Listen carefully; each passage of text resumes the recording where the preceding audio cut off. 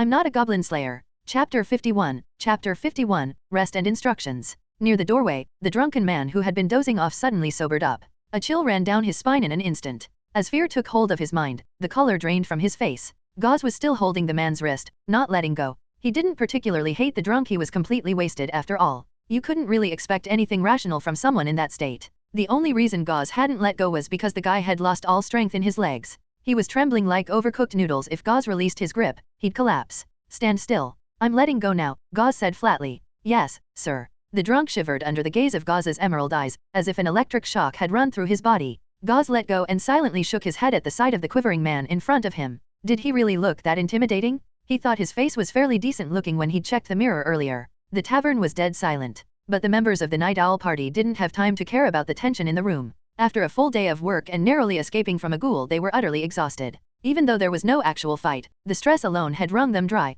Right now, all they wanted was to report the incident and go take a bath, then sleep. Honored adventurers, what happened? Harvey, the tavern owner, came out after being summoned and wrinkled his nose at the sight of them covered in blood and grime, but he quickly forced a polite smile. Let's talk inside. The tavern was so quiet you could hear a pin drop. Practically everyone was watching them. It obviously wasn't a good idea to describe what just happened in public, it would only cause unnecessary panic. So the group followed Harvey into the private lounge again. Once they left, murmurs and whispers slowly resumed in the main hall. Scary. They look like a gang of murderers. SHHH. Quiet, they might hear you. Inside the lounge, Leavine and the others had just finished recounting the entire incident from beginning to end. Wait, you're saying there's a ghoul roaming near the village? Harvey gasped, sucking in a breath through his teeth. Regular monsters were already a serious threat for ordinary people. Sure, if you were willing to take some losses, a village might barely fend one off without professional help. But ghouls? That was a whole different story. Even if the village had a trained militia, they wouldn't stand a chance against something that powerful. The only slight relief was that, according to the party, there was only one ghoul. If it was acting alone, the risk to the village might still be manageable. Creatures like that rarely attacked settlements without reason. That's right, Leavine nodded. So, can your team handle it? Harvey asked tentatively. Even if the odds of an attack were low, knowing something that dangerous was lurking nearby made it hard to sleep at night.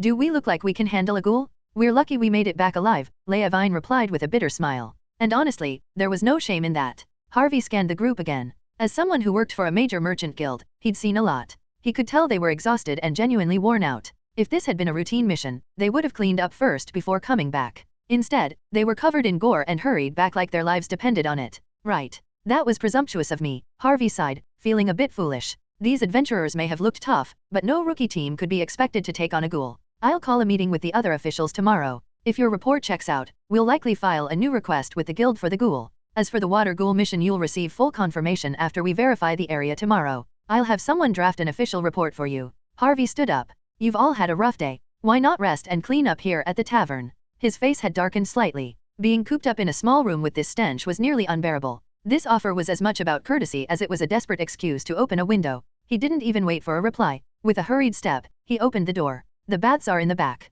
I'll have the staff prepare hot water for you. The group looked at each other. They didn't really have the energy to decline, and honestly, now that they were finally safe, the stink on their clothes was getting unbearable. After a moment's pause, they got up and followed Harvey out. The next morning, the tavern's stone walls were gray and soot-stained, the oil lamps had long since burned out, and sunlight peeked through the wooden slats of the narrow window, scattering beams of light across the floor. Gauze lay on the soft bed for a while, slowly blinking awake. Only after he was fully alert did he sit up and stretch. Man, I haven't slept this well in ages. He pressed down on the wool blanket under him. Even though the edges were frayed and the stuffing showed yellow with age, it was still way more comfortable than his usual straw-stuffed mattress. Luxury really is easy to get used to, he muttered. He stood up and began putting on his gear. While adjusting his clothing and armor, he noticed how much smoother his movements had become. Even tricky back-fastening straps were no problem now. Once again, he was reminded just how impactful that last agility boost had been. It wasn't just about combat. It improved everything. Even his training efficiency would likely get better from here on out. The others were slowly waking up and gathering in the main hall. They exchanged greetings, and the innkeeper quickly brought out breakfast.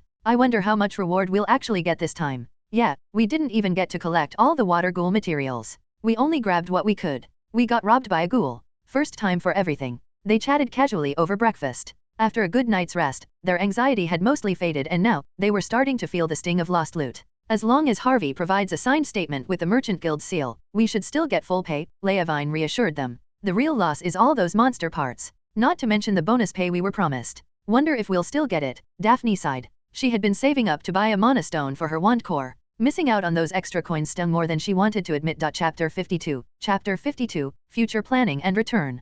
Gauze listened to his companion's rambling, but didn't offer any comment. Right now, he wasn't particularly short on money. Of course, money is always a good thing. Nobody ever complains about having too much of it. With enough, he could buy better clothes, boots, weapons, or even hire someone to train him. But for now, he could get by without it. One of his original goals for saving up had been to buy a magic staff. But that plan seemed to have stalled. He did get the bone staff, and it suited him remarkably well. It felt like a natural extension of his body, needing almost no adjustment at all. The problem was, even someone as experienced as Anderny the halfling hadn't found a compatible core for her staff after all these years. Gauze figured it was probably unrealistic to think he could just buy one. Plus, even without a core, the bone staff was more than enough for someone at the apprentice level like him. So there was no rush to complete it. Munching on his breakfast, Gauze began planning his next steps. His total monster kills in the bestiary had surpassed 50. The next milestone was 100. That didn't sound too hard, but it'd still take some time. Assuming he could kill 10 monsters per quest, he'd need around 5 more missions. Reaching 100 kills would guarantee another bump to his physical attributes. Right now, his stats were Strength, 5, Agility, 6, Constitution, 6, Intelligence, 7, Perception, 5, Charisma, 5. Compared to when he first arrived in this world, this was a huge improvement, no longer a complete pushover across the board. He had gained +1 each in Intelligence, Constitution, and Agility. This pushed him one step further ahead of the average low-tier adventurer. Before, thanks to mastering Magic Missile, he was already one of the more competent apprentice-level mages. Now, with the addition of Mage Armor, a previously glaring weakness was patched up. With his above-average agility, constitution, and intelligence, very few low-tier adventurers could beat him in a one-on-one fight. Most apprentices couldn't even cast 3 different spells at once, yet he could. And on top of that, he had 3 attributes above the norm. So once this mission was over, his top priority would be training Mage Armor. He mentally bumped Mage Armor to the highest priority slot. Survival comes before damage. In fact, he wasn't even planning to take another quest until he got at least LVL 2 mastery in Mage Armor. At LVL 2, he'd be able to cast it smoothly in most situations. Once that was in place, he'd think about taking a new monster hunting contract. His goal was to gather 5 monster types in his bestiary and unlock a talent draw. Right now, he had Goblin, Slime, Skeleton, and Water Ghoul. Just one more to unlock a talent roll. He wasn't sure what kind of ability he'd get, but he wasn't expecting anything amazing, given those monsters weren't exactly top-tier threats. One of them was practically an embarrassment to the word monster. Still, a passive ability or something that improved training efficiency could be surprisingly helpful. Then there was the issue of choosing his core skill. He mentally cycled through the 3 spells etched into his mind. Mage Hand, Magic Missile, Mage Armor. All of them had pros and cons. But Gauze had confidence. With the adventurer's manual in his possession, no matter which one he chose as his core skill, its growth potential would eventually make it powerful. Mage Hand was highly versatile, Magic Missile had powerful offensive capabilities, and Mage Armor, well, that one was universally useful across all phases of his career. And it was precisely that potential and flexibility that made the decision so difficult. Whatever. I'll see how it goes later. Either way, I need to focus on training Mage Armor first to boost my survivability, Gauze told himself, deciding to stop overthinking it. After the recent encounter with a ghoul, his sense of self-preservation had skyrocketed. You never knew what kind of unexpected enemy might appear during a supposedly low-level quest. Gaining new abilities was meaningless unless you properly trained them and turned them into real combat power. Rushing into another job without preparation was asking for trouble. I'll check my progress once I start training again. If Mage Armor levels up quickly, I'll designate it as my core skill. In theory, it should be fast. It can be practiced anywhere, anytime, no special conditions needed. Even careful Gauze was starting to lean toward Mage Armor, but he knew the final decision would depend on actual training results. If it turned out to be slow or inefficient to level, no matter how much he liked it, he couldn't afford to waste time. Between the 2 level 1 spells, he'd go with whichever progressed faster. By the time breakfast was finished, Gauze had clarified his entire game plan. The Night Owl team headed cautiously back toward the riverside where they'd fought the night before. In daylight, the riverbank was littered with chunks of flesh, dried blood, and scattered guts, but the ghoul was gone. So were the water ghoul corpses. Given how many there were, it was unlikely the ghoul ate them all in one night. Most likely, it had dragged them off to a lair as stored food. Not long after, Harvey arrived with a few strong men. When they saw the wreckage left behind, any lingering doubts Harvey had were instantly erased. There were tons of water ghoul remains, proving that a major fight had indeed taken place. Upon further inspection, Harvey's men even found traces unique to ghouls in the cracks between rocks, gray-white hyena-like fur, claw marks in the dirt, and strange translucent sheddings like membrane. These details confirmed Levin's group wasn't lying. There was no reason to go to such lengths faking a scene after already defeating so many enemies. In the end, Gauze and his team received an official verification letter and set off from the fishing village. Whether Harvey and the other villagers chose to issue a new bounty through the Adventurers Guild or cross their fingers and hope the problem was gone was no longer Gauze's concern. Chapter 53. Chapter 53. Mage Armor. Outside Grey Rock Town, on an open patch of land, Gauze gripped his staff tightly and closed his eyes, focusing his mind. He was attuning himself to the new spell imprinted in his will, Mage Armor. One major benefit of spells rewarded through the Adventurer's Manual was that, compared to regular apprentices, they skipped the long and painful initiation phase. It felt more like reclaiming something he'd once known, rather than learning from scratch. From what Gauze had learned through the Night Owl team, for most people, even if they acquired a skill book, it would still take several months just to reach the point where they could barely cast the spell, and achieving real proficiency could take years. But Gauze didn't need that long to go from novice to proficient thanks to the manual. He had a serious head start. His first two spells, Mage Hand and Magic Missile, didn't take long to reach LVL 2 either. With his eyes shut, he mentally reviewed everything he knew about Mage Armor. He recalled details from Ondini's notebook from earlier. Each spell was a unique magical effect. These effects could create tools, weapons, damage, protective barriers, and more generally falling into one of 8 schools of magic: abjuration, conjuration, divination, enchantment, evocation, illusion, necromancy, transmutation. Mage Hand was conjuration, Magic Missile was evocation, and the new spell he was training, Mage Armor, was from the abjuration school. This spell could be cast on oneself or another target via touch. However, casting on others required more experience and was generally less effective than casting it on oneself. Once cast successfully, it created a protective magical field around the body. After quickly reviewing that, Gauze began his first attempts. Mage Armor. He focused his attention, guiding the mana within his body.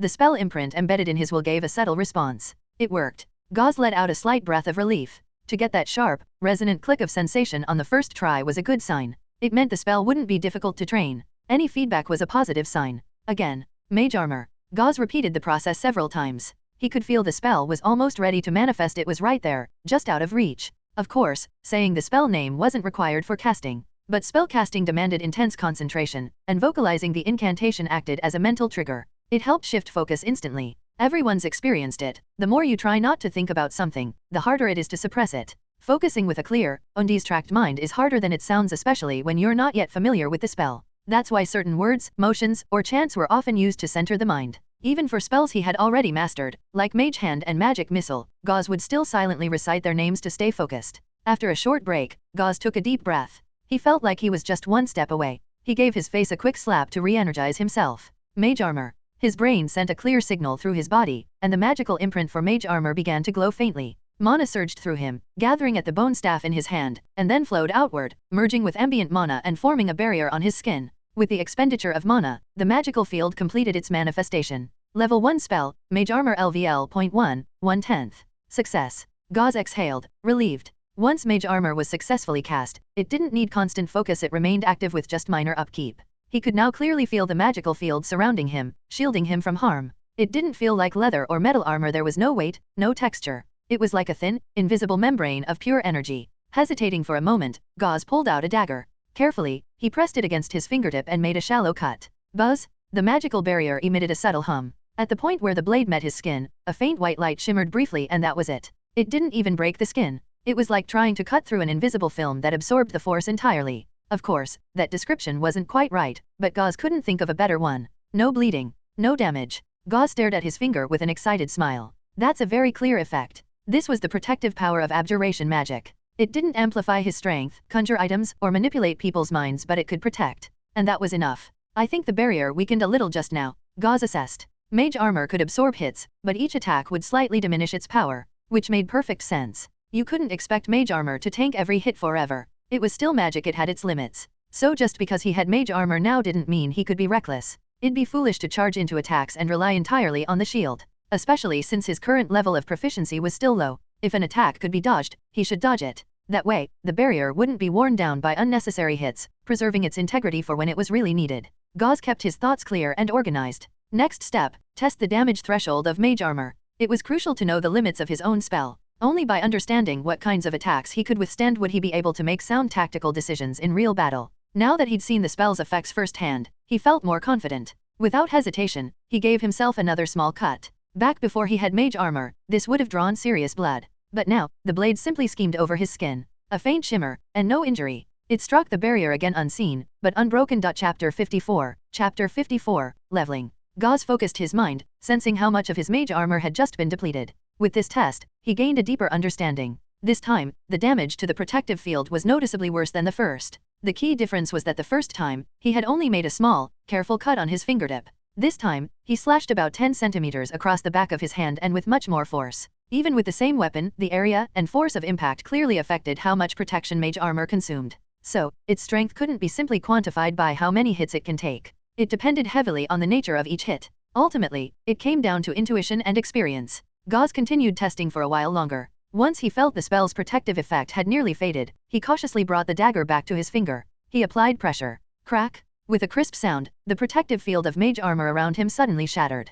Gauze quickly withdrew the dagger, barely avoiding a cut. Mage armor broke. Sensing the magical energy around him dissipate completely, he nodded in understanding. When the barrier is weak, you can't afford to absorb further hits. It's basically lost most of its protective strength by then. In such cases, the best move is to dispel it and recast a fresh, full-strength mage armor. Because unlike him, enemies won't stop swinging just because your shield flickered out. Mage armor proficiency +1. Level 1 spell, Mage armor LVL .1, 2/10. Seeing the prompt pop up, Gauze raised an eyebrow. So, it wasn't just the initial casting that improved proficiency. Taking hits while the spell was active also contributed. Apparently, to fully train this spell, he'd need to regularly practice damage endurance, not just casting. That was unexpected. Spells like Mage Hand and Magic Missile didn't have any of this passive training behavior. Looks like this one would level up much faster. And unlike Magic Missile, Mage Armor could be practiced anytime, even in town. He had come out to this remote field today out of caution, not knowing if the spell might cause unintended damage on his first try. But now it was clear, Mage Armor didn't harm the environment and had no terrain requirements for practice.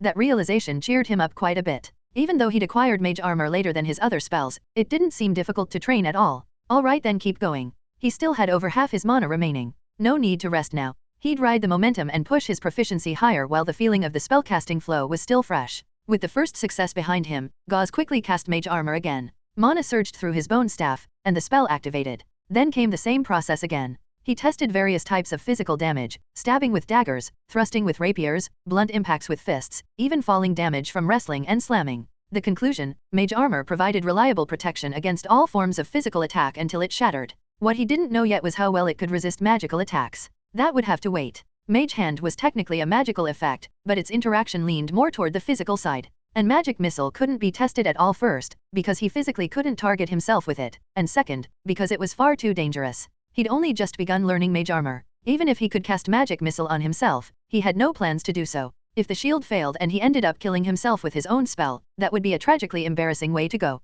Time passed quickly when you were busy. Before he knew it, several days had flown by. Level 1 spell, Mage Armor LVL .2, 8/20. Gauze glanced at his proficiency bar, then turned toward the bald, middle-aged man next to him. That's enough training for today. Here's your payment. He handed the man a few copper coins. The man thanked him profusely and left in a hurry. Gauze couldn't help but shake his head. On the very first day, he had already pushed Mage Armor from level 1 to level 2. Thanks to skipping the beginner learning phase courtesy of the Adventurer's Manual, he always trained spells quickly at level 1. But Mage Armor had been the fastest by far. It even trained faster than Mage Hand, a cantrip. There were several reasons. His overall spellcasting ability had improved significantly, his mana pool was larger, and his control sharper. From Gauze's perspective, LVL .1 proficiency meant barely being able to cast the spell hit or miss. LVL .2, on the other hand, was the point where you could cast reliably in focused conditions. The more proficient you became, the more resistant you were to interruptions. As for what LVL .3 proficiency would be like, he didn't know yet. His other two spells were currently at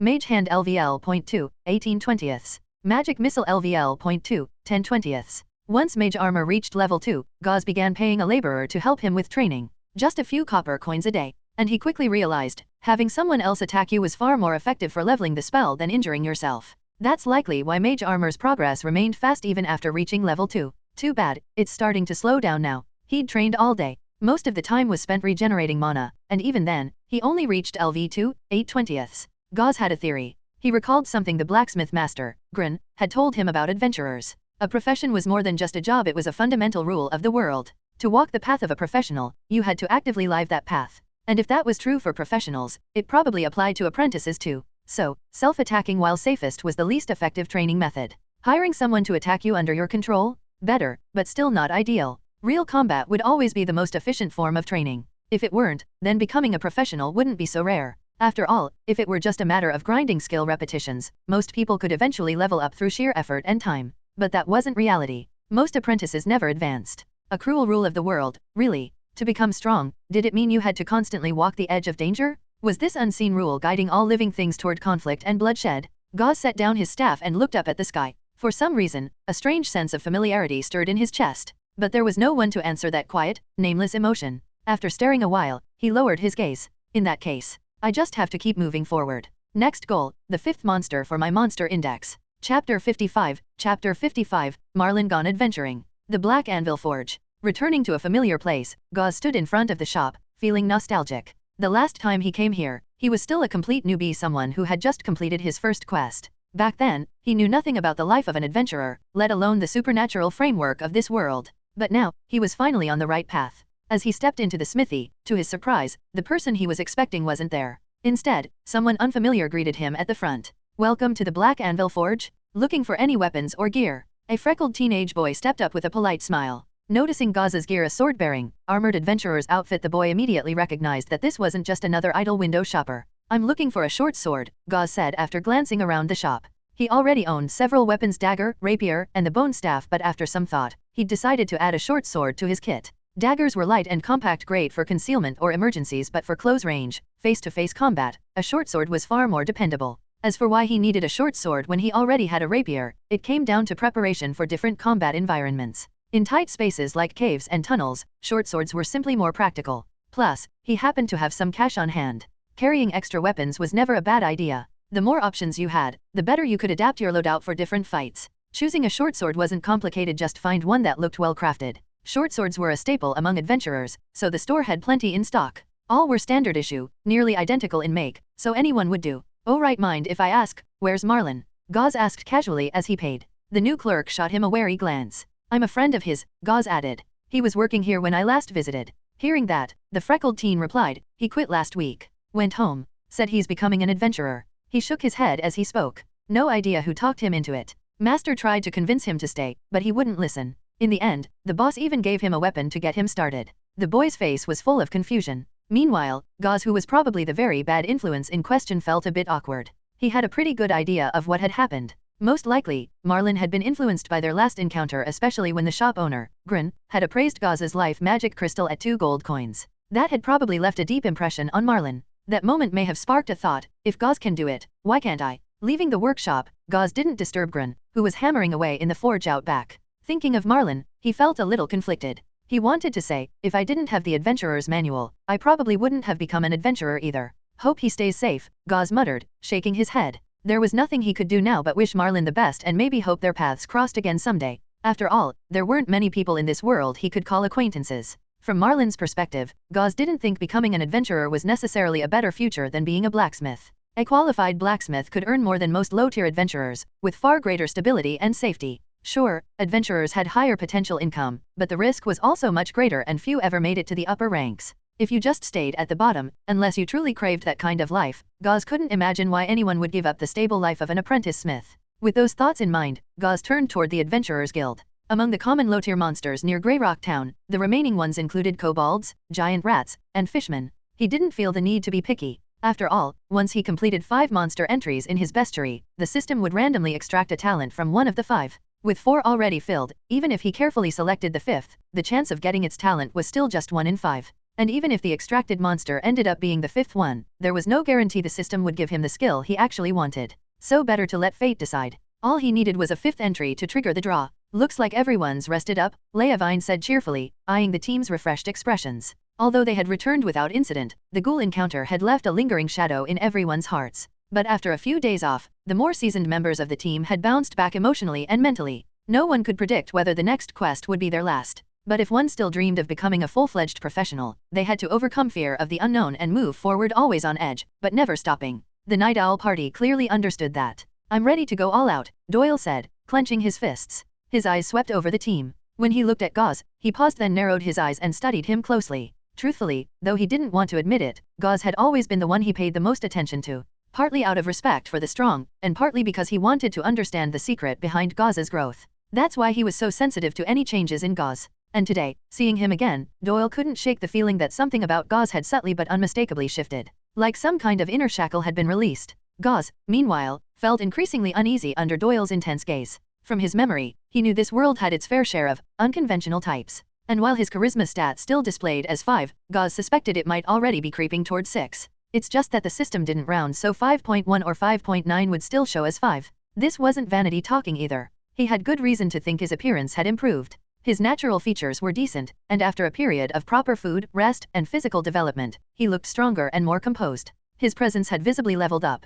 Calling him kinda handsome wouldn't be a stretch. I'll just say this up front, I like women, Gauze said helplessly under Doyle's gaze. The others looked puzzled for a moment, then followed his line of sight. They all saw Doyle staring at Gauze, completely entranced. Everyone's expressions shifted, especially Oliver the archer, who had been standing next to Doyle. At some point, he had quietly moved several steps away. Noticing the strange looks, Doyle finally snapped out of his thoughts and glanced around in confusion. He looked to Oliver for help. I like women too, Oliver said cautiously. Only then did Doyle realize what everyone had been thinking. His face instantly turned red. After the small incident, the team laughed it off and entered the guild hall together. Leavine, walking at the front, sighed quietly. He hadn't missed the change in Gauze either. He's grown stronger again, hasn't he? Leavine thought to himself. If things kept progressing like this, they might not be able to keep up with Gauze for long. And in a party, when one member grows too quickly, separation becomes inevitable. Because the stronger one will be held back, forced to slow down. Meanwhile, the weaker ones, overly protected, will lose their drive, eventually closing the door to becoming professionals themselves. And for aspiring professionals, that is the scariest thing of all. If safety were all they wanted, they wouldn't have become adventurers in the first place, they would have just stayed in town. Leavine understood clearly, a split might be coming. But even with that awareness, he chose not to say anything. Same setup as usual, he asked Gauze. Yeah. Alright, I'll take a look. Chapter 56, Abandoned Mine. Adventurers Guild Hall. While the others picked out a quest, Gauze let his eyes wander around the hall. He could tell there were definitely more people here lately. Lots of new faces. And it wasn't just the rookie adventurers. What really stood out was the increase in pros, the kind who had enough rank to access the second floor. Was the spike in quests around Greyrock pulling adventurers in from elsewhere? Not too surprising, really. Greyrock sat right next to the Jade Forest, a place that could easily be called a monster empire. Gauze had heard townsfolk talk about it before. The Jade Forest was basically the buffer between the Carlos Kingdom and the southern non-human territories. Deep inside the forest, you'd find all kinds of terrifying monsters: green dragons, lizardmen, gargoyles, ogres, minotaurs, wyverns, hydras, the list went on. Originally, Greyrock had just been a tiny outpost on the forest's edge. It only grew into a town much later. But as far as Gauze knew, the forest had been relatively quiet for years. At least, there hadn't been any large-scale conflicts in recent memory. He pulled his focus back. The others had already settled on a quest. This one looks solid. What do you guys think? Clear out a kobold tribe hiding in an abandoned mine. Estimated group size, 20. Compared to goblins, Gauze's old buddies kobolds were arguably even weaker. They were small, scaly, reptilian humanoids that lived in caves. They laid eggs, worshipped dragons, and took pride in serving as their minions. They even claimed to have a drop of dragon blood in them. Kobolds weren't great in a fight, but they were excellent diggers and builders. They loved to expand and reshape any cave they found into a homey little lair. Combat-wise, though, they didn't pose much of a threat. Most didn't even live past 10. They relied on numbers, which often backfired hard. Gauze had no issues with the quest. Kobolds were short, maybe 4 feet tall, and not much of a challenge in a straight-up fight. The only thing to really watch out for was their traps. But their team had Meva, a trap and mechanism specialist, and Gauze himself, who had been quietly learning from her. Plus, his mage hand was perfect for probing dangerous areas from a safe distance. That was probably why the team had picked this mission in the first place. With the quest locked in, everyone split up to rest and get geared up. They regrouped at the western gate not long after. With more quests to choose from, they could now prioritize closer jobs to cut down on travel fatigue. This one was only a few hours out. The site was an old mine to the west of Greyrock, abandoned years ago after the resources dried up. The job had been posted directly by the guild. They regularly issued monster clearing requests, even in uninhabited places. Too bad it's abandoned. Knowing kobolds, they probably stashed a bunch of shiny stuff, Daphne sighed. If that were the case, we wouldn't be the ones doing it. Someone else would have snatched it already, Leavine replied with a chuckle. He wasn't wrong. In the low-tier adventuring world, high-reward quests vanished fast. Some larger groups even paid people to hang out at the guild and grab the best jobs the second they appeared. What was left over usually didn't pay much, or at least looked that way at first glance. Fair point. After a few hours on foot, they arrived at their destination, a mine so old it didn't even have a name anymore. It was just past noon. The place was completely deserted, eerily quiet. Weeds as tall as their waists swayed gently along the road. The main tunnel entrance was partially collapsed. Rotten wooden beams were scattered across the ground. Pale green water dripped from above. The drip drip drip echoed even from a distance. Yup. This is the place. Gauze noticed some freshly dug dirt and stone near the entrance. With no one living nearby, there was only one group that could have been digging recently. The kobolds. Everywhere they went, they remodeled caves into their weird little dens. After gathering some intel, the team decided not to rush in. Instead, they moved a bit away, set up camp, grabbed food, and rested. This job was different for Gauze. Unlike his past ones, this would involve going underground for battle. Compared to the open wilds, a dark, claustrophobic mine was way riskier. Low oxygen, cave-ins, poor visibility, getting lost, it all came with the territory. Even if kobolds weren't that strong, the whole team stayed sharp.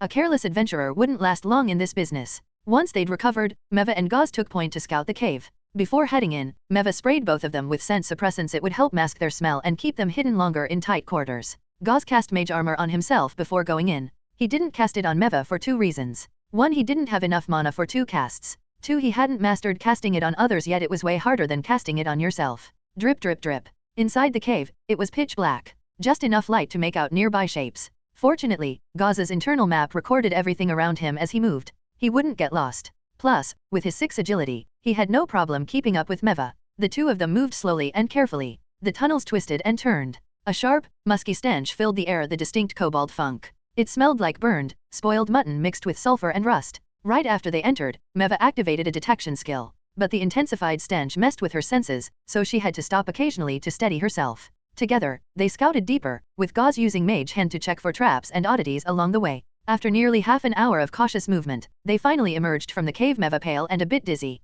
Yup, definitely kobolds, Gauze reported. Roughly 20 adults, a few little ones too. They're armed with daggers, pickaxes, and a few wooden weapons. No ranged gear, but they've rigged a few entrances with traps. Air's circulating inside, so there's probably a hidden shaft or 2. The tunnel system is super winding. Easy to get lost if you're not paying attention. You're amazing, Meva. Doyle grinned, genuinely impressed. Nope, this was all Gauze, Meva said, shaking her head as she glanced at him. Not only had he handled all the trap checking with Mage Hand, he'd also led the way out. Without him, she would have been stumbling around in the dark for who knows how long. She recalled his claim that he had a natural sense of direction. Something about it nagged at her and maybe made her a little jealous. Honestly, he felt more like a rogue than she did. Chapter 57, Kobold's Lair. The group exchanged a few final pieces of information in low voices outside the cave, making one last check of their weapons and equipment before setting off. Once everything was confirmed, they entered the cave one by one, maintaining formation. Normally, the vanguard should be Leavine, the team's shield bearer. But due to the narrow, dark, and winding nature of the mine tunnels, that responsibility fell to Gauze and Meva, the two who had scouted the cave earlier.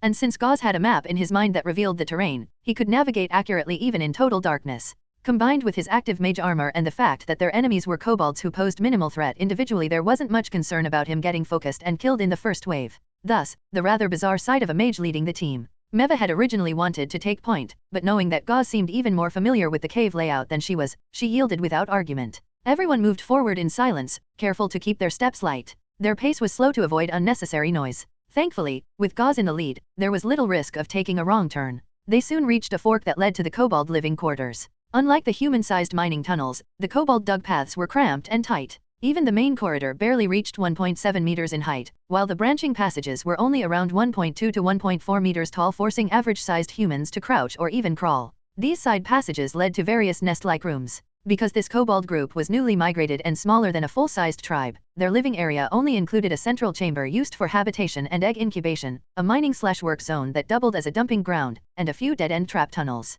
Gauze gave a hand signal, then crouched and entered the main kobold tunnel. It was so tight that even turning around was difficult. As he advanced, he used Mage Hand to probe ahead just in case some lizard-headed critter decided to pop out of a side tunnel unannounced. Thanks to his agility stat increasing from 5 to 6, Gauze found crawling and maneuvering relatively smooth.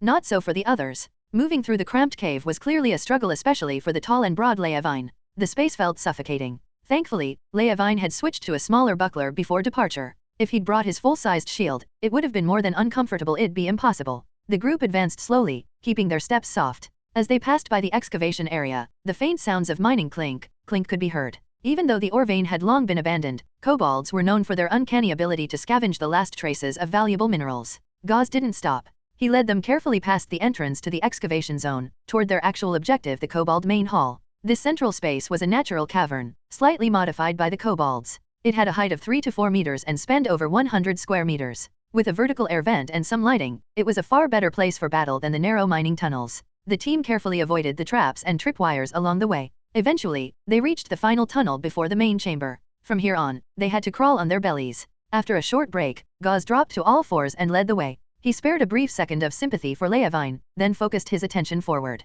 The path ahead required absolute caution. His white bone wand had already found its way into his hand without him noticing. If Mage Hand sensed anything ahead, he was ready to cast a spell immediately. Thankfully, they made it to the edge of the main hall without incident. This made sense. Most of the kobolds were working in the mining area right now. It wasn't peak traffic time. Gauze emerged from the tunnel first and made space for the others to crawl out behind him. Leaning against the wall, he took in the layout of the kobold main hall. It was even more spacious than expected. At the center was a vertical ventilation shaft. Nearby was a fire pit, where 2 kobolds sat, using crude stone knives to butcher what looked like a rat. Next to their filthy claws sat broken clay pots filled with water, and a small pile of muddy roots and fungi likely for cooking. Next to the fire pit stood a rough, crudely painted statue more like a carved stone block than an actual sculpture. It bore a vague resemblance to a dragon or some other large reptile. Around the edges of the cave were piles of stones and shallow dugout pits, likely used as sleeping areas. Gauze scanned the chamber quickly, counting 9 adult kobolds and 7 or 8 young hatchlings. The rest were in the mining area. While he observed, the rest of the team quietly emerged behind him, keeping completely silent. The fire pit and vent provided light in the center of the chamber, but the outer areas were dim, perfect for their infiltration. No kobolds had noticed them yet. Suddenly, rah rah rah, one of the kobolds by the fire pit seemed to sniff the air suspiciously and let out a confused grunt to its partner. Rah rah. Both of them stood up, alert and scanning the room. Gauze exchanged a glance with his teammates. They were all ready. The 2 kobolds had just stood side by side. Gauze pointed his wand at them. The mana-surged magic missile lit up in his mind, and his mana surged forward, flowing into the wand. The wand glowed faintly as a blue orb of energy began forming at its tip. VMM? The 2 chef kobolds immediately noticed the glow, but before they could even react, boom! The missile blasted forth, lighting up the entire cave and officially kicking off the battle. Chapter 58. Chapter 58. Racial Trait. Boom! The brilliant blue magic missile smashed straight through the first kobold's chest the instant it fired, clean, brutal. Its momentum carried forward, slamming into the second, thinner kobold standing behind it. Bam! The poor thing was sent flying several meters, screaming as it went. Blood and gore sprayed across the stone floor. Kobold slain ×2. Total monster kills, 52. New title earned, Kobold Hunter. This title will upgrade as kills increase. Current title effect, False Draconic Presence. When mimicking a dragon's roar, you deal minor mental damage to kobolds, decreasing their strength and combat morale. Current effect, -10%. As the bodies hit the ground, Gauze's system lit up again. His adventurer's bestiary ticked off a new entry: kobolds, officially logged. Monster types collected, 3/5, goblin, slime, skeleton, water ghoul, kobold. Triggering racial trait extraction. Extracted, random goblin trait, fast dissolve stomach. Trait adapted for human physiology. New trait acquired, quick digestion, tier I. Quick digestion, slightly increases stamina and mana recovery after eating. Note, this trait scales with the number of goblins slain. Killing more will upgrade its effects. Next trait extraction unlocks at 20 monster types. Gauze read through the new prompt and felt surprisingly pleased. A goblin trait? At first he was skeptical, but after thinking it through, his heart started to race. Fast recovery? For both stamina and mana? Yes, please. His training with weapons and spells consumed both heavily, and waiting for them to recover was a huge bottleneck for progress. If he could speed that up, even slightly, it would make a real difference. And since the trait could evolve with more goblin kills, this was just the beginning. Better still, he realized something important. This trait had synergy with his newly acquired Mage Armor, a core spell he was betting big on. What if he created a loop? Cast Mage Armor, rightward arrow, eat a restorative item, rightward arrow, digest fast, rightward arrow, restore mana, rightward arrow, recast Mage Armor if broken, rightward arrow, repeat. Like a walking magic turret with self-sustaining defenses. Of course, that was just theory. It would take more power, better traits, and stronger spells. But the potential? Massive. He pulled himself back to the present. All that thinking had only taken seconds. The 2 kobold corpses still twitched on the floor. From deeper inside the cavern, kobold cries echoed through the hall. Rah, rah. Small reptilian figures burst into view, clutching crude weapons and screeching in panic. Their scaly, lizard-like bodies shook as they faced the intruders. They were cowards by nature, but they weren't stupid. Their friends were dead. That meant one thing: fight or die. Leave none alive, someone from Gauze's party yelled. Still riding high off the tense crawl through the narrow tunnels, the whole team charged like a wave breaking over the kobold camp. Compared to the puny kobolds, they were giants, armor-clad, steel-wielding monsters. It was a slaughter. Kobold blades shattered against shields. Swords cleaved through scale. Blood pooled fast across the dirt floor. Gauze joined the fight, his rapier flashing as he finished off another kobold. Then he noticed something movement up on a rocky ledge. In a dark corner above the main cavern, a hunched, elderly kobold stood out, shorter than the rest, holding a crooked staff, and something was glowing red inside its throat. Left flank, watch out. Gauze shouted. Just in time. The old kobold opened its mouth and humph, a ball of fire shot out like a flamethrower.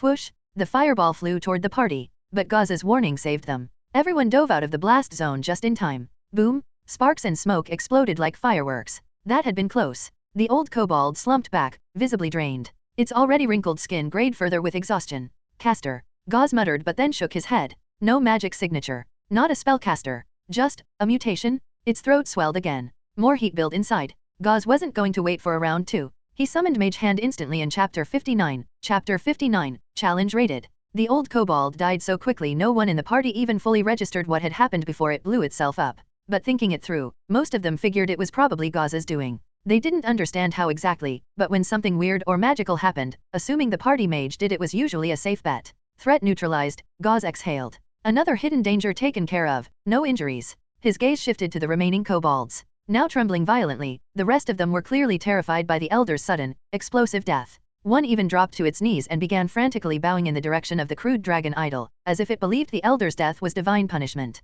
Without overwhelming numbers or a strong leader, these kobolds really are just a disorganized mess, Gauze thought. Getting in here's the hardest part. Took forever. According to intel from Meva, this kobold den was actually one of the simpler ones. Many older, well-established kobold lairs were sprawling underground labyrinths. Some were so complex that newbie adventurers would abandon quests halfway, terrified of getting lost and dying in the dark. Even blasting entrances shut rarely did more than collapse a few shallow tunnels. The deeper kobolds remained untouched. That's why just reaching the central hall had already accomplished over half the mission. Gauze refocused. The adult kobolds left behind were now visibly shaking and preparing to run. But he felt no pity. This mine might have been abandoned, but the land still belonged to the Carlos kingdom. These kobolds were invaders and leaving them unchecked meant more monsters would multiply and encroach on human settlements. That was exactly why the Adventurers Guild regularly issued extermination commissions, even in uninhabited areas. The kingdom itself ultimately paid for those missions. Likewise, humans who ventured into the Emerald Forest often faced retaliation from the monsters there. That's why only licensed professionals were allowed to go deep into monster zones.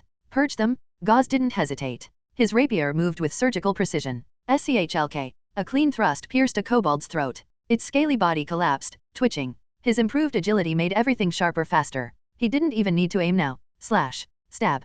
Kobold slain ×1. Total monster kills, 55. One by one, the adult kobolds fell. When the last of them died, the party's eyes fell on the remaining kobold whelps barely knee-high with oversized heads. Gauze hesitated briefly, then, swish, swish. A series of fast slashes ended their cries before they began. No kill notifications popped up. He glanced at his status. Still 55. Apparently, killing kobold young didn't count. Probably because they weren't combat capable. Still, he didn't regret it. No mercy for monsters. No loose ends, he reminded himself. Who knew how many would grow up to become a new generation of invaders? Not long after, rapid footsteps echoed from the entrance tunnel. Clearly, the commotion in the hall had reached the mining kobolds. Now they were rushing back. But Gauze's group had acted too fast. The first kobold burst into the room with a mining pick only to freeze mid-step at the sight of carnage. It wasn't alone. More kobolds spilled in behind it and one by one, they all stopped, stunned. Their wide eyes locked onto the butchered remains of their tribe. They were digging next door, and came back to find their home destroyed. Rah, rah, rah. The shock didn't last long. The new arrivals roared in rage. Their lizard-like tails smacked the ground in unison not just from agitation, but to rally morale. These were no sickly guards, they were workers, yes, but young and strong. Their desire to fight burned hot. But, rage was not enough. Minutes later, Gauze wiped blood from his rapier with a cloth strip. Thanks to mage armor, he hadn't taken a scratch. A few attacks had scraped him, sure, but the spell absorbed it all. The armor's durable shielding still held strong, wrapping him in invisible safety. It gave him real peace of mind. Total monster kills, 59. Kobolds couldn't overcome humanity with rage alone. In real life, berserk power surges didn't magically manifest just because you were mad. Few exhausting. The rest of the party slumped against the wall, catching their breath. The battle itself hadn't been especially dangerous aside from the old kobold's fire attack, but crawling through those low tunnels beforehand had worn everyone out. With the fight over, it was time to loot. Kobolds loved hoarding treasure, which usually turned out to be literal trash. Gauze ignored the pile of shiny junk. Meva would sort through it, she had a sharp eye for valuables. Instead, he walked over to the elevated rocky platform where the fire-breathing elder kobold had stood. With a flick of mage hand, he pulled the charred corpse down to ground level. Thud. It hit hard. Gauze crouched beside it, curious. He retrieved the lizard head from where it had rolled and placed it near the body. The neck was a mess, completely blown apart, but the scales around it were darker than the rest. Thicker, more mutated. This elder kobold's body might actually be worth something, said a voice beside him. It was Leavine, approaching quietly. Was that one considered a challenge-rated monster? Gauze asked, intrigued. Challenge ratings were monster equivalents of adventurer ranks used to denote the threat level of non-human enemies. If this kobold counted as a true CR level enemy, it meant it had power far beyond normal beasts. Chapter 60. Chapter 60. Afterthoughts. No, definitely not, Leavine chuckled. If that had been a challenge-rated kobold, even just level 1, there's no way we would have dodged that fireball. Gauze felt a twinge of disappointment. He'd really thought he had just taken down something strong or something worthy of a proper monster rating. But thinking it through, the bestiary also listed that elder kobold as a regular one. So clearly, it hadn't crossed that threshold. We've run into monsters like that before, Leavine continued. Ones with minor spellcasting abilities. Usually they're just using magical items or relying on mutated organs. They're annoying, sure, but not impossible to deal with. His strength might be far below Gauze's now, but in terms of field experience, Leavine was still leagues ahead and happy to share. Besides, passing on this kind of not-so-rare intel in exchange for the goodwill of a future professional mage? A no-brainer deal. Makes sense. Gauze nodded, thoughtful. No wonder he hadn't sensed any magic, just a sudden physical release. That elder kobold probably breathed fire using some kind of mutated gland. And judging by how it visibly aged after the attack, the strain must have been huge. Magic really was a terrifying force. Even a kobold, with just a crude imitation of a spell, could pose a serious threat to a party if it struck at the right moment. But Gauze was reminded of something else too. Spellcasters were fragile. If you let enemies close in, you were done. That elder kobold went down with one solid strike. Honestly, it probably died even faster than its kin. All Gauze had done was disrupt its timing with Mage Hand, and it cooked itself alive. I'm glad I'm not that kind of caster. Seeing a fellow caster die so pitifully only made Gauze more certain, survivability comes first. It didn't matter how strong you were, if you died, you were useless. Once the group finished looting the central hall and confirmed there were no kobold survivors hiding in the adjacent rooms, they began the slow, painful crawl back out. Roughly 10 minutes later, sunlight, warm beams poured across their faces, making everyone instinctively squint after so long in the dark. Finally outside, someone muttered. Even the abandoned, eerie ruins of the mine looked like a vacation spot compared to the cramped, stifling kobold tunnels. There must be something wired deep in the human brain that hates narrow, underground places. No one had voiced it earlier, but everyone had felt the pressure of that claustrophobic darkness. After a short break at their makeshift camp, they glanced up at the sun. Still plenty of daylight. Time to start the trek back to Grey Rock Town. Best not to camp in the wild if you can avoid it. Making camp meant building fires, taking watch shifts, and dealing with unpredictable dangers. Gauze glanced at their packed cart, curious how much all this loot would fetch. Kobold combat skills were whatever, but their trash hoarding skills? Top tier. Their base had been crammed full of weird odds and ends. Even Meva didn't know what some of it was worth. In the end, she just told them to grab everything that wasn't nailed down. They also had the mutated elder kobold's corpse taking up a good chunk of the cart space. That was part of why they were rushing back. Leave it overnight, and it'd start to stink bad. Eventually, they made it back before dark. Upon reaching town, they were stopped by the gate guards, who gave their loot a thorough inspection. Once their identities were confirmed, they were waved through. First stop, as always, the Adventurers Guild. 80 copper per adult kobold. 40 copper per juvenile. Total, 20 silver. Please verify the amount. After turning in the proof of kill items, the receptionist handed over their mission payment. Gauze leaned over, curious to peek behind the counter. Unfortunately, the desk blocked everything. It always seemed like guild staff did something under the table, some kind of checking process. When the materials were worthless, the receptionist would keep them. But if any of the items had value, they'd reappear alongside the cash. Is it magic? Gauze wondered. Most things that didn't make logical sense in this world were tied to magic in some way. But even when he focused hard, he couldn't feel any magical energy during the check process. Either he wasn't skilled enough yet or something else was at play. With the reward in hand, they stepped away from the counter. Leavine immediately started splitting the earnings. Gauze received 5 silver, noticeably more than the others. But no one objected. If not for Gauze's quick thinking and his elimination of the fire-breathing kobold, things might have turned out very differently. Night Owl Party had always operated by merit. Whoever pulled more weight, earned more coin. Gauze didn't pretend to refuse. He simply thanked them and pocketed the silver. Next up, unloading the rest of the junk cart. You guys sure took your time. Doyle, who'd been stuck guarding the loot outside, grumbled when they returned. Let's hurry up and sell this crap. I'm starving. Aside from a bit of rationed food during their midday rest, no one had eaten since yesterday. Now that he mentioned it, Gauze felt it too. His stomach was growling harder than usual. He rubbed his belly. Was he always this hungry? Then he remembered, he'd recently gained the racial trait quick digestion. That might be the cause. Not all upsides, What if I end up becoming a bottomless pit? Gauze thought with dread. If my food expenses go up, my Engel coefficient's going to skyrocket. He instinctively reached for his purse and gave it a protective pat. He'd only just begun saving a little. His sword almost seemed to twitch at his side. In that moment, Gauze had a dangerous thought. Might be time to visit some old friends, you know, the green-skinned ones. Boost digestion, earn some coin, 2 birds, 1 stone. Chapter 61, Chapter 61, Swordsmanship. At a resale shop near the Adventurers Guild, the Night Owl party offloaded all the miscellaneous loot from their kobold extermination quest. Most lower-tier adventurers sold their spoils at these nearby shops. The pricing was generally fair, and this time, they actually earned more than expected. The total haul came out to 25 silver and 60 copper coins. A good chunk 12 silver coins came from the corpse of the mutated elder kobold. The rest was from the mountain of scrap they'd hauled back. Gathered around the now empty cart, everyone wore satisfied smiles. For adventurers, there was no sweeter moment than payday. Holding those smooth, heavy coins in their hands made every bit of fatigue from the journey feel worth it. Of them all, Daphne was clearly the happiest. Her eyes practically sparkled with anticipation of finally affording a proper magic staff. After splitting up, Gauze took another look inside his coin pouch. One day of work, and he'd earned 11 silver. He was honestly impressed with the efficiency. He counted again, stomach growling. Time to find an inn. This time, he didn't splurge on a meat feast. He went with balanced dishes, grains, vegetables, and just enough meat. After polishing off a meal that could feed 2 or 3 full-grown men, he finally started to feel full. As he stood to pay, he realized something. His body felt warm, like it was actively digesting food. Is this the effect of quick digestion? Maybe, but considering the trait was still only at its basic level, he doubted it would be this dramatic. Probably just placebo and hunger relief playing tricks on his senses. Later, Gauze leaned on the counter of the inn, chatting with Sophia, the innkeeper. "Business seems good lately," he asked, glancing at the crowded hall, then at Sophia, who couldn't hide her good mood. "You noticed, huh?" "Yeah, more people have been coming through town lately," she beamed.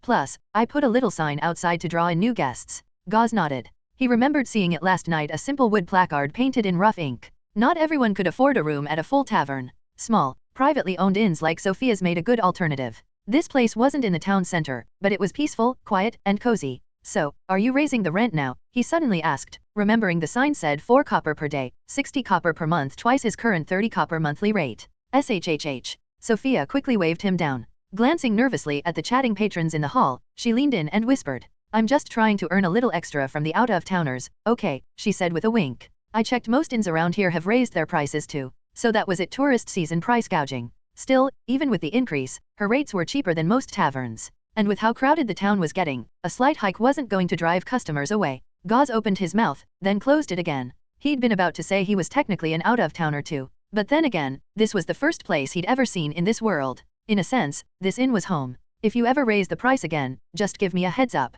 I can afford it now," he said, accepting the water she offered after a pause. "I can make a few silver just from one mission." Not that he was bragging, he made 11 silver just yesterday. "Come on, no one makes that much so easily," Sophia chuckled. "You've got a bit saved up, sure, but don't start throwing it around. Save while you're young." She didn't know much about adventurers, but she figured new rookies didn't earn that kind of coin often. "Believe what you want," Gauze grinned, shaking his head. He didn't feel like explaining. No need to brag. When he finally leveled up and became a bronze-tier adventurer, then maybe he'd tell her. Surprise her a little. After finishing his water and shaking off the last of his drowsiness, Gauze said goodbye and left the inn. LVL.2 Mage Armor, 10/20. LVL.2 Magic Missile, 11/20. LVL.2 Mage Hand, 19/20. His spell proficiencies were climbing fast. Mage Hand, which he hadn't even been actively training, was already close to level 3. But so far, he hadn't sensed that special feeling, the pull toward a professional path. Which meant even LVL.3 might not be enough yet. He wasn't sure whether level 1 spells like Mage Armor followed the same rules as cantrips.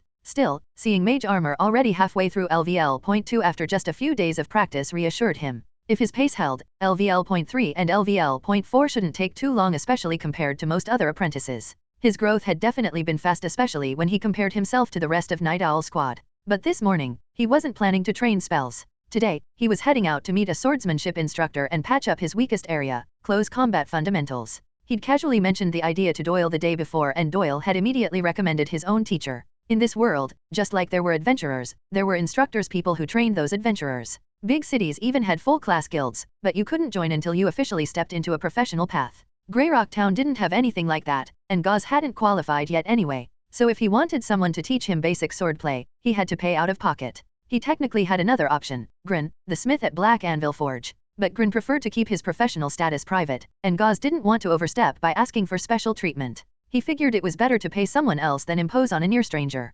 Besides, all he needed was someone with solid sword fundamentals, no need to waste a professional's time. After wandering through town a bit, Gauze arrived at the courtyard Doyle had described. The gate was open. Inside, behind low-packed earth walls, about a dozen boys and girls were swinging wooden swords under the guidance of a gruff-looking middle-aged man. "Excuse me, I heard you teach swordsmanship?"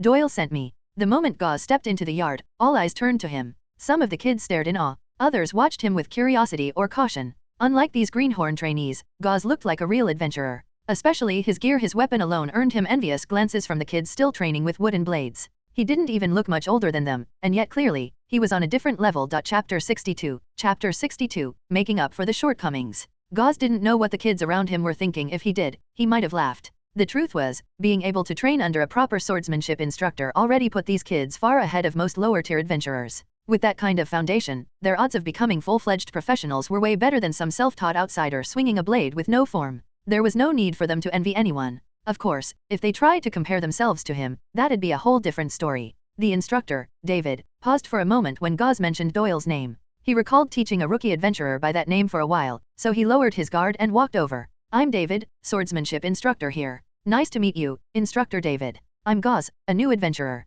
I'm hoping you can help me with some fundamental sword training and correct any bad habits I might have. How much do you charge?" Gauze got straight to the point. There was no need to beat around the bush when it came to business. "I see." While they were talking, the other teens couldn't help but whisper amongst themselves, curiosity buzzing in the air. "He looks so young. Think he's here to train like us? Wearing all that gear, but I bet his basics are worse than ours." The two finished negotiating quickly. David quoted 50 copper coins per day for individual instruction. That was noticeably more expensive than what he charged the others, but seeing Gauze's gear, which clearly cost over 10 silver coins, David figured the young man could afford it. No harm in trying. What surprised him, though, was how Gauze agreed without even blinking. "You lot, keep training on your own," David called out, turning back to Gauze with a smile. He intended to give Gauze extra attention on his first day, make sure he had a solid experience so he'd come back for more. David wasn't a professional adventurer, but according to him, he was once this close to becoming a warrior. If not for spreading himself too thin, obsessing over too many weapon styles and sword techniques, he would have made it. Gauze didn't argue.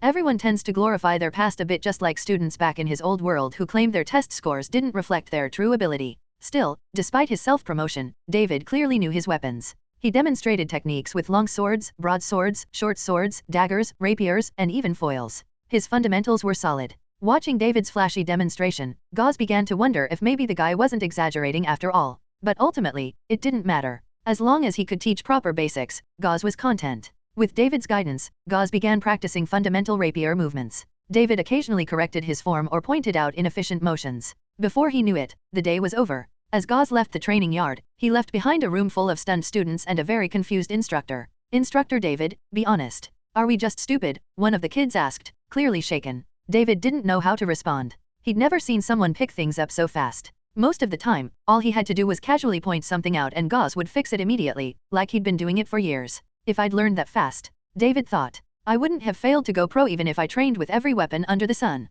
Gauze stepped out into the sun and checked his adventurer's manual. Swordsmanship Basics LVL.1, 3/10. "Wait, that's a skill now? And it's my first non-spell skill?" He scratched his head. He'd never heard of a skill like this before. In his mind, a skill was something like Magic Missile or Doyle's Cross / a named, specific, activated ability. But Swordsmanship Basics? What was that? Just really solid fundamentals? He didn't feel like he'd unlocked any special move or technique. Everything just felt smoother and more natural when swinging his rapier. He shook his head. No point overthinking it. Having a skill was better than not having one. Maybe if he leveled it up more, it'd evolve into something interesting. On the way home, he made up his mind not to come back tomorrow. The 50 copper coins he'd spent? Totally worth it. He'd already picked up most of what David had to offer about rapiers, short swords, and daggers. Credit to his 7 intelligence and 6 agility. And maybe the adventurer's manual had something to do with it too, but he had no hard proof. Until then, he chalked it up to talent and effort. Self-learned skills level up slower than spells, he mused. But that's fine.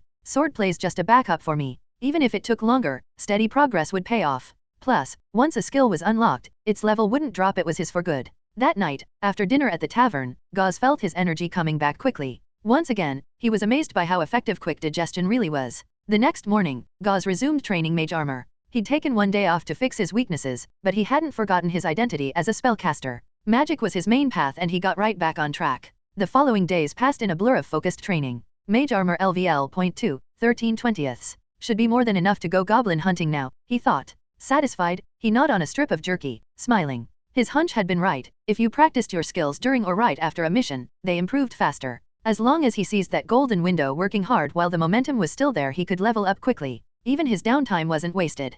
Practicing sword drills while his mana recharged had pushed Swordsmanship Basics to LVL.1, 5/10. And it showed. Even though his strength and agility hadn't changed, he could handle his rapier more smoothly and precisely. At this point, even if he didn't use magic missile or mage hand, he could probably beat Doyle in a fair duel. Especially with mage armor up, he could trade hits and come out on top. Of course, that was just a mental exercise. Being cautious by nature, Gauze would still rather stay at a distance and blast enemies with a magic missile before they got close. Chapter 63. Chapter 63, Smoke. Noon. Forest. The cicadas were in full chorus. A gentle breeze stirred the trees, rustling the leaves with a soft whisper. Looks like they're all napping in the cave. Watch out for goblin scouts, Gauze added. It had been a while since they'd last encountered goblins, but he hadn't forgotten his very first mission when their position was exposed because of one lone goblin lingering outside. His gaze swept across the area, eventually locking onto a not-so-tall cave in the distance. After so many quests, Gauze had developed a basic understanding of low-tier monsters and their ecosystems. He was no longer the clueless newcomer he once was.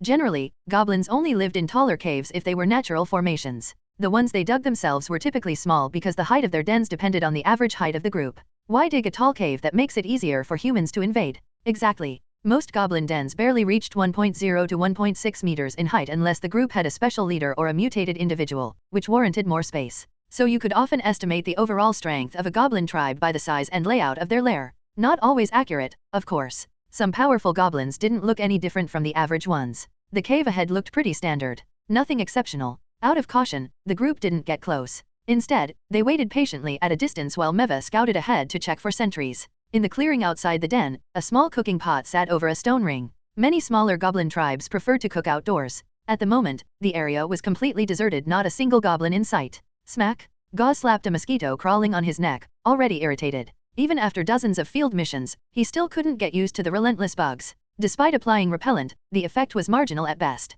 He sighed inwardly. Either he'd bought low-quality repellent, or the pests in this world were just sturdier than the ones back home. Mosquitoes were one thing, poisonous snakes or venomous bugs were a much bigger concern. Not long after, Meva returned quietly and shook her head, signaling no ambush or hidden goblins nearby. That pretty much confirmed that this tribe was nothing special. While goblins weren't very bright, they were incredibly lazy. If they weren't being ordered around by a stronger leader, they'd choose to sleep through the heat of the day and only venture out when the sun was lower. They're definitely inside. I could hear them. How do we get them out? Same trick as always, smoke them out. Meva, did you find any ventilation holes in the den? Found 2. Then here's the plan.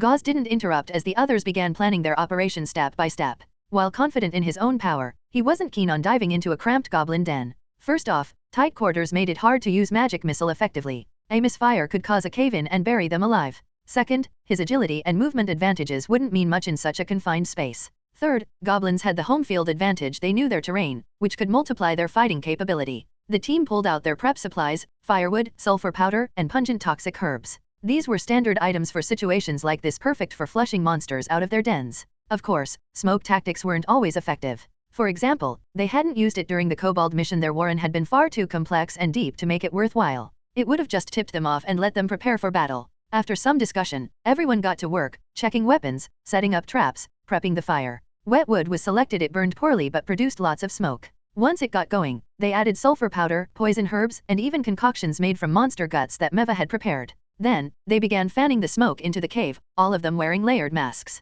Dark plumes of smoke billowed into the depths of the goblin den. Apart from some shuffling noises at the beginning, no goblin came out. Different goblin tribes had different traits. Some were more aggressive, others more cowardly. This bunch seemed especially cautious. Instead of charging out, they were banking on defending from within. Too bad for them. The stronger side dictates the battlefield.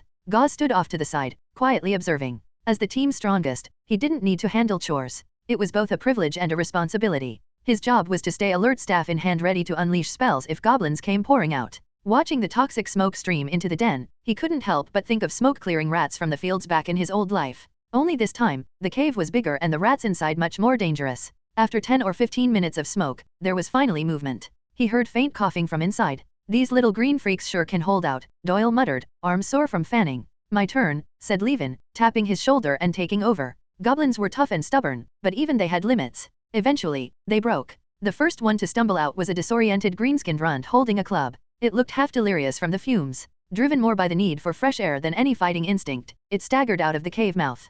PSHK. What greeted it wasn't sunlight or fresh air, but the flash of steel. Gauze, waiting by the side, struck with his rapier. A cold gleam, and the blade pierced through the goblin's throat. GRRK. Gauze withdrew his sword. The goblin clutched its neck, made a choking rasp, stumbled 2 steps, and collapsed at the entrance. Goblin slain ×1. Total monsters kills, 60. Another one down. But unlike his earlier goblin kills, Gauze now felt a faint warmth flood into his body. He sensed that his racial trait, quick digestion, had strengthened if only slightly. The boost was subtle, but clearly noticeable. It was a small gain, but small gains add up. Feeling the incremental power up, Gauze turned back to the den with renewed focus. Goblins were no longer just filthy green pests. Now, in his eyes, they were walking EXP points. What kind of boost would he get if quick digestion ranked up? Right now, it let him quickly break down food to regain stamina and mana. If upgraded, maybe he'd gain even more from the same meals? Or be able to digest a wider range of materials. Even if it was just the beginning, he couldn't help but be excited about the possibilities. Chapter 64. Chapter 64. Nice.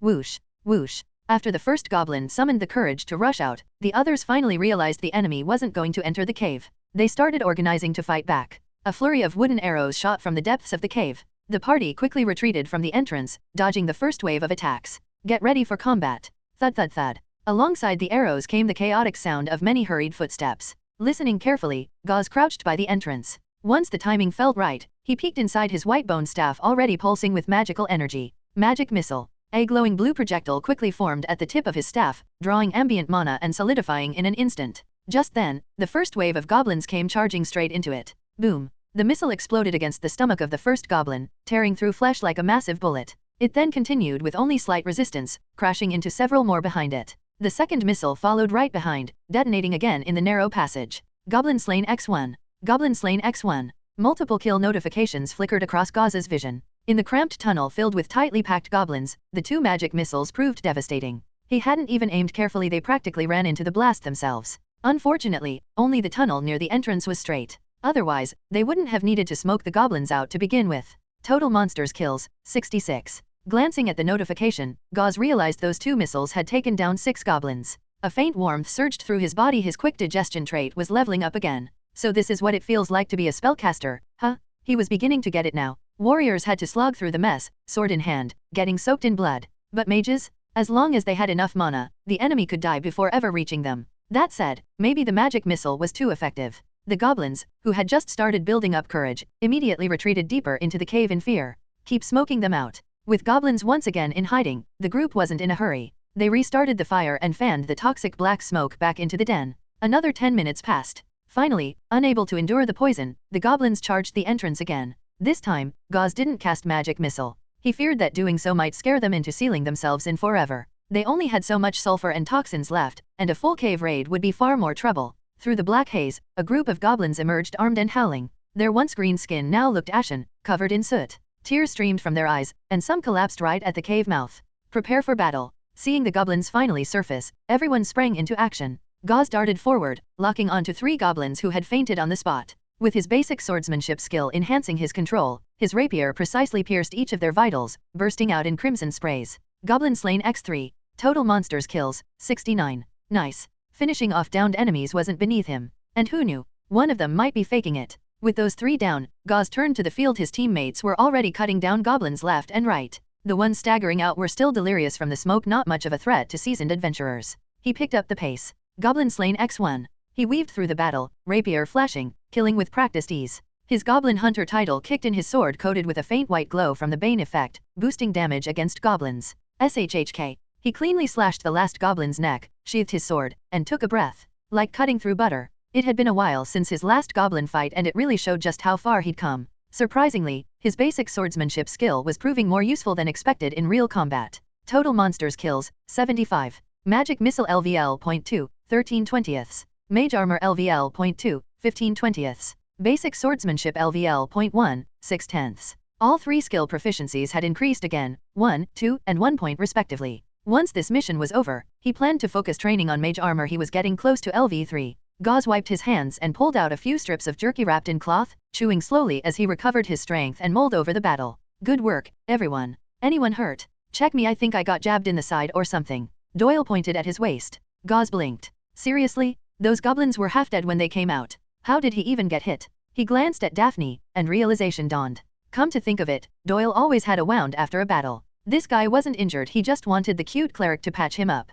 Pathetic. Gauze shook his head, amused. Gauze, how many goblins did you get just now? Levin asked. Gauze looked at his adventurer's manual and did some quick math. Around 15 or 16. The actual number was 16. He'd started with 59 total kills and now had 75. His breakdown. 1 sneak kill at the start, 6 with magic missile, 3 while they were passed out, 6 in direct combat. He'd gone in hard because these goblins were clearly weaklings, no decent weapons, just crude wooden clubs. While others had to dodge attacks, he could afford to take hits with mage armor. And the result? 6 goblins down in no time. Clean and efficient. He didn't notice how quiet things had gotten. Everyone stared at him in stunned silence. Turns out, there had only been 20-something goblins total. Levin looked at Gauze, a swirl of emotions in his eyes. No wonder this mission had felt so easy. Gauze had done most of the work. Gauze. What's up, Levin? Nothing. Let's talk when we get back. Chapter 65, Separation. 2 hours after nightfall was the busiest golden hour of the town. Inside a 2-story stone tavern with smoke curling from its chimney, the place was packed. The wooden door constantly creaked open and slammed shut as people came and went, carrying the din of the tavern into the streets. You should have seen it. My weapon maybe slipped, but I slapped that kobold's head clean off with my bare hand, a burly beastman warrior boasted, slapping the table as frothy spittle flew under the oil lamplight. Amid the tavern's rowdy atmosphere were clattering mugs, drunken shouts, rough dice games, waiters yelling for people to move, and a swirling mess of whispered plots, off-key songs, drunken rambles, and heated arguments. In one corner, a bard strummed his lute stubbornly, trying to be heard over the chaos. The pungent scent of fermented beer hung thick in the air, mixing with the aroma of grilled sausages and roast meat. It stirred up both hunger and a tipsy warmth among the crowd. The night owl party sat gathered at a table, oil lamplight casting a warm glow across their relaxed faces. They leaned back in wooden chairs, soaking in the atmosphere. For new adventurers, taverns could feel overwhelming at first, but after a few visits, the raw, chaotic energy became oddly comforting. They weren't elegant or refined, just rough-edged adventurers numbing their fatigue with food and alcohol. But there was a kind of wild, resilient vitality among them, like weeds that refused to die. This is actually our first team dinner since Gauze joined us, Leavine said, raising his mug of frothy beer. Gauze thought for a moment he was right. It had already been nearly a month since he joined the party, but after each mission, everyone was usually too tired and dirty to think about celebrating. This time, the goblin extermination had been quick and easy, and the mission site was close by. After a good bath, everyone was in decent spirits, making it a perfect time to gather. Gauze, want some beer? Leavine asked, noticing his empty cup. Gauze almost reflexively declined, but seeing even the girls had their mugs full of ale, he swallowed his words and nodded. Sure, I'll try a bit. He wasn't a strict non-drinker. Back in his old world, he'd occasionally have red wine before bed, but the local ale here? He hadn't tried it before. Every time he caught a whiff of it, it smelled sour and strange, but everyone else drank it with gusto, so maybe that was just how it was supposed to be. Leavine poured him half a mug. Gauze sniffed at the sharp sour scent of fermented grain hit his nose like spoiled oatmeal or soggy cereal. No malt aroma, just raw, unfiltered fermentation. He took a careful sip. Sour. A sharp tang hit his tongue like a slap. Then came a jarring alcohol burn and an aftertaste that clung to his throat like moldy socks. People actually like this stuff? Cough, cough. Gauze choked and flushed red. The others at the table burst out laughing. Seeing the usually calm, deadly Gauze make such a grimace was too amusing. They were used to seeing him slice through enemies like a machine. This was a rare, human moment. I knew it. Daphne grinned, chugging her own ale. Leavine, I told you Gauze couldn't handle his booze. You sure you're even normal? Doyle guffawed. I've been drinking since I was a kid. I can drink. I'm just not used to this kind of alcohol, Gauze defended himself. What do you mean this kind? This is the most basic drink in the whole region. Oliver raised an eyebrow. Are you sure your background isn't made up? You act like you've never had ale before. Gauze stayed quiet. He really had no good way to explain. In this world, drinking was common. Even children sometimes drank watered-down alcohol. Cheap ale like this was practically a staple for most townsfolk. Except for Gauze. Seeing his silence, the others backed off with knowing grins, assuming it was a sore subject. Maybe something to do with his past. They kindly changed the topic. After all, if someone like Gauze, clearly not a commoner, was adventuring with a bunch of grunts like them, something big must have happened in his life. The next morning, Gauze woke on his familiar straw mattress with a groggy head. Last night got a little wild. They'd eaten and drunk late into the night. And on their way out, Doyle had picked a fight with someone harassing Daphne. The night owl party didn't hold back. They jumped in, knocked the guy out, and bolted just before the guards arrived. In the end, Gauze was the one who dragged a totally wasted Doyle back home. He smiled. He really was getting used to this world. His first wilderness mission. His first kill. His first quest. His first party. His first taste of awful beer. His first bar brawl. He didn't hate these experiences. In fact, each new first gave him a vivid sense of truly living. Need some hangover soup. Coming down to the inn's main room, Gauze was greeted by Sophia, who had just finished serving breakfast to a customer. It's not free, though, she added with a playful wink. Come on, Sophia, cut me a break. We're practically family now. Nope, I had to pay for the ingredients, you know. Business is business. She disappeared into the kitchen to get the soup. Gauze smirked. He knew she'd probably made it specifically because of how much he reeked last night. After drinking the soup, he felt much better. Sitting at the counter and watching the other guests eat, he fell into thought. Last night had been fun, but in the middle of their conversation, he'd picked up on the real reason Leavine had called the gathering. Leavine hadn't said it outright, but Gauze wasn't dense. Because of his overwhelming contributions lately, the others weren't getting any real experience from their missions. If they were just a bunch of older, grizzled mercenaries grinding coins, they might not care. But they weren't. Not at all. Chapter 66, Back to Goblins. Among the 5 party members, Rogue Apprentice Meva and Cleric Apprentice Daphne were least affected by him, simply because of the type of skills they practiced. But for Leavine, Doyle, and Oliver, it was a different story. Gauze's efficient monster kills meant their own combat abilities had little opportunity to be used. Like him, they needed to hone their skills through real encounters. But now, most fights ended before they even finished warming up. Over time, unused skills would deteriorate. Their pride wouldn't allow them to ask Gauze to go easy and hand over easy kills.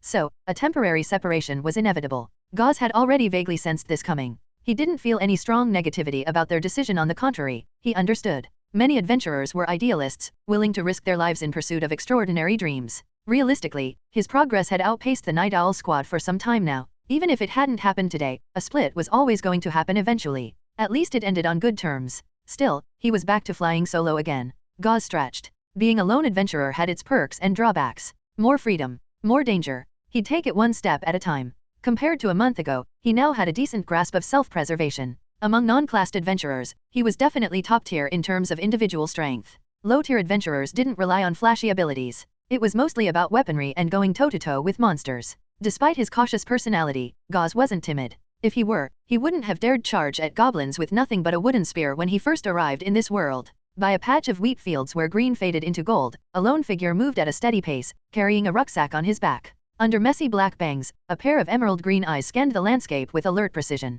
Gauze kept his guard up, eyes flicking across the ridgelines of the farmland. Now that he was back to operating alone, he hadn't bothered finding a new party. Not out of loyalty to his last group, but simply because party formations and breakups were common in this world. Honestly, he was just feeling lazy. The idea of making small talk with strangers again didn't appeal to him. He figured he'd start with some simple solo quests. This time, he picked a mission north of Greyrock Town. Why? Because it was safer. Geographically, Greyrock sat on the southern border of the kingdom, with the Jade Forest stretching to the south, forming a U-shaped natural enclosure. A cleared buffer zone kept the forest at bay. The farther north you went, the stronger humanity's influence and the less likely you were to run into powerful monsters. Unless, of course, you were incredibly unlucky and bumped into a rogue high-level creature. But if that happened, well, that was just bad luck. Still goblins this time, huh? Gauze looked over the quest sheet. Even in the safer northern zones, goblins like cockroaches were everywhere. At first, he didn't get it. But now he understood just how persistent goblins were. When their tribe got wiped out, goblins would scatter. It was like they were hardwired for it. They'd hole up in remote mountains or forests, mate with whatever similarly sized animal they could find, and repopulate. The offspring would be weak, sure, but they'd survive through numbers alone. Even if humanity wiped out all goblins in the area, magical beasts from the southern monsterlands would still wander into human territory, unknowingly carrying pregnant goblin spawn into their midst. A never-ending cycle. It was said that newborn goblins could go days without food by drawing on nutrients absorbed in the womb. After a few days of growth, they'd be up and moving, eating fallen leaves, roots, seeds, whatever they could find.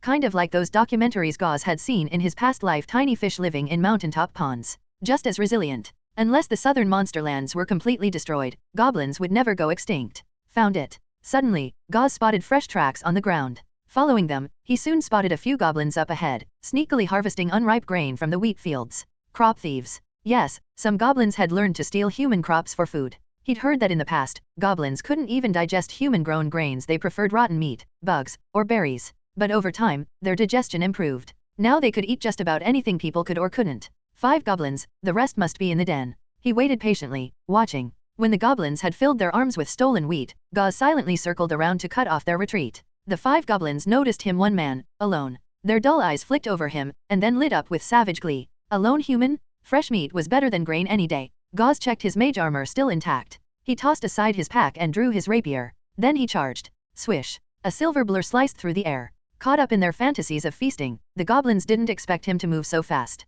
His blade swept through the wheat stalks like a scythe. The grains burst apart in golden plumes, and then the steel drove into a goblin's throat. One down. The goblin collapsed, its body still clutching wheat. Blood and chaff scattered like flower petals in the sunlit fields. First one. Gauze turned smoothly, blade arcing in a half circle. The other goblins were weighed down by grain, unarmed, and sluggish. They never had a chance. Whoosh. With a clean sweep, 3 more goblins fell alongside broken wheat stalks. The last one panicked, dropped its haul, and scrambled away on all fours. Gauze didn't chase it. Instead, he calmly wiped the blood from his blade. Of course, he'd left that one alive on purpose. Total monster kills, 82. 4 goblins here, and earlier, he'd taken out 3 slimes near a pond. He was getting closer to the big milestone, 100 kills. He planned to stick around this area for a while. The village elder had mentioned that several nearby farms were plagued by these field rats. Rats indeed, these goblins were perfect targets. Skilled in hiding, cowardly by nature, and easy to pick off. Exactly the kind of enemies he liked to squash. Chapter 67. Chapter 67, Goblin's Nightmare. The goblin stood over a stone pot, stirring it continuously with a wooden stick. Inside the pot simmered a thick, unidentifiable concoction. Visible ingredients included wheat grains, berries, grass seeds, beetles, fat green worms, and more. As the fire heated the mixture, strange chemical reactions gave rise to an odd, pungent smell that drifted up with the smoke. But the goblin inhaled deeply, as if it were the aroma of a gourmet feast, and its face twisted into an expression of delight. Though goblins had small brains and simple minds, they still understood the importance of fire. By keeping their hearths lit, their tribes could always cook and survive the cold winters more comfortably. If the fire ever went out, they'd be forced to steal flames from human villages, an annoyingly risky task. At the thought of humans, drool began to leak uncontrollably from the goblin's lips. Looking at the mixture in the pot again, it suddenly didn't seem so appetizing. But then, another memory surfaced, one that occupied a significant portion of its tiny brain. A scene of tall humans, wielding shining blades, mercilessly wiping out its former tribe. Goblins had fallen one after another amidst blood and steel. Faced with those terrifying demon-like figures and their cold crossbows, it had cowered in fear, then fled, along with a few other survivors, deep into the forest. They didn't know how far they had run, only that they eventually settled here. Through the efforts of the survivors, under constant threat from the wilds, the goblins slowly rebuilt their numbers. Although the new generation was skinny and small, born of weakened mothers, if they could keep going like this, one day they'd feast on meat again. He. Imagining those better days, the goblin's gaping mouth stretched all the way to its ears, exposing thick, yellow, crooked teeth. Its face, already hideous, twisted further with excitement. Tap tap tap. Footsteps echoed. The goblin at the fire looked up to see a green-skinned figure rushing toward it. It relaxed slightly after confirming it was another goblin, not some foreign intruder. Wah wah wah. But the panicked cries from its companion immediately put it back on edge. The words coming from its fellow's mouth clearly meant human. Human? Following its companion's pointing finger, the goblin saw a tall figure stepping leisurely over fallen leaves. Sunlight spilled behind him, and with each step, a suffocating pressure grew stronger, stabbing into the goblin's mind. That tall figure triggered its worst nightmare. Its thin, trembling legs buckled involuntarily. Magic missile. A glowing blue orb was the last thing the goblin saw. Boom. The missile crashed into its chest, sending it flying several meters. Gauze lowered his bone staff. Goblin slain ×1. Total monster kills, 83. He looked down at the goblin, clearly larger than its kin. Its eyes were vacant. Dead. Assuming this had been the leader, he turned his gaze toward the cave. Gauze didn't like wasting time. Take out the boss first. Always. In goblin tribes, leadership was everything. Without a leader, they were a disorganized mess. But with a hobgoblin or greater at the helm, they could wipe out entire villages. Serve under a dragon? They'd become fearless warriors. Nearby, the goblin that had unknowingly led Gauze here stared in shock at its exploded comrade. It hadn't expected the terrifying human to follow it so sneakily. Just as it opened its mouth to warn the others inside. Slice. Gauze's rapier cut through its throat before it could utter a sound. The head rolled off. Goblin slain ×1. Total monster kills, 84. Gauze flicked the blood off his blade with a practiced flourish. Practice makes perfect. He was getting better at this. Goblin killing was becoming routine. A lone goblin didn't stand a chance against him. Mage armor. Swordsmanship LVL.1, 8/10. Goblin hunter title and its bane effects. It all added up. He was a goblin killing machine now. He glanced at the monster compendium. The goblin icon now had a 45 in the corner. That meant 45 goblins had fallen to him. But that was still nothing. Compared to the goblin swarms lurking across the wilderness, 45 was a drop in the ocean. Still, as long as he kept growing stronger, that number would only increase. And hey, it's not like the Goblin Protection Society existed in this world. No one was going to call him out for genocide. Gauze walked up to the cave entrance. It was a low one, barely 1.4 meters tall. He summoned Mage Hand, materializing it just ahead of him. He stuffed a ball-shaped item into its grasp and sent it into the cave. Due to the range limit, he eventually had to crouch and enter the cave himself to maintain control. As soon as he heard signs of goblins deeper inside, he stopped. Snap. Using a match, Mage Hand lit the stink ball. Flames wrapped the ball. Thick black smoke rose instantly, along with an overwhelming stench. Hiss. A noxious cloud hissed out from the ball's many holes like a smelly smoke bomb filling the cave. Gauze slipped back out. The stink ball was more effective the deeper it went, but its effect was short-lived. It had to be ignited inside the cave to avoid premature extinguishing. He'd found the item at a general store. No teammates meant relying on magic and gear. Its only downside, it cost 1 silver each. Still, it was worth it. Soon enough, the stench drove the goblins out. Cough cough cough. Gasping for air, they rushed outside. But as they stumbled into the daylight, a shadow was already upon them. Shing. Steel sliced through flesh like tofu. Empowered by the Bane buff, Gauze's rapier carved down goblins one by one. Some tried to fight back, but claws and clubs bounced harmlessly off his invisible mage armor. Gauze ended the last one, then exhaled slowly. Out of the corner of his eye, he saw one sneaky goblin tiptoeing behind him, trying to escape unnoticed. Crafty little runt. Magic missile answered. Boom. The goblin collapsed with a bitter shriek. Chapter 68. Chapter 68. Title upgrade. Opening the adventurer's manual, Gauze realized it was his goblin-related title that had upgraded. You have slain 50 goblins. The title Goblin Hunter has been upgraded to a Goblin Slayer. With the title upgrade, the perk effects had also changed significantly. Current title effects: Bane, plus 20% damage against goblins and related species. Special effect: Critical Strike, you have a chance to trigger a critical hit. When triggered, your attack's power will significantly increase. This effect has a short cooldown and cannot be re-triggered immediately. The upgrade boosted his Bane effect bonus from 10% to 20%. Don't underestimate that extra 10%. Compared to flashy effects, raw bonus damage is one of the most direct and effective upgrades. Even at the previous 10%, he'd already dominated most goblin encounters. At 20%, regular goblins would stand even less of a chance. He even suspected that with his current swordsmanship and this bonus, he might be able to take on that mutated large goblin from his first mission in a fair fight. What's more, the title upgrade added a critical hit effect and occasional, powerful burst of damage that could decisively shift a battle. Gauze looked over the updated panel and couldn't help feeling like he was truly becoming a goblin-killing specialist. But he didn't consider that a bad thing. The adventurer's manual required cumulative monster kills, and goblins were an excellent target species. After all, goblins were numerous, breed rapidly, and were among the most common low-level monsters. While most goblins were no longer a challenge to him, facing a large group could still be risky. Also, goblins sometimes evolved into elite variants with challenge ratings, so having a combat bonus against them was a strategic advantage. He just didn't know how many goblins he'd need to kill for the title to upgrade again. With that thought, Gauze returned his focus to the real world. Scanning the area, he pulled out a dagger and began efficiently slicing off goblin ears for proof of kill. Then he searched the area for loot. As expected, the goblins were dirt poor. Aside from some crude wooden and stone tools, there were only a few tattered cloth scraps used for cover. He'd figured as much. The weaker the goblin group, the more worthless their hoard. Only goblins that could threaten humans or caravans had valuable stolen goods. But deeper in the cave, Gauze stumbled upon a disturbing sight: a scrawny female mountain goat, tied up with rope and wooden stakes. The goat was lying weakly on the ground, and her belly was swollen and distended. On closer inspection, he could see movement beneath her skin, like worms squirming. She was pregnant. Gauze had heard before that goblins could reproduce using the wombs of other animals, without any kind of reproductive barrier, but seeing it in person still shocked him. Goblins were far too biologically free. Staring down at the poor bleeding goat, he made a decision. Slash. With one swift stroke, he cut both the rope binding her and her life. Then, without hesitation, he ran his blade across her belly.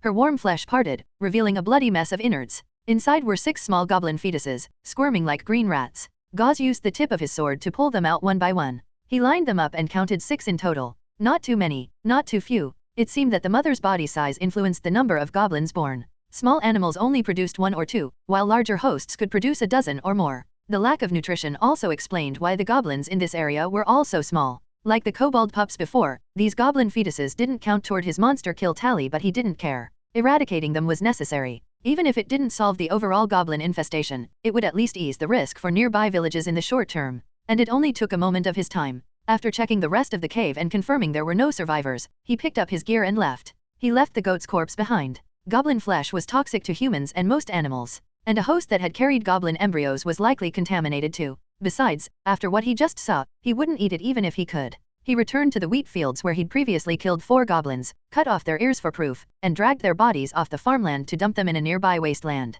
Only then did he head back toward the village. Greeting the guards stationed at the entrance, he passed through the earthen wall and wooden fencing. Inside, the village was peaceful and lively. Children played barefoot in the muddy road, their worn linen dresses swinging as they laughed and chased one another. Cottages with fences had vibrant gardens filled with flowers and climbing vines. Gauze paused and took it all in. Compared to villages farther south, this one felt richer, safer. He felt something stir within him. Memories from the original Gauze's homeland resurfaced. But the tranquility was soon broken. A girl, distracted while playing, crashed straight into him. Gauze instinctively reached out to steady her. "You okay?" "I'm fine." She looked nervous at first, but after catching a glance at Gauze's gentle and handsome face, she relaxed a little. "Thank you. Be careful next time." Gauze smiled and helped her up. Watching her shyly wave goodbye before running back to her friends, he couldn't help smiling himself. At some point, His charisma had increased from 5 to 6. While higher charisma did subtly improve appearance, it mostly enhanced personal magnetism and social rapport. It helped others instinctively trust him. Looking around the serene village, Gauze decided not to rush. He would clear out the nearby goblins and spend some time here leveling up. His goal was to reach 100 monster kills. Besides, spell practice in real combat was highly efficient. This was a prime opportunity. His skills stood as follows. Level 0 Cantrip, Mage Hand LV.3, 1/50th. Level 1 Spell, Magic Missile LV.2, 15/20ths. Level 1 Spell, Mage Armor LV.2, 19/20ths. Mage Hand had already reached level 3. Mage Armor was nearly at the next level, and lately, every time he cast it, he felt a strange warm current flow through his body. Something was changing. Chapter 69. Chapter 69, Devilish Goblins. Gauze obtained the signed quest completion document from the village chief. The chief originally thought he would leave quickly like most adventurers, but when he heard Gauze say he intended to stay in the village for a while longer to clear out more nearby goblins, his face immediately lit up with a warm smile. And when Gauze asked if there was an inn in the village where he could stay, the village chief waved his hands repeatedly and enthusiastically brought him to a guest room in his own house that had been specially tidied up for him to rest in. Of course, the chief wholeheartedly welcomed Gauze's decision to stay and continue eliminating goblins.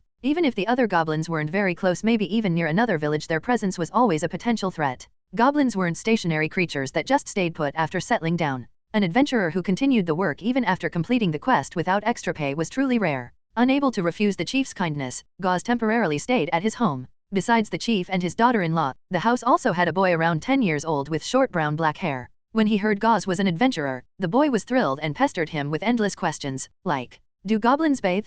Do they poop? Who's stronger, an average human or a goblin? How do I become an adventurer? Gauze responded casually while picking through his stories and treating the goblin ears-proof items to prevent rot under the oil lamp's light. After all, if he didn't preserve them now, by the time he returned to Greyrock Town to turn in the quest, the ears would likely have rotted beyond recognition. When he was done with the quest items, he washed his hands and began maintaining his armor and weapons. Rubbing a deerskin cloth soaked in maintenance oil along his sword, the moonlight shining through the window gleamed off the polished blade in a beautiful bluish arc. Fortunately, the village chief's grandson, though curious, wasn't rowdy. He simply lay nearby with eyes full of wonder, but never tried to touch anything. So Gauze let him watch. Genos, it's time for bed. The boy's mother, a plump woman with a kindly smile, came to call him. Reluctantly, the boy jumped off the stool. Go on now. Can I come find you again tomorrow? The boy asked, eyes full of admiration. Gauze paused. Only if you wake up early. I'll probably be heading out in the morning. Can I come with you? Sorry, but no. The boy's mother gave Gauze a smile and a nod, then gently pulled the reluctant boy away. At the doorway, the boy gave Gauze one last stubborn, wistful look. Gauze shook his head, knowing he had likely influenced this village boy's future. Maybe, years later, another young man would leave home and step onto the path of an adventurer. Whether that was a good or bad thing he wasn't sure. After the boy left, Gauze returned to his gear maintenance. This, too, was part of an adventurer's daily life. One had to care for their own equipment to ensure nothing would fail at a crucial moment. The next day, after a warm breakfast offered by the village chief, Gauze set out again. Unfortunately, the meal didn't suit his tastes and wasn't very filling. He discreetly pulled out a few emergency meat jerky strips from his pack and chewed as he walked. I'm heading out, he said, bidding farewell to the chief and Genos. Chief, you mentioned someone from a neighboring village saw goblins recently. Yes, I heard a caravan leader mention it a few days ago. Just turn left out of the village and follow the path. The first village you reach is the one. Satisfied with this lead, vague though it was, Gauze set off again. Even if it was just a rumor, it was better than blindly searching without direction.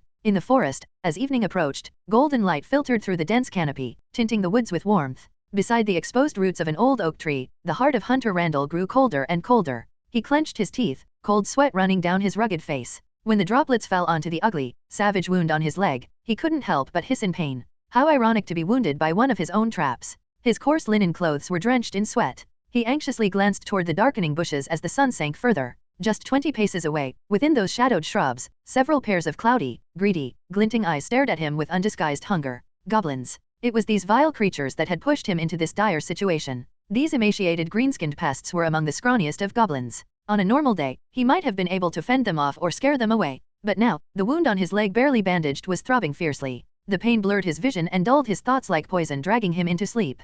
He looked down at the bow in his hands. If not for it, the goblins might have charged him already. But he knew the bow would only keep them at bay for so long. Night was falling fast. Soon he might not even have the strength to draw the bow, and even if he could, he'd never hit anything in the pitch dark. A sense of doom welled in Randall's chest. He knew he might not survive the night. Time passed. The pain in his leg slowly numbed his awareness. He felt like he was slipping into a drugged sleep.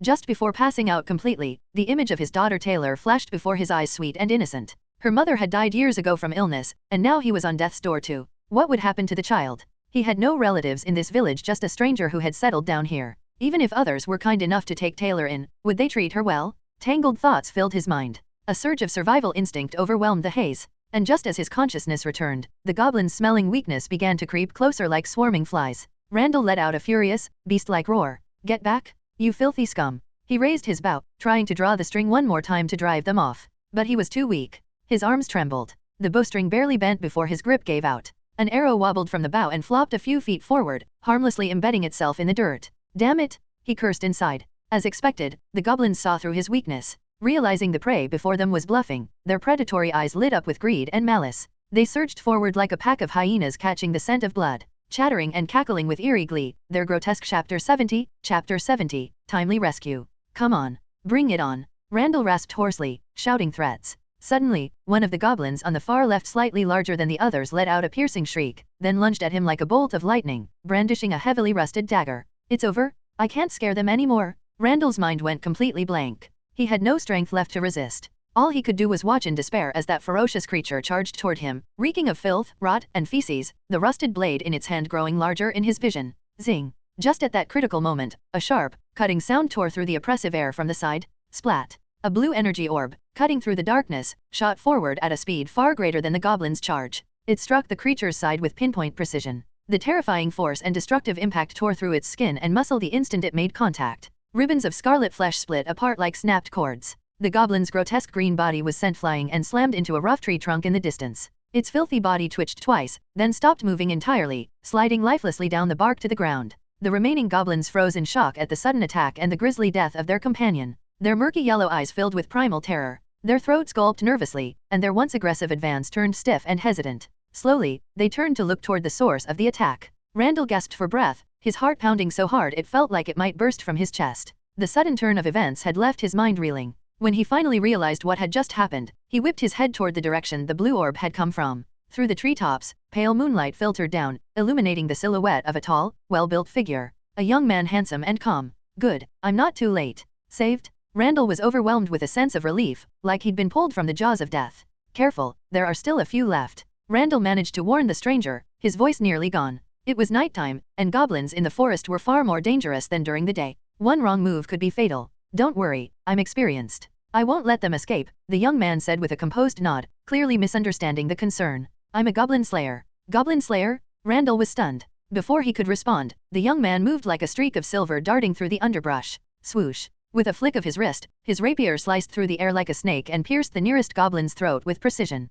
If one looked closely, a faint magical glow shimmered along the blade. Second one. The youth's voice rang clearly through the quiet forest. From another direction, a bone spear came flying at him. Care. Randall's eyes widened, but before he could warn him, the words caught in his throat. The white spear struck the young man's body, but a shimmer of blue light deflected the impact. The spear fell harmlessly to the ground. Another goblin, seemingly emboldened by its comrade, rolled forward and lunged, thrusting a stone dagger upward toward the young man's ribs. Buzz. A faint ripple shimmered around the youth's leather armor again. The goblin's strike was completely nullified by some mysterious force it couldn't comprehend. While the goblin froze in shock, the youth's rapier flicked upward. Slash. The blade carved through its neck like a guillotine. A head flew skyward, trailing thick, crimson blood. Third one. The calm voice echoed once more through the night. To the remaining two goblins, it was nothing short of a death knell. After watching three of their companions get slaughtered in an instant, the last two goblins panicked. They turned and fled, stumbling and scrambling through the underbrush. But the young man was faster. With just a few strides, he caught up to the one that had thrown the bone spear and drove his rapier through its heart. You thought you could ambush me and run? Fourth one. Then he drew the bone wand from his waist with his left hand and aimed at the final fleeing goblin. A blue orb of magic quickly formed. Buzz. The orb burst forth like a comet and struck the goblin squarely in the back. The sheer force pinned it to the ground, its body crushed and blood spilling from its wounds. Fifth one. Leaning against the tree roots, Randall was speechless. This young man was incredibly strong. He'd seen capable fighters before, but none moved so effortlessly. Every slash was precise, each step lethal. It was like watching someone butcher chickens. Are you okay? The young man asked as he approached Randall, his emerald eyes flicking toward the blood-soaked bandage on his leg. It was gauze. I am fine. Randall managed to speak, lips pale. Thank you for saving me. Now that it was over, Randall felt a flood of gratitude and awe toward his savior. In his eyes, this handsome youth who had saved both his life and the future of his daughter Taylor was no different from an angel. Only after enduring such despair and agony could he fully appreciate what it meant to survive. Let me patch up your wound. Gauze examined the injury and took out some bandages, blood-stopping powder, and basic medical supplies. He had never used them before, but always carried them just in case. This time, that foresight paid off. After dressing Randall's wound, Gauze carried him on his back and began walking steadily toward the village. Don't fall asleep. Stay with me. Got it. Thank you. Randall gritted his teeth. Do you know the way? He was worried the young man might be unfamiliar with the forest paths at night. Relax. I came from your village, Gauze reassured him. He had taken a temporary quest from the villagers to search for goblins and check on a hunter who hadn't returned. Luckily, both objectives had lined up nicely. He saved a life, earned a reward, and killed goblins in the process. Triple win. As for finding his way back, Gauze glanced at the mental map in his head. A clear, glowing path showed the route. He could probably walk back with his eyes closed. Chapter 71. Chapter 71. Reputation. In the depths of twilight, under the old pagoda tree outside the village fence, several villagers waited with torches in hand. Why haven't they come back yet? Maybe the guy didn't save him and ended up getting himself killed.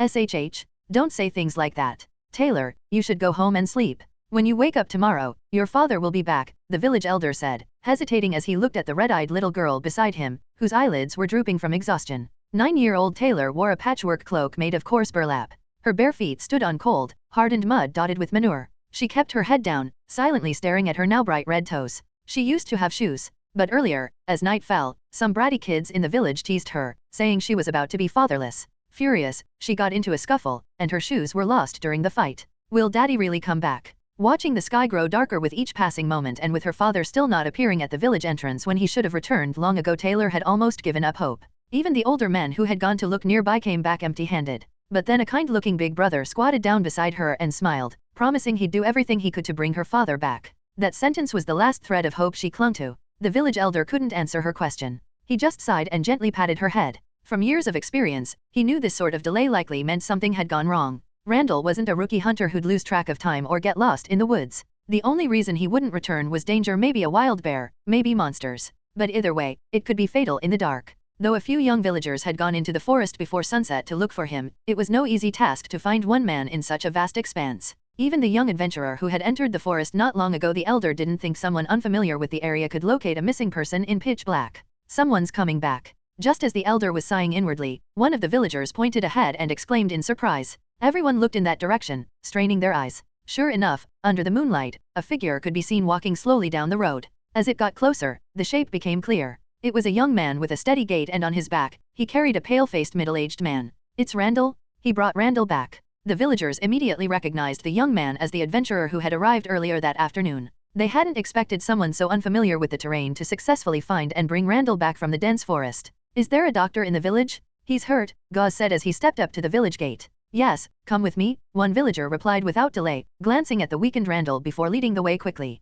They were all from the same village. Seeing that Randall had been rescued, the villagers naturally felt relief and joy for both him and Taylor. As Gauze followed the man, he glanced down at the girl keeping pace beside him. Taylor stared intently at her father, afraid that if she looked away for even a moment, he might disappear again. Daddy, are you okay? Taylor, go, get some sleep. Randall forced a smile, trying to sound reassuring. I'm not sleepy. Taylor wiped the tears of joy from her eyes. She glanced at Gauze, her gaze full of heartfelt gratitude. As the saying goes, poor children grow up fast, and in this era, that was especially true. Though only 9, Taylor already understood a lot about the world. In Gauze's old world, a kid her age would still be playing mobile games without a care in the world. But here, her mother had died of illness 2 years prior, and her father was all she had. She knew this unfamiliar big brother had taken a huge risk by entering the forest at dusk just to search for her father. Big brother, thank you for saving my dad. Yeah, I promised you, after all. Good thing I kept my word. Gauze replied, a bit conflicted as he looked at her teary but joyful face. This era might not be kind to ordinary folk at the bottom of the ladder. No wonder new adventurers kept emerging. Perhaps it was the very powerlessness to change their own fate that drove them to gamble everything on others or on themselves. The next morning, Gauze woke up early to collect the reward for the temporary quest from the day before. The payment came from the village's communal funds. It totaled 5 silver coins. While receiving the payment, he asked about Randall's condition. After all, it was someone he personally rescued. He was relieved to hear that Randall had been stabilized by the local healer and had already been taken by cart to the nearest town in the north to receive proper treatment from the church. Based on past experience, his life likely wasn't in danger anymore. Here's your promised reward, 5 silver coins. Please keep it safe. The village elder handed him the coins. As Gauze turned to leave, the elder stopped him again. Young warrior, may I trouble you with one more request? Go ahead, village chief. I'd like to ask you to help us eliminate the goblins nearby, the elder said, glancing toward the forest, his gaze turning serious. We'll also send 2 strong young men to accompany you. We'll pay 90 copper coins for each goblin slain. Would you be willing to accept? Generally speaking, if you see one goblin, it means there's a nest nearby. After what happened to Randall, the village had decided to formally commission Gauze to clear the surrounding goblins. Although he looked young, the fact that he brought Randall back alive and verified his strength gave the villagers confidence in his abilities. Gauze didn't hesitate. He had come here specifically to hunt goblins. Even without payment, he'd be doing it anyway. Now that the village was offering money too, how could he refuse? Maybe this is what they call good karma. He took a small risk last night, saved someone, and earned the villagers' trust, and now, more work and rewards followed. If this were a game, his village reputation would have gone way up. As for the villagers wanting to send someone to follow him, he didn't mind. Unlike the Adventurers Guild, which had ways to verify whether monster parts were faked, the village had no such means. Sending someone to accompany him was just common sense to make sure he really killed the goblins. After accepting the new commission, Gauze tidied his gear and set off into the forest with 2 armed young villagers. Zzzzz. Cicadas echoed in the woods. Compared to killing goblins, Gauze often found that finding them was the more difficult part. He first brought the others to the spot where Randall had been attacked the night before. They searched the area for any clues, but came up empty. Gauze sighed inwardly. Next time I return to Grey Rock Town, I need to visit Miss Ondini the Halfling. Maybe she could help him buy a cheap but effective scouting or detection spell, or at least point him to someone who could. Having a decent detection cantrip or spell on hand didn't need to be highly advanced, just something reliable that could help in moments like these. It would save a lot of time. Chapter 72, Milestone. After wandering through the forest for most of the day, Gauze finally found signs left behind by goblins in the afternoon. On a grey stone were several dried up small footprints. Total monsters killed, 94. After killing those 5 goblins the previous night, he was now just 6 away from his goal of reaching 100 kills. If he could find a goblin nest, that number would be easy to reach. Gauze wasn't the only one pleased. The 2 villagers who had been trekking through the woods with him all day were clearly relieved too. With signs of activity discovered, Gauze expanded his search in the area. Eventually, in a patch of muddy terrain, he found a small goblin group. He observed them from a distance for a bit and noted that this particular goblin tribe was quite small. Only 8 of the green-skinned creatures were bathing in the mud. He wasn't sure if the 5 goblins he'd killed the day before came from the same group, but even if they did, the total count would only be 13. This group of goblins was also physically smaller than average, with most of them around 1 meter tall. Well-developed goblins could usually reach 1.4 to 1.5 meters in height. That size gap made a significant difference, even among the same species. And it explained why people often struggled to judge goblin combat capabilities. After all, even normal goblins had large variances in strength. Wait here. I'll handle this alone, Gauze said, concerned the 2 villagers might follow and steal a few kills, possibly preventing him from reaching exactly 100. Be careful, then. In truth, Gauze was overthinking it. The villagers had no intention of helping anyway. Gauze moved swiftly through the forest. He silently approached the muddy clearing. Perhaps because they were too immersed in enjoying their mud baths, the goblins' guard was down. Gauze was nearly on top of them before one of them finally noticed him. Wah wah wah. As it raised the alarm to its companions, Gauze had already stepped into the ankle-deep mud. With a powerful step, mud splashed, and his body surged forward. A cold, narrow sword sliced through the air. From above, it stabbed cleanly through a goblin's throat. Goblin slain ×1. Total monster kills, 95. The others reacted a beat too late, scrambling to grab their weapons. Another panicked goblin was swiftly beheaded under Gauze's swift strike. Total monster kills, 96. His swordplay had become more efficient and precise. These nearly 100 kills weren't just numbers, they represented real improvement across all his skills: combat efficiency, mental stability, real-time strategy, awareness of enemy behaviors. All of these intangible abilities had been honed through battle. A few minutes later, the last goblin jabbed a stone spear at Gauze's stomach, only to have it absorbed by an invisible force field. In the creature's desperate gaze, Gauze raised his rapier and slashed its neck. The head fell with a dull thud into the mud. Battle over. With all goblins eliminated, Gauze eagerly opened his adventurer's handbook. As expected, the system, just like with earlier milestones, granted him a reward. Goblin slain ×1. Total monster kills, 102. Reward unlocked, trait, magic resistance. Magic resistance, based on the quality of your mana, you gain resistance to hostile magic, reducing the effects of enemy spells. The stronger your mana, the stronger the resistance. Reward unlocked, strength +1. Next milestone, 200 monster kills. A surge of mysterious energy rushed through Gauze's body, especially through his muscles. The magic force soaked into his tissues like 1,000 invisible hands, massaging and reshaping him. Muscle fibers became visibly more defined, and any slackness in his form vanished. In mere breaths, Gauze felt his physical strength surge. He opened his eyes and smiled. Not only had his strength increased, he had received something even more precious. Unlike previous rewards of spells or attributes, this time he gained a new innate trait: magic resistance. Just seeing the words made Gauze's eyes light up. Between spells and traits, it was obvious which was rarer. Spells, in theory, could be learned from books, mentors, or other channels even if not granted by the system. Traits, on the other hand, were far harder to acquire. As far as Gauze knew, most apprentice mages only gained their first trait upon advancing to full-fledged professionals, and even then, only based on their prior skill development. But he hadn't even advanced yet and already had 2 growth-based traits. Quick digestion, tied to goblin kills. Magic resistance, just earned now. According to its description, its strength was tied to his mana quality, so the more his mana developed, the stronger his magic resistance would become. A terrifyingly powerful effect. This also addressed a known weakness of his. Earlier, when testing mage armor on others, he'd noticed it was more effective against physical attacks than magical ones. When hit by his own magic missile, the clashing magic would destabilize the mage armor, leaving it vulnerable. He had suspected either a flaw in the spell itself or that his mastery wasn't high enough. But now with magic resistance he didn't need to worry about the cause. He simply knew that, from now on, magical attacks would affect him far less. And with mage armor layered on top, the resistance would likely stack, making him far tougher than any apprentice should reasonably be. Once he advanced and mage armor became a core skill, it would evolve further and his defenses would become fearsome, even among those at his tier. After reviewing the trait's effect, Gauze glanced at his second reward.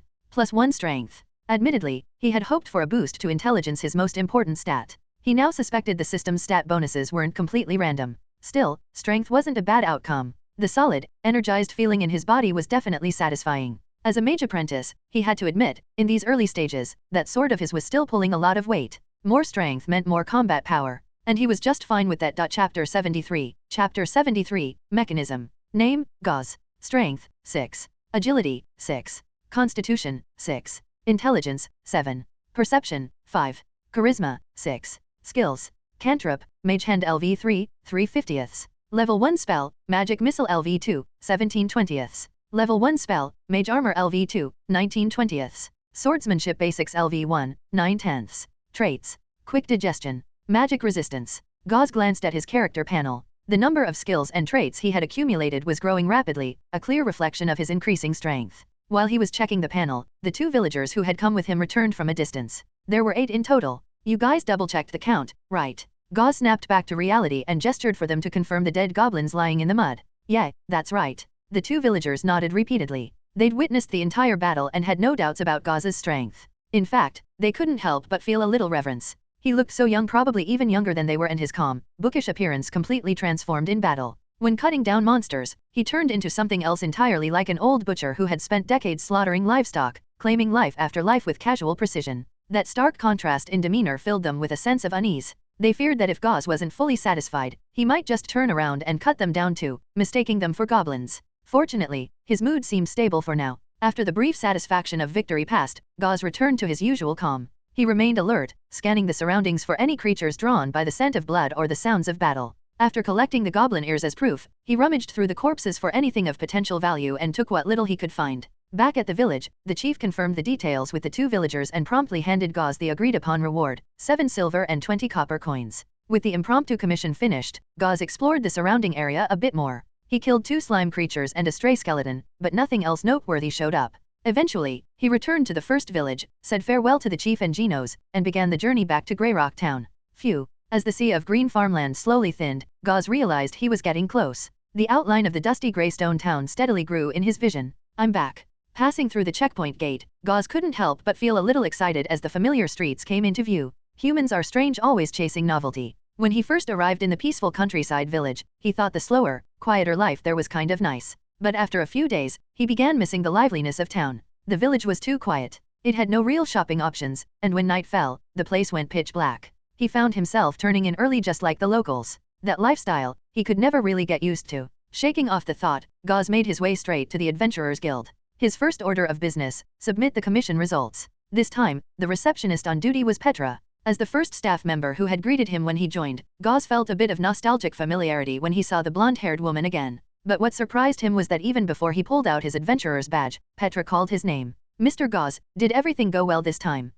Yeah. Nothing too dangerous. Gauze blinked at her, mildly surprised. He remembered Petra as fairly ordinary, good memory, sure, but not particularly remarkable. She was just the first guild staffer he met, so it was natural he'd remember her more clearly. But for her to remember him? That was different. She saw dozens of adventurers daily. To not only recall his face but also his name, that wasn't normal. Maybe that's just the level of professionalism they expect from guild employees, Gauze reasoned. If he were the one doing her job, he probably wouldn't remember some random newbie adventurer at all. Petra accepted his quest materials and badge, occasionally glancing up at his face.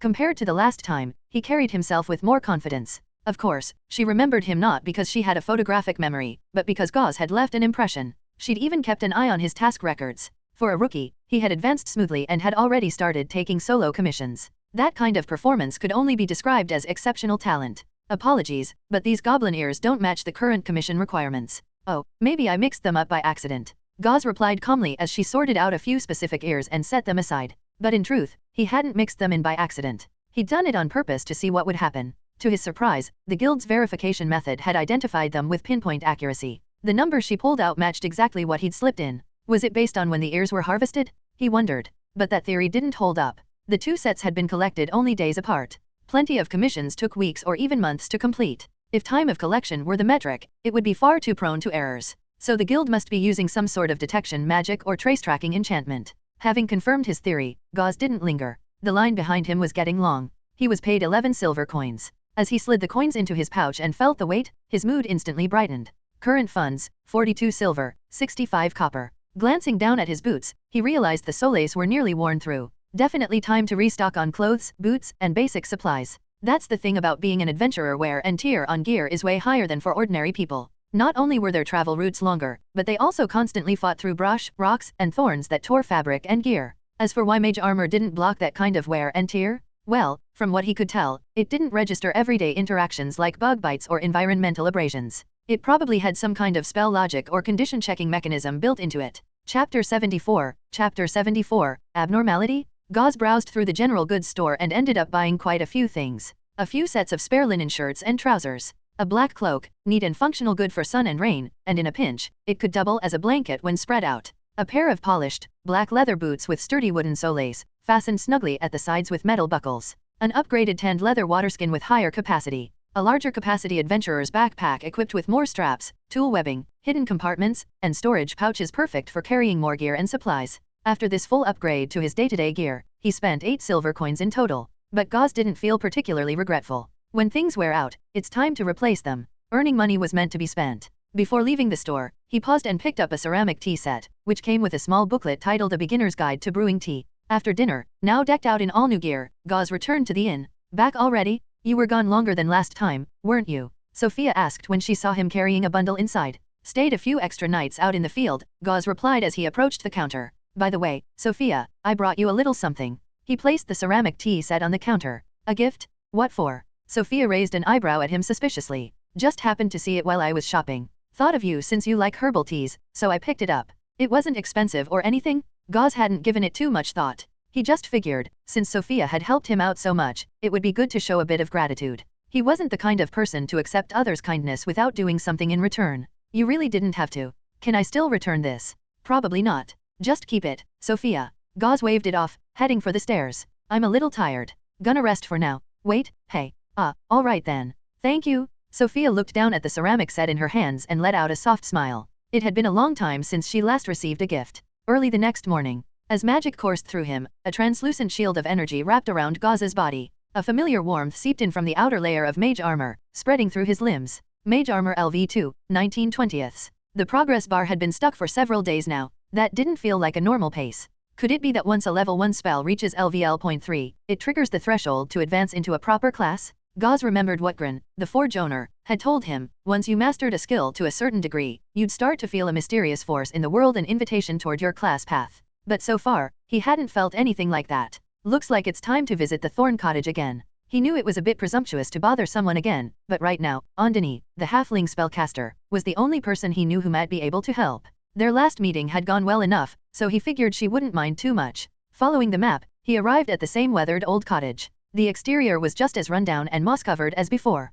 The dusty oak door, with its hanging brass bell, still looked like it hadn't seen a customer in years. Knock knock. He rapped lightly on the door. Maybe because this was his second visit, the door creaked open after just 2 knocks. Come in. Came Andini's groggy, dreamlike voice from inside the hall. Crossing the threshold, the door closed behind him on its own. Just as he expected, Andini was curled up under a soft wool blanket, fast asleep on a wicker lounge chair. Her eyes were closed, and the dried drool on her cheek was faintly visible. One leg was dangling lazily off the armrest, swaying gently. Gauze twitched. This was too unprofessional. This was supposed to be a store, right? And wasn't it regular business hours? Damn, I really envy this retired pro life. Perhaps sensing someone in the room, Andini yawned and slowly sat up. Her sleepwear was loose and wrinkled, but she didn't seem to care. She rubbed her eyes, dazed and chewing nothing like she was still dreaming. Several minutes passed before her mind finally rebooted and her gaze sharpened. Huh? Gauze? What are you doing here? She blinked, startled. I've been here a while, actually, Gauze replied, deadpan. Miss Andini, if any other customer walked in and saw you like that, not a great look. Sure, she was a halfling and not exactly in line with most humans' tastes, but who knew? There were probably people out there with unusual preferences. Even if she was a pro-adventurer, some self-respect wouldn't hurt. Relax. No one else can come in during this time. Not many people have access to this door. Gauze blinked. Access? Did she just say she gave him access privileges? They'd only met once before this. Should he feel honored or concerned? Sure, maybe the door only recognized him when she was present, but still it felt strangely out of proportion for how well they knew each other. So what's the reason? He didn't think his 5 charisma recently boosted to 6 was charming enough to sway hearts. And there's no way a veteran, retired spellcaster was naive enough to trust someone so easily. There had to be something he was missing. Andini glanced at Gauze, who was deep in thought, and asked, so, what brings you here today? From what she'd learned about him last time, she didn't think he was back to buy something. Well, it's like this. Gauze quickly shifted gears and explained why he'd come. He described the subtle heat he felt in his body every time he trained mage armor lately. What surprised him was that even though he'd now learned a proper level 1 spell, Andini didn't seem curious or impressed. After listening, she simply blinked, then went quiet, deep in thought. A moment later, a thick, hardcover tome dropped out of thin air into her hands. She licked her fingers and plopped the massive book onto her lap nearly as large as her torso and started flipping through it at high speed. The pages rustled wildly. Gauze couldn't help but wonder how anyone could read that fast and still find what they were looking for. Then suddenly, she stopped. Found it? I know what's going on. Chapter 75, Chapter 75, Fate. Just as I suspected, Gauze, your magic is truly special. This phenomenon, according to recorded cases in magical literature, is extremely rare, and only occurs in individuals with particularly unique mana. To put it simply, your mana is more active than that of other spellcasters. Your mage armor must have reached a fairly advanced level of proficiency, and that, in turn, is stimulating your internal mana to grow even more active. This results in what we call magical resonance.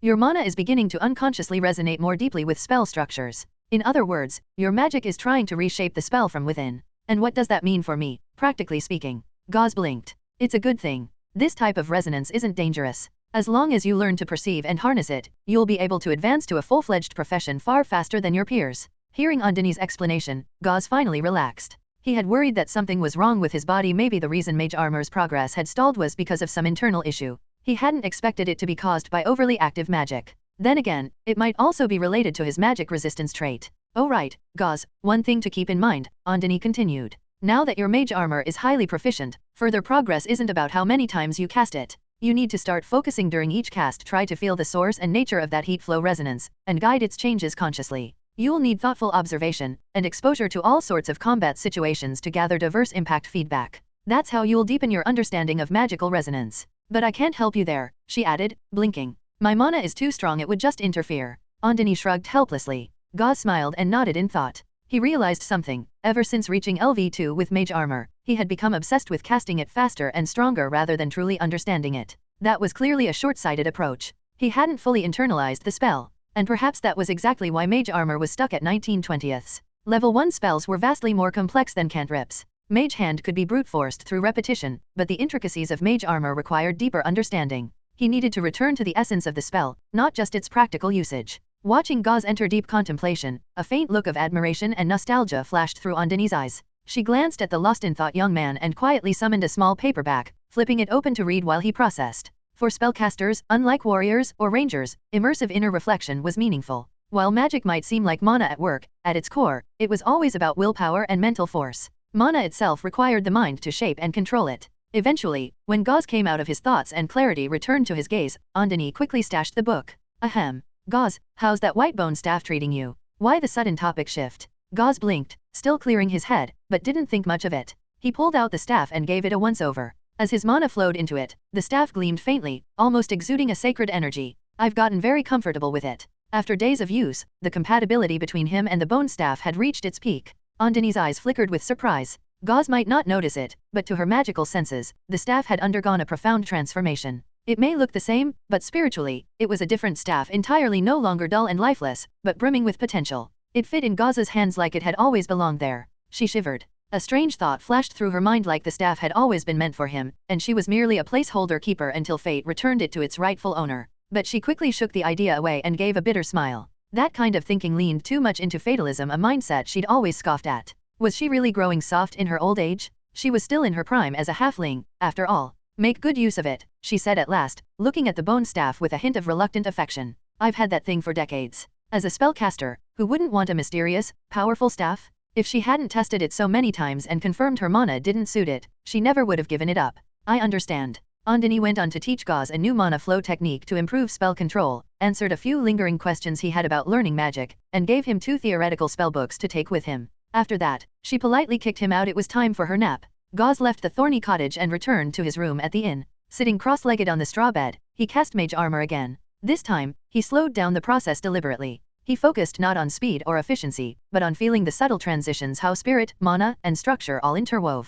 And when the spell completed, he focused on that familiar wave of heat. With each repetition, he could feel his understanding of the spell deepening. It reminded him of math problems from his past life. You didn't get full credit just by writing the right answer. You had to show every step, every formula, every line of reasoning. Am I cramming for finals? He couldn't help but wonder. The system-assisted spell progression was nice, but perhaps too convenient. It let him skip the process and in doing so, skip the growth. He trained like this all day. By dinner time, he finally let out a satisfied smile. His mage armor still hadn't ticked up to LV3, but he knew he was close. His understanding had deepened noticeably. It was only a matter of time. He guessed LV1 was beginner level, LV2 was proficient, and LV3 would be mastery. For Mage Hand, a simple cantrip, LV3 didn't offer drastic improvements, maybe just slight refinements. But for Mage Armor, every level brought significant upgrades. At LV1, it was barely usable. At early LV2, it was stable. At late LV2, he could cast it on others and slightly boost the defense. Once it hit LV3, it would likely leap to an entirely new tier.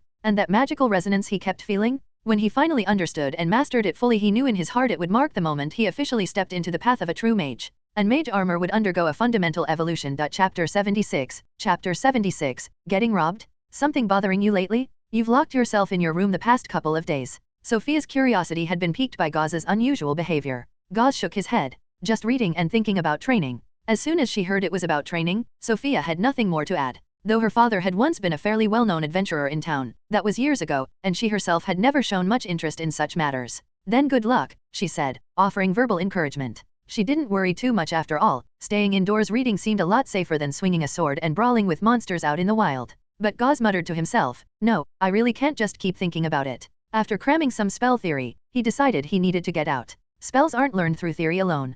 Theory matters, but it still needs to be tested and absorbed through real combat experience. As for his destination, he already had one in mind. So after lunch, under Sophia's mildly concerned gaze, Gauze, who had finally been well behaved for a couple of days, couldn't sit still anymore. He packed his gear, said goodbye to Sophia, and left Greyrock Town once again. This time, he didn't accept any formal commission. Instead, he paid a small fee to hitch a ride with a merchant caravan heading northwest to Wormwood Town, a slightly larger settlement known for its herbal trade. More importantly, according to Andini, there was a small spellcaster apprentice circle there. Over time, apprentices from the surrounding towns had naturally gravitated there and formed a loose, open community. A gathering like that was the perfect opportunity for someone like Gauze, still a spellcaster apprentice, to broaden his horizons. Who knows? If he got lucky, he might even pick up a spellbook or two he needed. Lounging on a wagon stacked with hay, Gauze chewed a blade of grass and stared up at the blue sky, full of anticipation for Wormwood Town. Come to think of it, even though he'd seen a few adventurers in Greyrock who looked like spellcaster apprentices, he'd never actually spoken with any of them. Maybe it's because of the diversity in magical paths. Apprentices tend to be very guarded toward unfamiliar peers. Even if they pass each other on the street, they often keep their distance with a subtle nod, nothing more. But in a place where apprentices gather, there's bound to be more interaction, right? Gauze figured that should be the case. Just as he was about to return his focus to the spell theory book, a commotion erupted up front. The caravan ground to a halt. Sensing trouble, Gauze carefully strapped on his gear and jumped down from the wagon. He made his way to one of the caravan's guard captains and asked, "What's going on?" The captain shook his head without replying. Maybe it was because Gauze looked too young, or maybe the captain himself didn't have the full picture yet. Gauze raised an eyebrow. He didn't like not knowing what was going on. It gave him the same feeling as being blindfolded, no control over the situation. From experience, he'd learned one thing: no matter what happens, gathering information is always the first step in making rational decisions. He couldn't help but sigh to himself. If only he were a bronze-ranked adventurer, he could just flash his badge and everyone would be eager to share information. Sure, he knew his combat ability was already at the top tier among rookies, probably as dangerous to the average person as an actual bronze adventurer. Whether you lost in 1 strike or 5 didn't really matter in the end. But without that bronze badge, he was always at a natural disadvantage when it came to recognition. And it's not like he could just go around beating people up to prove himself. That badge represented trust. Backed by the reputation of the Adventurers Guild, it was recognized by everyone, peasants, nobles, and merchants alike. A single badge said more than a dozen arguments. Gauze took out his white bone staff, then began walking toward the front of the caravan. At the same time, he activated Mage Hand, letting the spell float his rapier beside him. At level 3, Mage Hand could still only lift around 10 pounds, but the speed and precision had improved significantly. As he approached the front wagons, he saw several caravan supervisors and the head guard huddled together, whispering intensely. Seeing a stranger approach, the head guard instinctively moved to wave him off. But one sharp-eyed supervisor noticed the floating rapier beside Gauze and quickly stopped the guard. Among low-level adventurers, spellcaster apprentices still held a certain level of authority. If there was no direct conflict, most people, supervisors included, were reluctant to offend them. You never know what kind of spell a mage might be hiding up their sleeve. Some of them could kill without leaving a trace. "This spellcaster, sir, how can we help you?" the supervisor asked politely. "I'd just like to know why the caravan stopped," Gauze asked directly. Seeing the guard stand down, Gauze quietly sighed in relief. Once again, magic had saved him from potential conflict. Without showing his spellcasting, the tension in the group earlier would have likely escalated. The supervisor responded, "One of our scouts up ahead spotted a group of goblins blocking the road, dozens of them. Can't we go around?" Gauze asked curiously. After all, if they spotted them ahead of time, couldn't they just reroute? "We can't," the supervisor replied. "We're carrying a batch of special medicinal herbs. If we don't reach Wormwood Town before they lose potency, we'll take a huge financial hit. And taking a detour would add too much time. We've traveled this road over 10 times before and never encountered anything like this." Gauze nodded slowly. He understood now. In short, a goblin gang had blocked the road, planning to rob passing caravans. The good news was that the caravan had received early warning thanks to their scout. The bad news? There was no time to go around. A detour would require a complete turnaround, and a long detour through less familiar routes far too slow. If the herbs weren't delivered on time, the Merchant Guild would suffer major losses. Their overconfidence made sense. This route had a reputation for being safe. Dozens of trips without a single incident had lulled them into a false sense of security. Now that Gauze understood the situation, he started thinking of what to do next. Comment. To comment. Vote. Chapter 77, Chapter 77, Professional. The entire caravan, counting all personnel, had about 50 people, including 15 guards. In Gauze's opinion, a group of goblin bandits numbering in the dozens shouldn't be that hard to deal with. But after listening in for a while, he was surprised at how cautious the caravan was. The caravan planned to set up camp on the spot and wait to see if other caravans passed by. If so, they'd group their guards together and go deal with the roadblock. If no one else showed up, they were prepared to accept economic losses and take the longer route around. But after thinking about it, Gauze could understand why they made that choice. Whether it was the caravan supervisors or the head guard, at the end of the day they were all just high-ranking employees. They weren't about to risk their lives for a paycheck. Even if the odds were only slightly unfavorable or even balanced, no one wanted to take the initiative unless they had overwhelming superiority. Once Gauze had gathered enough information, he returned to his own wagon. He wasn't an employee of the Merchant Guild, nor part of the hired escort. He was just an outsider who paid a fare. Even as a prestigious spellcaster apprentice, he had no say in matters concerning the safety of the whole caravan. Besides, he didn't have the ability to solo dozens of goblins, even with all his goblin-specific buffs. So what else could he do? Keep reading his book, obviously. Time passed. Just when Gauze assumed the caravan had decided to detour toward Wormwood Town, a distant rumble of wheels echoed from behind. "Stop." A group of mounted knights surrounded a luxurious, canopied beast-drawn carriage as they came to a halt behind the caravan. Once they realized their path was blocked, a tall man clad in silver chainmail dismounted gracefully and strode forward to negotiate. There was a calm, commanding confidence in his every step, clearly someone used to being in charge. Perhaps impressed by the man's bearing, the caravan supervisors immediately softened their stance, bowed slightly, and patiently explained the situation up ahead. Leaning against the side of his wagon, Gauze watched curiously as the scene unfolded. Suddenly, the man up front turned around sharply, as if sensing something, and his piercing gaze landed right on Gauze. Their eyes locked. Gauze, who had been quietly spectating, felt a jolt. A professional. That one glance made his whole body tense, as if he were being stared down by a predator. Even the magic inside him stirred, triggering some kind of subconscious defense mechanism. It was uncomfortable, but Gauze didn't look away. He held the man's gaze for 2 seconds, almost like a mutual recognition, before both of them nodded faintly and looked elsewhere. What Gauze didn't know was that the man in chainmail had also felt a jolt of alarm. There was something about Gauze's presence that felt threatening, similar to the pressure he'd experienced when facing professional mages or warlocks. His previously commanding aura quietly faded into something more neutral. Out in the wilds, it was best to stay on good terms with people whose background you didn't know. Gauze turned to observe the new arrivals. The caravan didn't have many people, less than 10. The carriage in the center was clearly of higher grade than the others. It was obvious the silver-armored man was a guard or escort. From what Gauze could sense, there were likely several more with similar strength hidden in that group, also headed to Wormwood Town. One thing was clear, the goblin bandits up ahead probably weren't his problem anymore. That caravan alone was more than enough to handle them. Professionals just working as guards. I wonder who's in that carriage? A noble? Maybe. In this era, commoners rarely had any opportunity to interact with nobility. Gauze had very little knowledge of nobles himself. From what he remembered, most nobles lived in large cities. Even if they owned land in small towns, they usually left its management to trusted relatives or officials. He felt a few glances subtly directed at him and quickly looked away. Definitely a few professionals in that group. If they were willing to serve as guards, the person inside must be important. As expected, things played out just as Gauze had guessed. The noble caravan sent out only 3 people. Within 10 minutes, they returned on horseback. Their armor was still neat, with barely a trace of dirt. Only some blood on the hooves hinted at the brief battle up ahead. The merchant caravan gave them the right of way, allowing them to pass through first. Only after the noble group had left did the merchant caravan resume its journey to Wormwood Town. What could have been a minor crisis was resolved instantly by the arrival of that mysterious group. Roughly 10 minutes later, Gauze finally saw what remained of the roadblock. On both sides of the road, goblin corpses, at least 50 of them, lay scattered in the mud. Crimson blood soaked into the soil, turning the yellow-brown earth into a deep, dark red. Professionals really are strong, Gauze muttered. Only 3 people had gone. Even accounting for horse speed, the round trip must have taken 10 minutes, meaning the actual fight lasted maybe 1 or 2. Compared to that, Gauze knew he had a long way to go. He couldn't have killed 50 goblins that fast, not even with all his buffs. And those 3 had barely broken a sweat. He could only admire them and long to be like them. To be that powerful. That free. By the time Gauze's wagon reached the outskirts of Wormwood Town, it was already past noon the next day. A full day's ride. The checkpoint at Wormwood was noticeably stricter than Grey Rock's. Long lines of wagons waited for inspection. After over an hour, it was finally Gauze's caravan's turn. As a passenger, he had to undergo questioning and identity checks as well. Thankfully, showing his adventurer's badge saved him some time. Once inside the town, he immediately noticed the air was filled with the scent of fresh herbs. Along the streets, donkeys laden with herbs clinked copper bells around their necks. The clatter startled sparrows as crates were unloaded and carried into stores. Cloaked apothecaries hurried down alleys. A girl sat in front of a shop, slowly grinding ingredients in a stone mortar.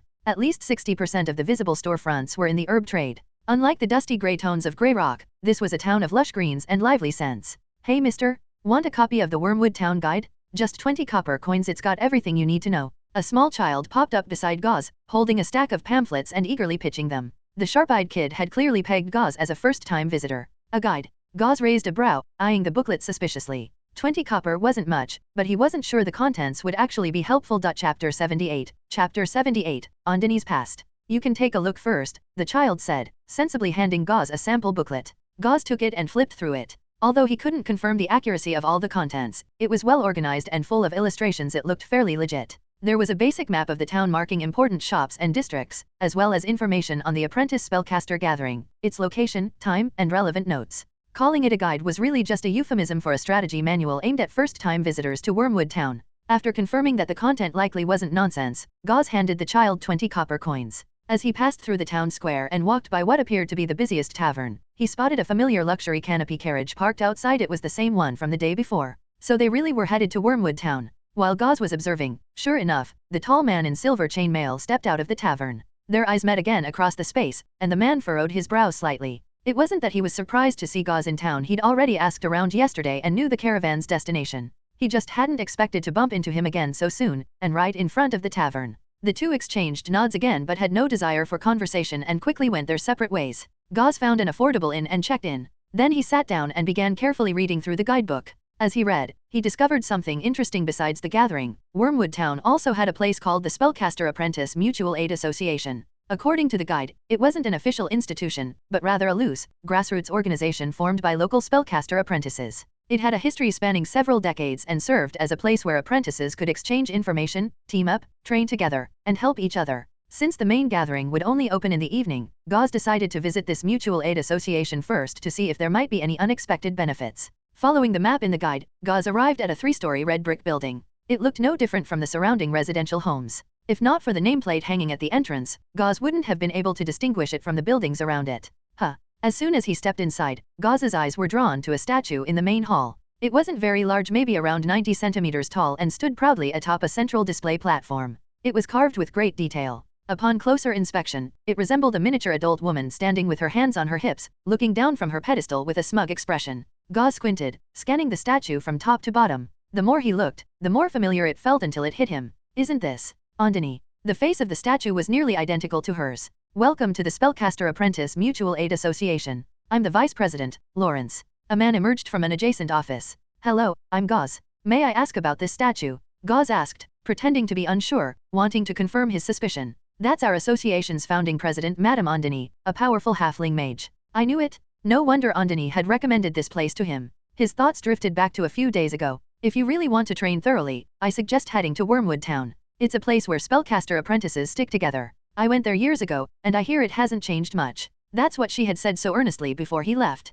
Went there, huh? So she didn't just go, she founded the entire organization. Gauze couldn't help but shake his head. Can you tell me more about Madame Andini? He asked, curious. Although he'd met the halfling Andini twice and received a lot of help, he still knew very little about her. This was the perfect chance to learn more. Heh. To Gauze's surprise, Lawrence scratched his head awkwardly at the question. Madame Andini founded this association a long time ago. All we really know is that she was a kind woman. Rumor has it, the last time she visited the association, she had already reached Black Iron rank. Black Iron? Gauze blinked, surprised. Bronze, Black Iron, Silver, Gold, Platinum, those were the standard adventurer ranks. Black Iron might only be the second tier, but as someone who had spent a fair amount of time as a low-ranking adventurer, Gauze knew that even bronze-ranked adventurers were the top of the food chain in places like Grey Rock. Black Iron-ranked adventurers were important figures, even in mid-sized cities like Barry, capable of handling town-level crises. He couldn't help but recall the image of Andini snoozing in a chair, drooling under a blanket like a lazy shut-in, and his mouth twitched slightly.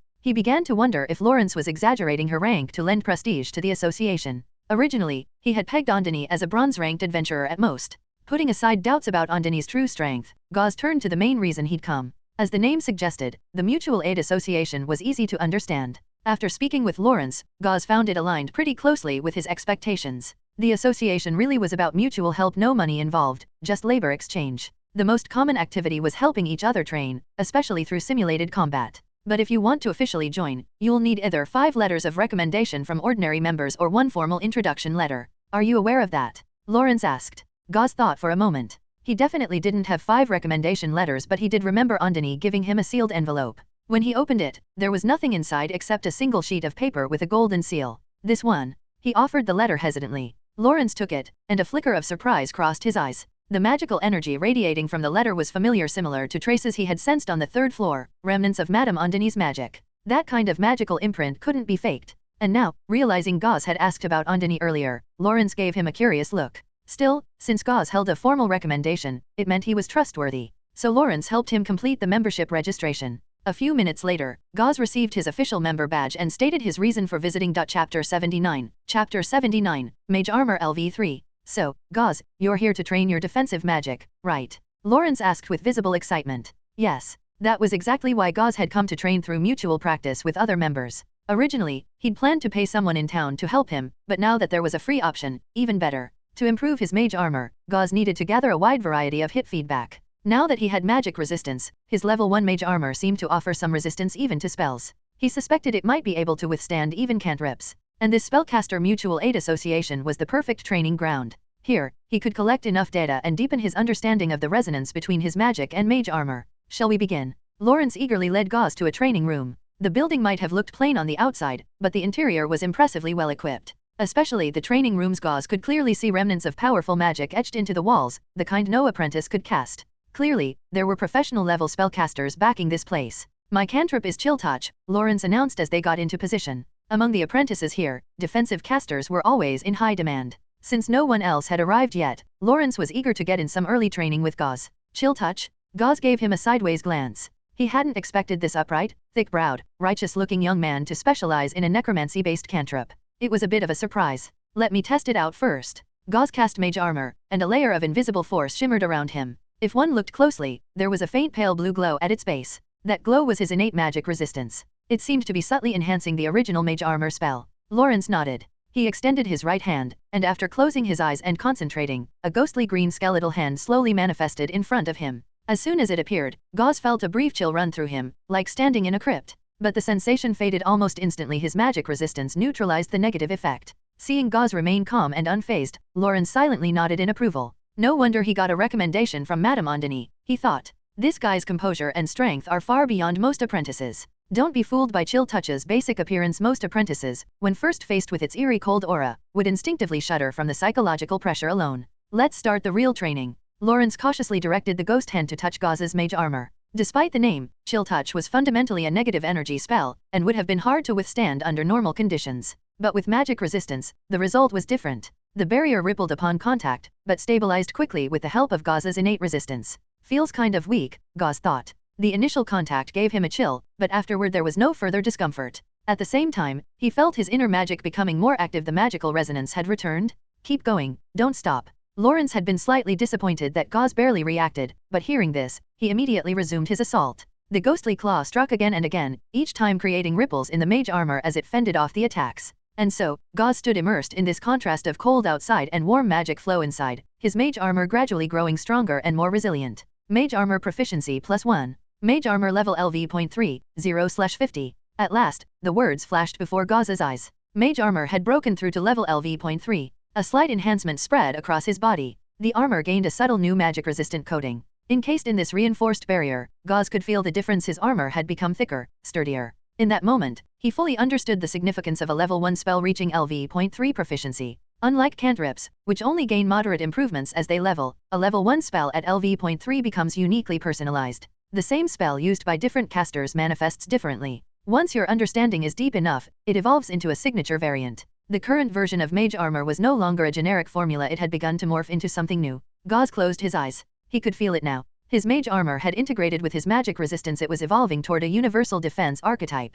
Of course, universal here was aspirational. In reality, no single spell could defend against every type of attack. Much depended on factors like magic power, resistance strength, and spell proficiency. Reaching that ideal of all-purpose defense would take a long journey of refinement. But his unique mage armor had clearly gained greater growth and adaptability. In the future, who knows? Maybe it could be enhanced further, like it had absorbed magic resistance this time. Perhaps it wasn't merely armor but something more. Gauze opened his eyes, a gleam flashing across them. Lawrence, on the other hand, was slumped on the ground, completely drained of mana. Staring at Gauze still radiant and energized, he couldn't help but feel astonished. So this is the monster Madame Ondini introduced. Lawrence thought. This guy doesn't feel like an apprentice, more like a professional spellcaster. Thanks for your help, Gauze said, pulling Lawrence to his feet and helping him into a nearby chair. Are you really still an apprentice? Lawrence asked, still trying to recover from the shock. What else would I be? If I were already a professional, why would I need to train here? Gauze replied with a smile. Fair point. Lawrence looked at Gauze's relaxed face. He felt a wave of helplessness wash over him.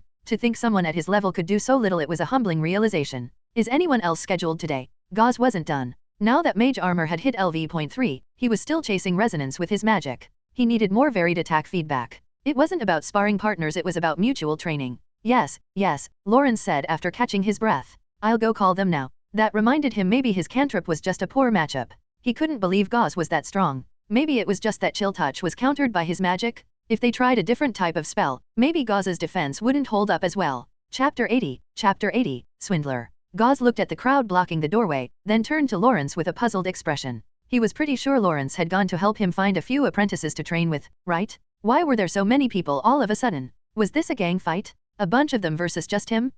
Everyone heard you were training defensive magic and got really enthusiastic, Lawrence chuckled. They all volunteered, hoping to see if they could help. Though Lawrence had been a bit frustrated earlier, after all, he'd failed to even break Gauze's defenses despite going all out. These people had shown up on their own. Not his fault. He had only casually mentioned how solid Gauze's defense magic was, and the other apprentice's eyes lit up immediately. After all, who doesn't like a good, sturdy spell dummy that gives quality magical feedback? Students who trained in defense-related cantrips were fewer in number, and most defensive spells weren't durable enough to endure repeated hits. So finding a good punching bag wasn't easy. I'll go first. A male apprentice stepped forward from the crowd. My cantrip is Lightning Claw. Please be careful. Though polite in speech, his training style was aggressive. Without much warning, he activated his spell. A blue arc of lightning wrapped around his hand. With a sweeping motion, the electric current crackled toward Gauze, surging along his fingertips before converging on Gauze's body. Lightning was dangerous for normal people, but this Lightning Claw was just a cantrip cast by an apprentice. Its intensity wasn't extreme. Gauze watched the flickering bolts dance across his mage armor like glowing snakes. It left him with a mild tingling sensation, but nothing serious. His magic-resistant mage armor absorbed most of the impact. He really withstood it. That defensive spell is strong, kinda looks like mage armor, but that's a level 1 spell. Can't be. I thought mage armor was weak against magical attacks. Should we ask? SHH? Don't you know it's taboo to pry into someone else's spell work? There were countless types of spells in this world, some sealed in gems, buried in ruins, or woven into the natural flow of mana. So in theory, anyone might possess some mysterious technique unknown to others. Most spells weren't perfect, and the more obscure they were, the more private their users tended to be. Sure, common cantrips and spells were no big deal, anyone could recognize them by sight. But Gauze paid no attention to the murmurs. He was too immersed in the subtle resonance of the electric sting against his mage armor. Just as he was really getting into it, the shock suddenly stopped. That's it, he thought. He looked up to see the male apprentice panting slightly, wearing a somewhat embarrassed expression. Sorry, I'm out of mana. Gauze clicked his tongue. He was a little disappointed the session was cut short, but he still politely said, thanks for the effort. He knew not everyone had the same conditions he did. His abundant mana pool allowed him to cast level 1 spells multiple times, a feat unimaginable for most apprentices. Many apprentices, especially those without support or resources, couldn't even sustain low-level cantrips for long. This was the reality of an average spellcaster's life. They had to manage every drop of mana with care. Only upon reaching full professional status, when mana pools expanded and core skills became more efficient, did things get better. Next. Time passed quickly. Mage Armor LVL 0.3, 5/50ths. In one session, his newly upgraded mage armor gained multiple points of proficiency and impressive pace. Under normal circumstances, training shouldn't be this efficient. But the sheer variety of spell attacks being thrown at him made all the difference. His mage armor seemed to be in an adaptive, data-absorbing state, constantly learning and evolving. Every new spell added a bit of growth. Gauze chomped on a piece of jerky he had brought along. Even with his larger mana pool, facing attacks from 8 or 9 spellcasters in a row was no joke. He refreshed his mage armor a few times, and with the help of his quick digestion trait, he replenished his mana while eating. In the end, he ended up completely draining the mana of every apprentice present. Now they were all slumped against the walls and benches, pale-faced and meditating with their eyes closed. Gauze shook his head. Ordinary apprentices simply couldn't keep up with him. A level 1 spell like mage armor already had a big advantage over cantrips, and his version wasn't exactly normal anymore. Add to that his superior mana reserves and ability to recover during training, it just wasn't a fair fight. Unless they ganged up on him all at once, nobody could outlast him one-on-one. Honestly, despite the interruptions, the session had been quite satisfying. At least, seeing his skill level shoot up rapidly was gratifying. He didn't particularly enjoy being the target, but the progress made it worth it. Seeing the others all too drained to continue, Gauze nodded to Lawrence and took his leave. Once he was gone, the apprentices leaning against the wall finally sighed in relief and collapsed onto the benches. Lawrence, who is this guy, really? You sure he's not a professional spellcaster in disguise? For the first time, Lawrence felt vindicated. Looking around at their stunned expressions, he was glad it wasn't just him who'd felt outmatched. Ha, you think I'd rope in a full-fledged mage to play act for you? Lawrence laughed, shaking his head. And he came with a recommendation from Madame Andini. Of course he's strong. That name made everyone go quiet. Everyone here knew exactly who Madame Andini was. The founder of their association. A black iron, rank adventurer. A living legend, as far as they were concerned. Knowing Gauze was connected to her, even the faint traces of jealousy or defiance melted away. They were clearly not on the same playing field. We should make the most of this chance to practice our cantrips. Opportunities like this don't come often. Nobody said anything aloud, but they all silently agreed. Whatever. A top-tier spell dummy is still a top-tier spell dummy. Might as well train while they could. Lawrence, is he coming back tomorrow? Meanwhile, Gauze strolled through the streets of Wormwood Town, noticing each town had its own unique charm. Greyrock was all stone buildings and dusty roads, a typical adventurer hub. Wormwood, on the other hand, was full of greenery and natural design. He also noticed that many returning adventurers weren't carrying monster trophies, but rather bundles of fresh herbs. Clearly, the town's herbal industry shaped every aspect of its culture. By the time he arrived at the town's night market, it was bustling with people. Set in a small plaza among low residential buildings, it was full of vendors and open stalls. Some laid down cloth tarps and displayed their wares right there on the ground. Very lively. Gauze wandered through the market, dazzled by all the options. There were herb sellers, stone dealers, tool peddlers, book vendors hawking skill scrolls, and apprentices selling potions and powders. It was a wild mix of genuine goods and scams. No wonder Lawrence had warned him earlier to keep his eyes sharp, plenty of traps here. Gauze stopped at a book and scroll vendor and crouched down, scanning the items laid out. Take your time, the vendor said coolly, clearly not one to hard sell. Fine by Gauze. Herbal Guide to the Wormwood Region. Cantrip Musings. Dancing Light Analysis. Archmage's Manuscript. Mage Hand. A quick scan revealed a dazzling variety. But Gauze was skeptical. An Archmage's Manuscript in a roadside stall? Really? Curious, he picked one labeled Mage Hand and asked, can I open this? Sure. But don't read too long. Gauze unrolled the scroll and quickly scanned the dense, tiny script and accompanying diagrams. After a few moments, he rolled it back up.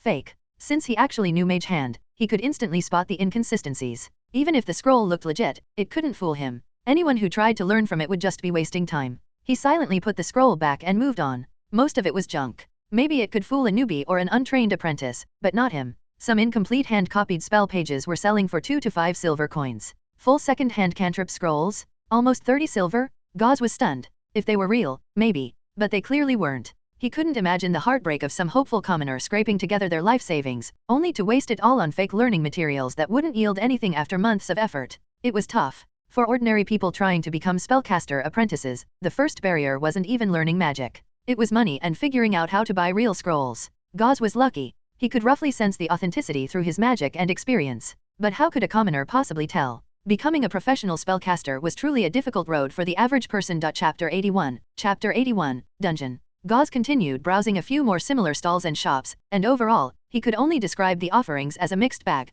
Some vendors were a bit more honest, selling cantrip scrolls for just 1 or 2 silver coins, some even for a few dozen copper. But when Gauze tried asking whether they were authentic, the shopkeepers would always swear up and down, pounding their chests with declarations like, "Honest business? Triple compensation if it's fake." Yeah, right. At those prices, what real magic could you possibly get? Of course, there were a few more straightforward sellers too. Once they realized Gauze was a spellcaster apprentice and not someone easy to fool, they admitted the scrolls and books were second-hand stock they had bought from others, so they didn't even know if they were real or fake. A mix of truth and lies, and even the vendors weren't sure of what they were selling. There were also proper shops selling verified scrolls, but those were too expensive to even consider right now. Just as Gauze was about to head off and buy some adventuring supplies, he passed by a stall and suddenly stopped. His eyes locked onto one of the many scattered pages on display. His bone staff at his waist was suddenly releasing a faint warmth. He stepped closer, gripped the staff, and focused on the sensation. After confirming his target, he looked up at the vendor and asked, "How much are these pages?" 1 silver coin each. Can you lower the price? Nope. Gauze couldn't be bothered to haggle. He tossed over a silver coin, pretended to browse a bit, and then picked the page that had triggered his staff's reaction. After he left the area, he finally looked at the content written on the parchment. Light. Isn't this just a basic cantrip? He glanced at his bone staff, which had now gone quiet, its earlier warmth completely faded as if nothing had happened. So, was this page actually the real deal? Gauze was pretty pleased. If he'd really managed to get a genuine piece of magic for just 1 silver coin, that was a great deal. If he could learn it, it'd be a nice addition to his arsenal. But what puzzled him was why the bone staff had reacted so strongly to this particular cantrip. That shop he passed earlier had plenty of genuine spells and cantrip books on display. The shopkeeper had seemed impressive too, but those were way too expensive, most priced at several dozen silver coins, even up to a full gold coin. Gauze had judged they were probably real, but couldn't bring himself to pay for them. So the staff's reaction wasn't necessarily based on authenticity. Otherwise, it wouldn't be a wand, it'd be the world's best lie detector. Did light have something special about it? Shaking his head, Gauze finished a loop of the market, picked up a few small items, and returned to his inn. Sitting on his bed, he began examining the light cantrip page he'd bought. Though it was a fragment, the core spell model was intact. He read through it carefully. If not for the staff's reaction, he probably wouldn't have bought it. It just didn't feel authentic at first glance. And even if it was real, the missing context and unclear formatting meant he might not be able to learn it anyway. But he'd already paid, so he decided to give it a try. He lit the oil lamp, took the page in hand, and began studying it. He'd heard wealthier apprentices could speed up their learning using spellbooks and special ink to transcribe what they saw. Gauze didn't have that luxury. All he could rely on was his own brain and a lot of focus. Fortunately, his 7-point intelligence gave him a decent edge. Still, after reading the content a few times, Gauze only ended up with a headache. This was his first time trying to teach himself a spell from scratch. It was way harder than he expected. The light spell didn't look too complex, but for some reason, the model just wouldn't stick in his head. He kept forgetting it almost immediately. Then he remembered the bone staff. He grabbed it from his bedside table, gripped it tightly, and resumed reading. Suddenly, the once difficult content seemed clearer. As Gauze focused, the staff began to emit a soft white glow, flickering on and off but growing more stable over time. Gauze raised an eyebrow. Wait a second. I haven't even learned it yet. Why are you learning it instead? He walked over to the window, shut it, and drew the curtains. Before long, the bone staff had mastered the light cantrip completely. It now glowed brightly in Gauze's hand, shining like a torch. He wiped the sweat from his forehead. Did my wand just flex on me? Fortunately, after a while, the light faded, and the staff returned to its normal state. At the same time, Gauze felt a strange surge of understanding travel from the staff through his hand and into his mind. He looked back at the spell page and suddenly, everything made sense. So that's how it works? It's that simple? With the staff's help, Gauze immersed himself in study once again. The next morning, Level 0 Cantrip, Light LVL.1, 5/10. As he woke up early and checked his adventurer's manual, Gauze was relieved. His hard work the night before had paid off. Through effort and talent, he had successfully self-taught a new cantrip in just a few hours. It wouldn't boost his combat power much, but light had great utility. It could illuminate dark environments, reduce vision penalties, and help him explore caves or dungeons more safely. In some cases, it could even counter certain darkness-based magical effects. A very practical travel spell. He did notice that having light added to his magical repertoire made his mind feel ever so slightly heavier. So learning spells independently added some mental strain, but the load wasn't too bad. If he didn't focus on it, he barely noticed. So Gauze let it go. After getting dressed and eating breakfast in the inn's dining room, he left in a hurry. He had training scheduled at the Spellcaster Mutual Aid Association. Over the next 4 days. Mage Armor LVL.3, 23/50. Gauze felt the steady growth of his personalized mage armor and couldn't help but smile. With continued training and increasing mastery, the principles behind its magical resonance were becoming clearer and clearer. Feeling good today, Lawrence clapped him on the shoulder. The two had grown quite familiar over the last few days. As vice president of the association, Lawrence was a local. His family owned several herb shops, making him something of a well-off young master. His daily life consisted of managing the association, practicing spells, and enjoying himself. Despite being only in his early 20s, he already lived the kind of semi-retired life most could only dream of. Although Lawrence wasn't as powerful as Gauze, he was still highly capable among apprentices. His necromancy cantrips, amplified by his personal wand, could burn enemies and even disrupt healing effects with proper timing. Not bad. Gauze chuckled while munching on a snack to restore mana. Oh, right. Gauze, Lawrence suddenly remembered, we're planning to explore a newly discovered microdungeon. Interested in joining us? A microdungeon? Gauze blinked. You don't know what that is? Lawrence looked surprised. Nope. Tell me about it. Gauze admitted honestly. After a short pause, Lawrence began to explain. Long ago, there was a great kingdom, what people now call the Forgotten Realm. Their magical development reached its peak, then vanished overnight due to an unknown catastrophe. The land collapsed. The civilization fell. Its glory was swept away like dust on the wind. Only the scattered remains of dungeons, crypts, and ruins occasionally resurfacing from the earth offer any proof it ever existed. Modern society's rapid development came from exploring these remains, ranging from massive ruins to microdungeons. Microdungeons are the smallest kind. They can still contain treasure, magical artifacts, scrolls, and riches, but they also carry potential risks. That Lawrence was sharing this info despite only knowing Gauze for less than a week meant he trusted him, both as a person and as a powerful companion who could ensure their party's safety. Anyone else going? Yeah, I invited a few other apprentice friends from different classes. Altogether we'll be around 6 or 7 people, Lawrence replied. Since it's just a microdungeon, too many people would be a hassle, and the rewards would get too diluted. After asking a few more dungeon-related questions, Gauze began weighing his options. He had already sparred with nearly every apprentice at the association. His mage armor had plateaued there. Further training wouldn't be very efficient. Exploring a dungeon seemed like a good next step. According to Lawrence, micro and small-scale dungeons weren't too dangerous, well within the ability of competent apprentices. And with his current level of mage armor, Gauze figured he could take 2 or 3 pro-level hits and still stay standing. With that level of safety, it was worth the risk, especially for the potential rewards: gold, magic items, scrolls, gear. All things he badly needed. Count me in. After a moment of thought, Gauze made his decision. Chapter 82. Chapter 82, Entering the Dungeon. Lawrence hadn't just found out about the microdungeon in the past couple of days. In fact, it had been more than a week since he first learned about it. He'd been preparing ever since, gathering supplies and gear for the expedition, including, but not limited to, silver-plated weapons for undead enemies, crossbows, lighting equipment, water, antidotes, food, and other provisions. He even prepared tools for special terrain, lockpicks, climbing ropes, and reconnaissance kits. Next came recruiting the team. He reached out via letters to several former apprentice acquaintances, most of them fairly capable. The past week was spent waiting for everyone to arrive, since not everyone could drop their current quests at a moment's notice. As always, the first meeting place for their temporary exploration party was a tavern. Wormwood Town, Oak Barrel Tavern. Maybe it was just the local flair, but even the tavern here had a faint herbal scent in the air. The fragrance made what should have been a rowdy place feel a bit serene. Gauze thought it reminded him of a wine bar from his previous life. He pushed open the door and scanned the room. In a corner booth, he spotted Lawrence sitting with a few unfamiliar men and women, most likely the other dungeon explorers. Let me introduce you, this is Gauze, spellcaster. Extremely capable, Lawrence said as he pulled Gauze over for introductions. The others had already heard from Lawrence that another apprentice spellcaster would be joining. But when they saw Gauze's youthful, almost delicate appearance, they instantly assumed he hadn't been adventuring for long. After all, a seasoned adventurer wouldn't still have that kind of clear skin. They exchanged glances, silently wondering, was this some rich kid friend of Lawrence's tagging along for fun? Of course, they were wrong. Gauze had grown up in a farming family and looked nothing like this just a couple months ago. But with consistent food, better living conditions, and steadily increasing attributes, he'd gone through a bit of a glow-up. He could feel their skeptical looks but didn't flinch. Adventuring was all about strength, and Gauze believed that no bottom-tier adventurer could outmatch him anymore, so he didn't care what others thought.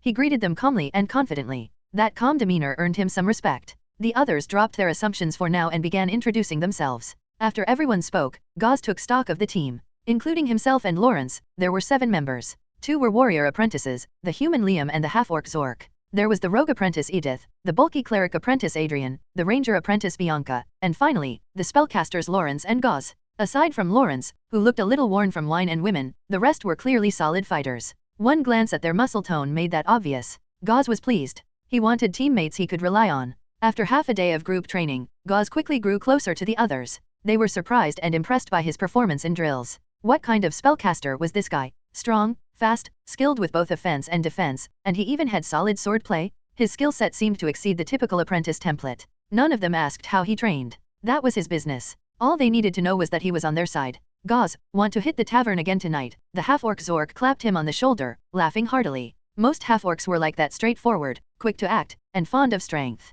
You could always read their emotions on their faces. And right now, Zork's face was pure warmth and friendliness, unlike last night, when he was the coldest one at the table. I'll pass. We head out tomorrow, so I'd rather stay sharp tonight, Gauze said, a bit stiff from Zork's overpowering body odor. Haha, fair enough. Zork wasn't offended, he even nodded in agreement. Lawrence watched the exchange, massaging his temples. He wasn't that close with Zork himself. In his memory, Zork was impulsive, blunt, and often rude, yet here he was being completely reasonable. It made Lawrence glance over at Gauze again. Of all of them, Lawrence was the most surprised. After spending days with Gauze, he thought he had a good grasp on the guy, only for Gauze to pull out even more skills during the morning drills. Now Lawrence felt lucky he'd invited Gauze.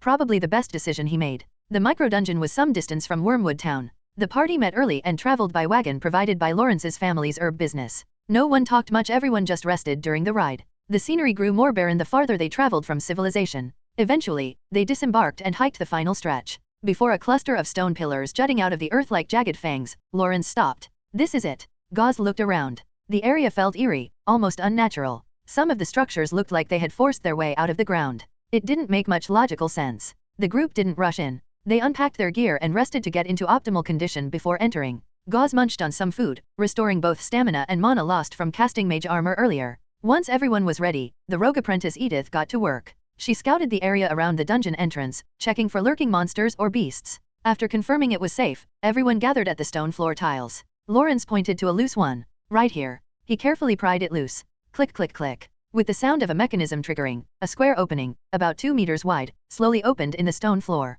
The tunnel sloped downward into darkness. No light reached the depths. Cough cough. The first thing to come out of that thick black void was stale, heavy air. I'll send my little scout in first, Edith said, lifting a ferret by the scruff. She stroked its belly gently, part comfort, part health check, then gave it a treat and set it down at the edge of the entrance. She chirped a high-pitched command, and the ferret cautiously sniffed around, then scampered into the dark. Squeak squeak. Shortly after, some high-pitched squeaks echoed back. Edith pressed her ear to the entrance, listening. I'll go in and check things out. If it's safe, I'll come back and let you know. Then she vanished into the shadows. Gauze patiently watched her go. Lawrence had briefed him days ago on what to expect in dungeons, especially the traps and mechanisms left behind by the ancient Forgotten Kingdom. Those were often more dangerous than the monsters themselves. That's why having a rogue like Edith was non-negotiable. She would map the terrain, mark enemy positions, and guide the team safely. It reminded Gauze why he only took solo commissions after his return to adventuring. Without a rogue, no amount of power could protect you from what you couldn't see. After some time, Edith returned with a hand-drawn map and began explaining the dungeon layout. Gauze studied the diagram. It was a network of rooms linked by narrow hallways, shaped roughly like a tree, each node a separate encounter zone. She had only mapped the rooms near the entrance. The rest they'd explore together. So this is what a microdungeon looks like. Gauze was surprised. He'd expected something the size of a small basement. But this was much more complex. Each room could contain enemies, traps, or worse. The team double-checked their gear and entered one by one. Gauze took a middle position. At Zork's request, he cast light on the orc's shield. It didn't even cost him mana. His bone staff could store up to 5 light spells due to its special affinity. Sadly, it didn't work with other spells. Thanks. The shield lit up the passage, a soft white glow pushing back the gloom. Even the oppressive atmosphere felt weaker under that light. Lawrence glanced at Gauze. There was something off about his light spell. He'd seen it before many times. But Gauze's version felt different. Still, now wasn't the time to ask. Careful. Don't step on that brick, it's a pressure plate linked to a trap, Edith warned. Everyone avoided it carefully. The descent continued for what Gauze estimated was over 100 meters. By now they were probably 30 to 40 meters below the surface. At the end of the stairwell was a cramped entry chamber. Maybe 20 square meters in size. Low ceiling. Claustrophobic. Click click click. Maybe it was the light, but several skeletons stirred and rose from the floor. Raspy groans filled the room. I've got this, Gauze said, stopping his teammates. He rushed forward with his blade. 3 strikes later, the 5 skeletons were down. Even a farmer could handle that kind of undead. They were no threat. skeleton slain times 5. Total monster kills, 110. Nice. Gauze sheathed his sword. His monster compendium had finally resumed progress stalled for days due to mage armor training. He stared into the dark halls branching off into deeper levels, filled with anticipation. Hopefully, the dungeon was crawling with weaklings like these skeletons. After all, the compendium didn't care about power levels. As long as it died, it counted. If things went well, he might clear the next milestone in this dungeon. Meanwhile, Lawrence stared at Gauze, stunned. Charging in, slicing down enemies like a whirlwind, was this how spellcasters were supposed to fight? Something inside him quietly shattered. Chapter 83, Myconid. In Lawrence's mind, spellcasters, especially apprentices, had one golden rule: never rush into the front lines. You were supposed to keep at least 20 feet between you and anything with a sword. Getting up close and personal? That was a warrior's job. As a mage, your role was to control the field, support the team, and if you were lucky enough to know some ranged attack spells, fire them off from behind the safety of your frontline buddies. As much as he hated to admit it, Lawrence knew the truth: without proper spells, apprentice-level casters simply couldn't match warriors in a straight-up fight. Swords, bows, axes, they were more direct, didn't rely on mana reserves, and didn't fizzle out when you got tired. And as for why more spellcasters didn't just pick up a sword? Simple: most didn't have the time, strength, or stamina to pull it off. Splitting your attention between melee combat and spellcasting usually just meant you sucked at both. Lawrence sighed. He'd never met a spellcaster like Gauze before. He wanted to call him unorthodox, but the guy's magic was more refined than his own. Right after Gauze finished off the 5 skeletons, a deep, distant rumble echoed through the dungeon. It was like the whole place had been asleep until now. The group instinctively closed ranks, weapons ready, eyes scanning every dark corner. But after a few tense minutes with no new threats appearing, they relaxed. Carefully. While Edith, the rogue, worked to disarm the room's pressure traps, the rest of the group checked out the 3 branching corridors straight ahead and to both sides. Let's start with the left, Lawrence suggested. As the one who organized this whole expedition, he had the most say in where they went. And really, they were planning to fully clear the dungeon anyway. The route didn't matter as much as making sure they got it all. Fine by me, Zork grunted with a shrug. As always, the half-orc's priorities were simple: where do we go, who do I hit, and what's the plan if we run? Gauze had no objections either. He studied the dungeon walls as they walked. The air was thick and cold down here, the corridor just wide enough for 2 people to walk shoulder to shoulder. If not for the light spell he'd cast earlier, they'd be walking in near total darkness. Water dripped from cracks in the rocky ceiling, echoing through the corridor like some kind of ominous countdown. The deeper they went, the more Gauze could feel the psychological pressure creeping in from all sides. The weight of the earth above them, the claustrophobic shadows, the kind of environment that messed with your head after a while. Thank the gods for his light spell. Eventually, Edith finished disabling the traps in the entrance hall, and the group began moving down the left-hand path in formation. Keep your eyes open, someone murmured. The air got worse the further they went, mustier, thicker. The team had to keep clearing their throats just to breathe. Etched into the stone walls were faded, chaotic markings, strange symbols and runes that felt wrong just by looking at them. Twisted. Maddening. A few of the group glanced at them and immediately regretted it. Dizziness hit like a brick, their thoughts clouding, skin crawling with goosebumps as a sudden chill ran down their backs. Don't look at the walls, Gauze warned sharply. There's something off about those runes. The group quickly turned their eyes forward and didn't dare glance at the sides again. The oppressive vibe didn't let up, but the light spell helped. Without it, the darkness probably would have broken their nerves by now. Eventually, the corridor opened into a new chamber. They stepped inside and froze. The room glowed purple. Huge bioluminescent mushrooms clung to every wall, their tendrils burrowed deep into the stone, casting a soft violet glow. As they stepped forward, the mushrooms beneath their boots released puffs of faint, misty gas. Careful. The air might be toxic. One team member immediately noticed their head spinning slightly. Put on your gas masks, someone else called. Luckily, everyone had prepared in advance. Gas traps were common in dungeons. Gauze quickly secured his mask. His vision blurred for a moment, but after a few seconds of steady breathing, the fog cleared. But something bothered him. His mage armor hadn't protected him from the gas, which made sense. If it blocked air, he wouldn't be able to breathe at all. Still, it was a good reminder: magic wasn't a cure-all. As the team hesitated, considering retreat, plop, something hit the floor. They all looked up. Several long, slimy shapes had dropped from the ceiling pods. Squick. The shapes twitched and slowly stood upright. Mushroom people. No, myconids fully grown. They had huge cap-shaped heads, hollow eyes that glowed red, and rough, wrinkled grayish skin that looked like rotting tree bark. Their limbs were bound with twisting fungal cords, ending in club-like fists and feet. Shreds of decayed cloaks flapped around their bodies as the spores thickened. The myconids didn't speak, just raised their arms and pointed directly at the team. They weren't friendly. From the back of the room, a gate slammed shut, cutting off their only exit. Everyone turned toward the myconids. Usually, myconids were intelligent, peace-loving beings. But these ones looked off, feral, unstable. Schlurp, schlurp. Spores began to pour from their bodies, thick, heavy clouds that filled the air. They're not responding to speech.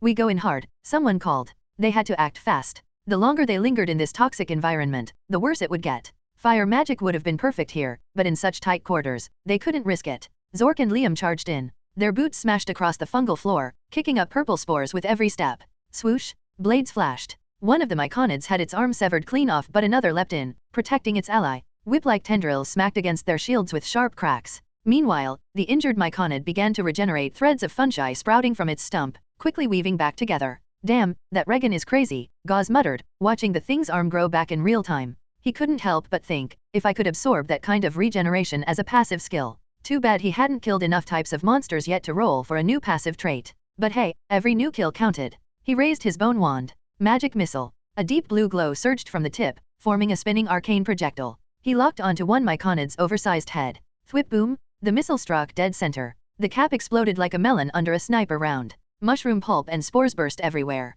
The myconid didn't even get a chance to feel it. But its allies did. Linked by shared consciousness, they all recoiled violently, spasming as the pain echoed through them. Myconid slain x1. Total monster kills, 111. New monster type recorded, 6. New title earned, Myconid Hunter. This title will upgrade as kills increase. Current title effect, anti-regeneration. Damage you deal to myconids and related species prevents them from healing for 5 seconds. Nice. Gauze nodded, pleased. He'd guessed right, headshots worked. They couldn't regrow brains. And that title effect? Absolutely made for countering these freaks. The others picked up on it too. One by one, the team moved in, targeting the myconids' heads and pressing the advantage. Gauze fired a second magic missile. Boom, another head gone. By the time the smoke cleared, the rest of the myconids had been finished off by the others. Chapter 84. Chapter 84, cleared. Rewards. Bang! The myconid's body splattered across the ground. With the last of the adult myconids defeated, the metal gate behind them groaned and lifted back up. At the same time, the purple mushroom mats growing across all 6 walls suddenly began to wither and die in rapid succession.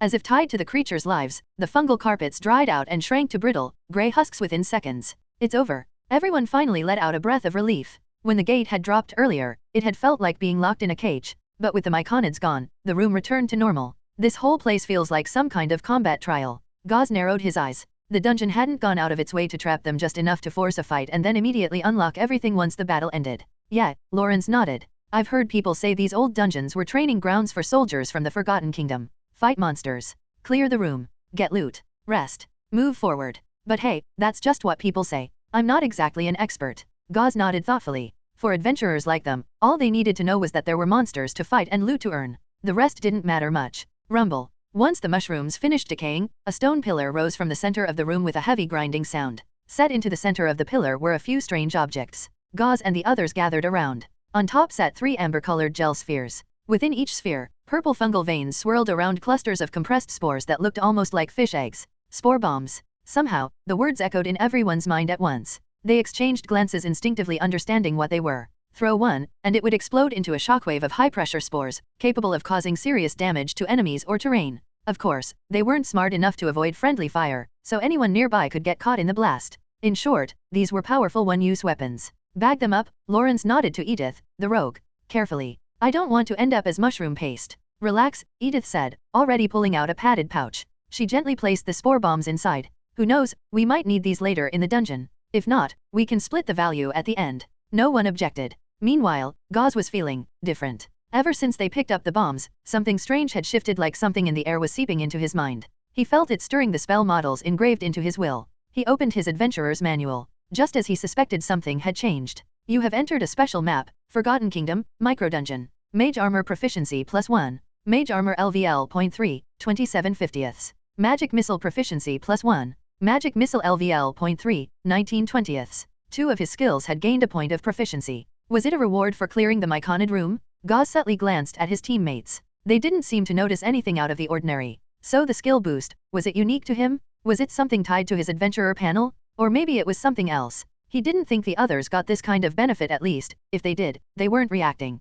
After all, when Gauze had first noticed his own skill improvements, it wasn't thanks to the system, it was a feeling, a sensation that something had changed inside him. He'd only opened the manual to confirm it. If the others had felt something like that, they'd probably show it. He swallowed and looked ahead toward the next stretch of the dungeon. A single point of proficiency might not seem like much, but with this many rooms? Yeah, this dungeon was the real deal. And the rewards weren't just loot. Was this place truly a training ground from a lost civilization? And why did only he gain skill improvements from it? If other people could level their skills this fast, they'd be lining up to get in here. His mind buzzed. Let's rest up, someone called. Gauze pulled his thoughts together. No sense obsessing over it now. They'd cleared the mushroom room. The air was breathable again. Everyone took off their masks and sat down to recover. Who knew what the next chamber would hold? Even though Edith had scouted parts of the dungeon earlier, that was before they'd triggered whatever mechanism had fully awakened this place. Now, things were different. Gauze drank deeply from his water skin, excitement quietly building again. Rarg. Draw them in? My light spell seems to suppress them. Gauze shouted to his teammates, who were kiting a mob of zombies. As the undead stumbled into range, Gauze raised his bone wand. Light. A brilliant beam burst forth, washing the area in pure white. Gauze had noticed something during their journey. His light wasn't normal. Not when cast through the bone wand. There was something holy about it, something that hurt dark creatures. And it worked. The moment the zombies entered the illuminated zone, their movements stalled. Hollow eye sockets flickered as their pupils contracted. Rotting jaws twisted in agony as they moaned and writhed in the light. The pain slowed them down. Their limbs creaked like dry timber. Let's go, someone shouted. The team surged forward, emboldened by the sudden advantage. Go for the heads. Most of the dungeon's undead had some kind of regeneration. Only a clean decapitation would finish them for good. Got it. Gauze moved fast. One hand held his wand, radiating divine light. The other swung his sword, cleanly slicing through the zombie's moldy, dirt-crusted neck. Zombie slain X1. New title earned, Zombie Hunter. This title will upgrade as kills increase. Current title effect, sharpened, plus 10% penetration when attacking zombies and related species. Glancing at his interface, Gauze nodded in satisfaction and rushed the next target. Slash. The sword cut deep, slicing through another zombie's swollen, moldy neck like wet paper. More rotten blood splattered the floor. A few minutes later, the last of the zombies fell. Rumble. As expected, a pedestal rose in the center of the room, this time with a few bottles of red and blue potions. Edith moved to collect them, as usual. Everyone else collapsed where they stood, exhausted and panting. Even though they'd taken breaks outside the dungeon, the constant tension and darkness had worn them down. Waking up every day to this oppressive space, fighting stink-covered monsters, it took its toll. Let's rest. I think we're almost done with this dungeon, Lawrence said, noting everyone's worn expressions. Gauze nodded and found a clean patch of ground to sit. While the others recovered, he opened his panel. Skills. Cantrip, Light LV2, 5/20. Cantrip, Mage Hand LVL.3, 25/50. Level 1 spell, Magic Missile LVL.3, 13/50. Level 1 spell, Mage Armor LVL.3, 45/50. Swordsmanship Basics LVL.2, 10/20. Traits, Quick Digestion, Magic Resistance. These few days had paid off. His light spell and swordsmanship had reached LVL.2. Magic Missile had hit LVL.3, unlocking a double cast ability. He could now launch 2 projectiles nearly simultaneously, and they flew faster than before. Mage Armor had jumped by 18 whole points. He was close, so close to LVL.4. With it came a deepened understanding of his magic's resonance. He was certain now, LVL.4 would unlock his true path to becoming a full-fledged spellcaster. Total monster kills, 178. Only 22 away from the next milestone. They'd already cleared the left and right wings of the dungeon. Only the central path remained. While Gauze was thinking, Lawrence gathered the group. Stay alert, everyone. According to what I've heard, these dungeons sometimes contain hidden or special rooms. We haven't encountered one yet, but better safe than sorry. He marked a big X on their map and looked toward the corridor that led deeper in Chapter 85. Chapter 85, End of the Dungeon. The night sky was clear and full of stars. With no clouds in sight, the silver moonlight spilled freely across the land. In the clearing, orange flames roared in the fire pit. The burning wood cracked and popped with sharp snaps. The firelight stretched the shadows of the group sitting around the flames. Liam poked the coals with a dagger, then propped up a makeshift grill. The skewered rabbit above the flames sizzled as fat dripped into the fire, sending up sparks and waves of savory aroma. Despite the fatigue in his eyes, Gauze looked at the roast with a spark of anticipation. This might be their final night in the dungeon. If everything went as expected, they'd finish exploring the entire place by tomorrow. So Lawrence suggested they take the evening to rest and celebrate, gather around the fire and enjoy a proper meal. Given how much they'd gained from this run, everyone was in pretty high spirits. After a long day, hot food, especially juicy, fatty meat, was the best kind of comfort. Unfortunately, the traps they'd set earlier only caught one rabbit, barely enough for everyone to get a taste. Even though the timing of the suggestion felt off to Gauze like cracking open the champagne at halftime, he hesitated only briefly before deciding not to spoil the mood. Near the fire, the cleric apprentice Adrian sighed in admiration. Lawrence, you really know how to live. The seasoning for the rabbit had been provided by young Master Lawrence himself. And good spices weren't cheap. Even for adventurers like them, using seasoning wasn't something they did regularly. If you can't even enjoy decent food while you're alive, what's the point? Lawrence waved dismissively. Gauze gave him a side-eye. That kind of line? Pretty much insulted half the people here by accident. Most of them came from humble beginnings. Being able to eat at all was already a blessing, let alone enjoying gourmet meals. Gauze's own original body certainly hadn't had that luxury. Around the fire, everyone also had their own emergency rations, since one rabbit obviously wasn't enough for 7 people all with above-average appetites. Gauze had coarse oatcakes, dried meat, and some meat paste. He glanced around at what the others brought. Only the half-orc warrior Zork gave him pause. The guy had really been eating nothing but black bread for days. Just like always, Zork waited for his boiled water to cool a bit, then dipped in the black bread and scarfed it down. Gauze raised an eyebrow, genuinely puzzled. With strength like his, even just the earnings from regular commissions should be enough to eat a bit better than this. Besides, could black bread even provide enough nutrition? Was it a preference thing? Or just poverty? Do people really love black bread that much? Gauze couldn't imagine it. But if it was due to being broke, then a capable adventurer like Zork living like this was pretty unusual. Zork quickly finished his food. You want a biscuit? Gauze nudged his food over to Zork without making a fuss. This wasn't random generosity. Over the past few days in the dungeon, Zork had instinctively positioned himself between Gauze and danger. Sure, most threats hadn't actually been able to hurt Gauze thanks to his mage armor, but the gesture still counted. I'm good. My bread's enough. Zork shook his head. Just take it. Gauze had already noticed the bread bag next to Zork was empty. He handed over some extra oatcakes and meat strips. Exploration's almost over. These are just extras, nothing fancy. Zork hesitated, then wiped his hands on his shirt and accepted them. All right. Thanks. He tore the food into chunks and ate quietly. Seeing Zork finally accept the offer, Gauze felt relieved. Others had tried offering food before, but Zork had always stubbornly declined. Maybe because it was the last night. Maybe because Gauze's food didn't seem too valuable. Either way, he finally accepted it. Are you strapped for cash? Gauze asked in a low voice. Yeah. Zork paused, then nodded. I send all my money home. I've got over 10 siblings. I'm the oldest. And once this dungeon run is over, I should be able to. Wait, don't finish that sentence. Gauze cut him off mid-thought, suddenly feeling a chill down his spine. Let's talk about it after we make it out. Oh, okay. Zork blinked, confused but obedient. The short, hushed exchange went unnoticed by the others who were focused on roasting rabbit. Gauze finished eating and leaned toward the fire for warmth, thinking back over the past few days. It was the 5th day since they'd entered the dungeon. He'd killed 68 monsters in that time, about 13 to 14 per day. Didn't sound like a lot, but considering there were 7 people in the group, it was a pretty solid number. He couldn't expect teammates to just leave monsters for him to land the killing blow. It wasn't realistic, and even if they wanted to, monsters weren't exactly cooperative punching bags. So all things considered, Gauze was pretty satisfied. More importantly, the kills were consistent. Compared to running all over the place to find targets, this was a way more efficient grind. Wake up, wash, eat, gear up, enter the dungeon. Repeat. It was boring and mentally draining, but if it meant steady progress, he could endure it.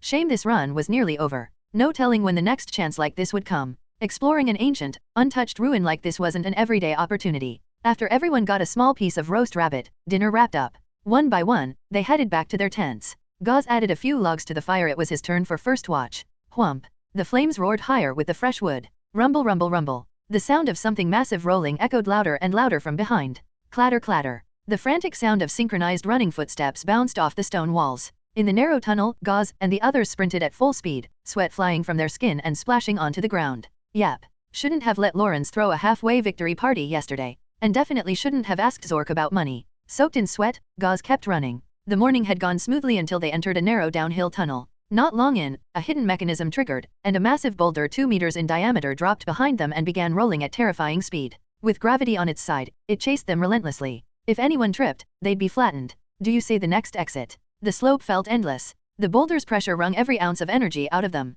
It's close. Zork, in front, had spotted light at the end. Run faster. At the rear, Lawrence yelled, regret oozing from every word. He'd thought the back was safe. Now it was the most dangerous spot. As the light grew larger, the group gave one last burst of speed. Boom. Just as they dove out of the tunnel, the boulder followed, smashing past and scattering debris. It was a close call. 1 second slower and they'd be paced. They hadn't expected the first near-death moment of the dungeon to be caused by a rock. Thud. The giant boulder dropped into a round pit at the room's center. Clunk. Behind them, a heavy stone door slammed shut, cutting off the path they came from. But they were used to that by now. This wasn't the first time it happened. Now came the real question. What monster was waiting for them this time? The group, still gasping on the ground, began to notice something was off. The ceiling here was absurdly high, at least 10 meters. And the space was huge, more like a plaza than a room. Something's wrong. Stay alert. Their tension instantly returned. This place was nothing like the others. Rumble. As they scrambled to their feet, the ground shook. They braced themselves on hands and knees to stay upright.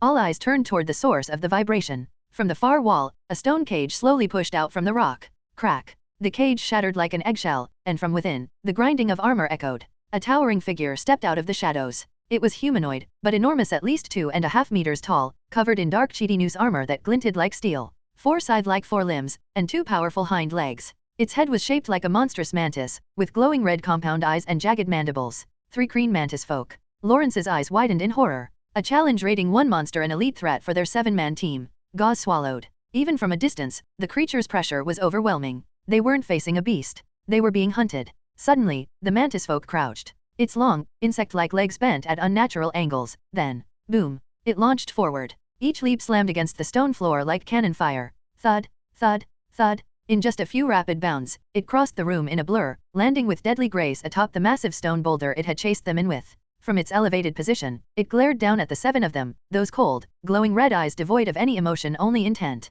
Be ready, Gauze barked. Weapons came out. The team spread into formation, melee up front, ranged in back. No one needed to be told this thing was on a whole different level. Its towering size, its speed, the force behind every step. It was a predator. A walking weapon. A killing machine. From the rear line, the ranger apprentice Bianca drew her bowstring back with a practiced snap. Thwoom! An arrow blurred through the air like a black streak, its speed nearly twice that of a normal shot thanks to her skill buff. But just before impact, the mantis folk's knees dipped slightly and in a blink, it sidestepped. Swish! The arrow missed, scraping past its shoulder and shattering against the far wall. Not a scratch. Gauze swallowed hard. The thing wasn't just fast, it was reactive. That arrow had been faster than most people could track. If it dodged that, it could dodge a lot more. And it wasn't over. It's coming. Gauze noticed the mantis folk lowering its stance again. He didn't even finish the warning before it sprang forward, moving with terrifying acceleration. The team moved instinctively, frontline bracing, rearline backing up into firing positions. Boom! The creature landed right where they'd been standing just seconds earlier, shaking the stone floor on impact. The air seemed to shudder with the blow. The warriors Liam and Zork gritted their teeth, raising shields. Their hands trembled slightly, but they didn't break formation. Damn thing! Liam cursed under his breath as he stepped forward to draw aggro. The mantis folk's attention locked on him immediately. It vanished in a blur. Then, wham! One of its scythe arms knocked Liam's shield aside like it was nothing.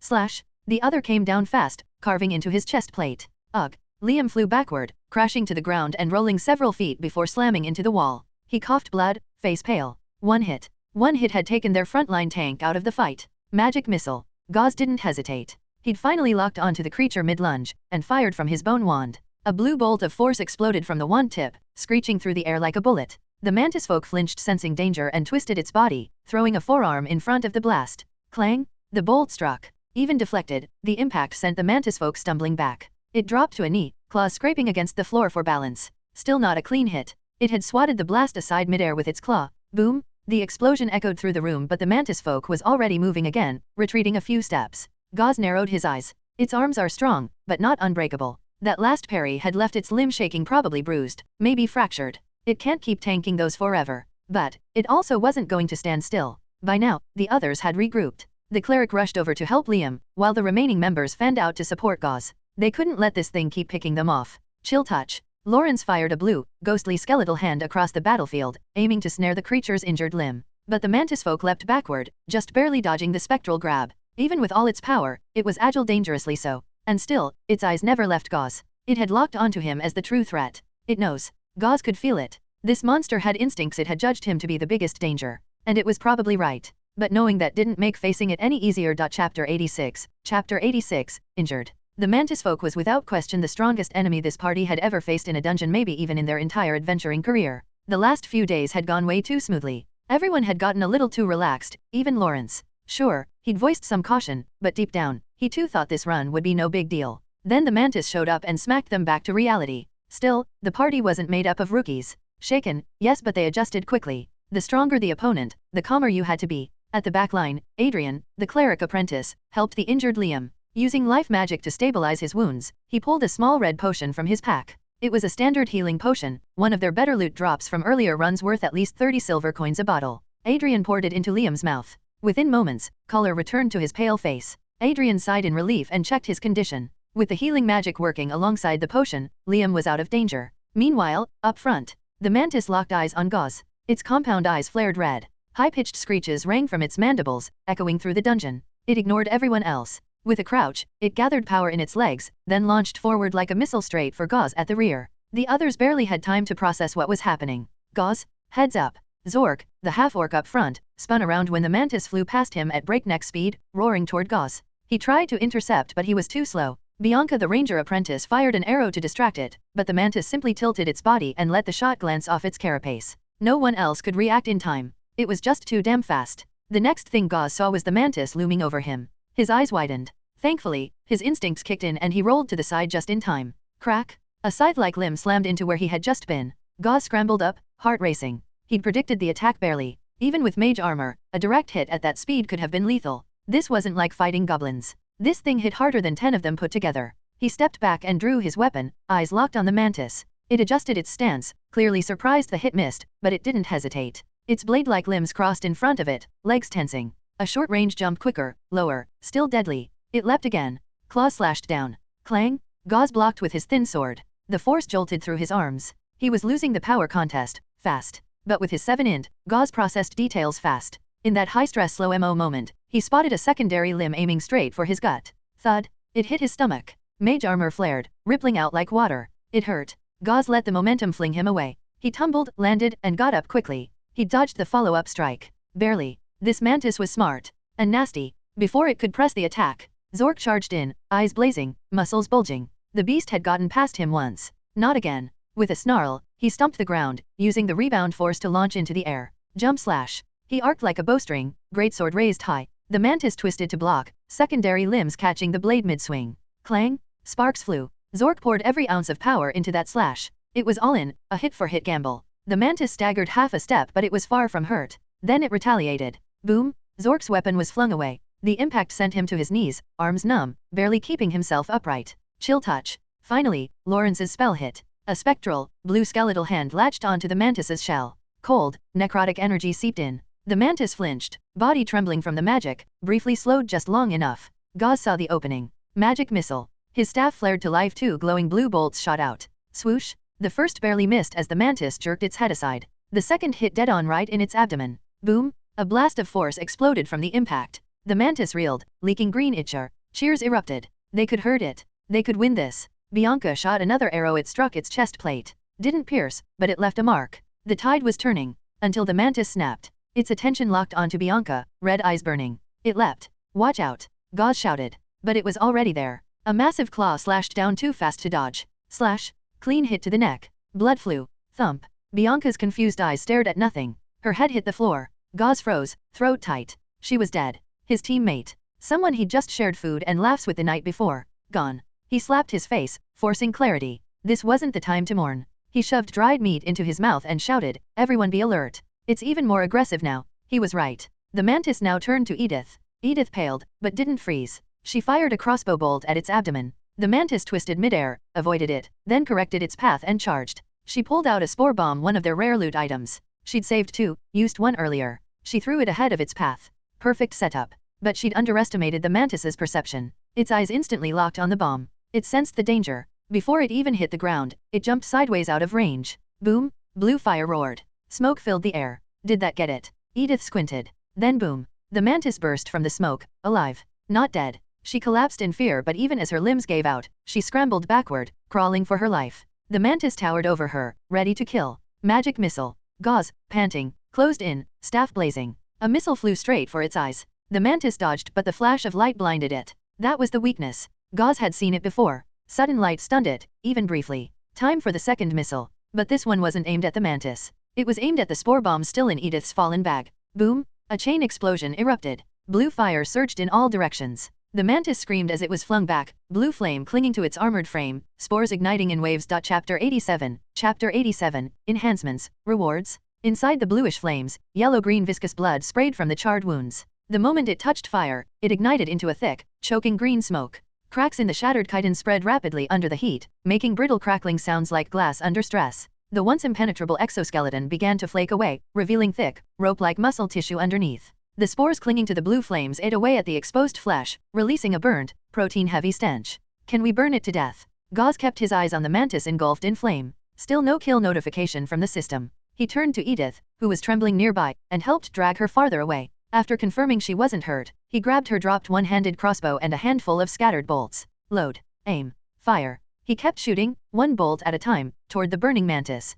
The others slowly gathered around but stayed cautious. Even though the thing looked wrecked, its compound eyes reduced to glittering shards thanks to the blast. None of them dared approach to finish it off. They were all still shaken from the psychological trauma it had caused. Despite its injuries, it might still be capable of killing. Careful. It's not dead yet. Don't get close, Gauze warned. This was one of the benefits of the game panel system. As long as the kill notification hadn't popped, the enemy was still alive. No risk of a fake death and last-second retaliation. Got it, the others responded, even more hesitant to approach. As the tension eased slightly, they began to reflect on the fight. One thing became clear almost immediately. If Gauze hadn't been here today, they probably wouldn't have made it out alive. It wasn't about self-deprecation, it was the truth. The gap between them and the mantis was just that big. This was the true horror of a monster with a challenge rating. Frontline fighter trainees couldn't hold the creature. Rearline casters and rangers couldn't get clean shots, and the mantis had speed and mobility that let it bypass the tanks entirely and go straight for the squishy targets. If it hadn't focused on Gauze from the start, Bianca wouldn't have been the only casualty.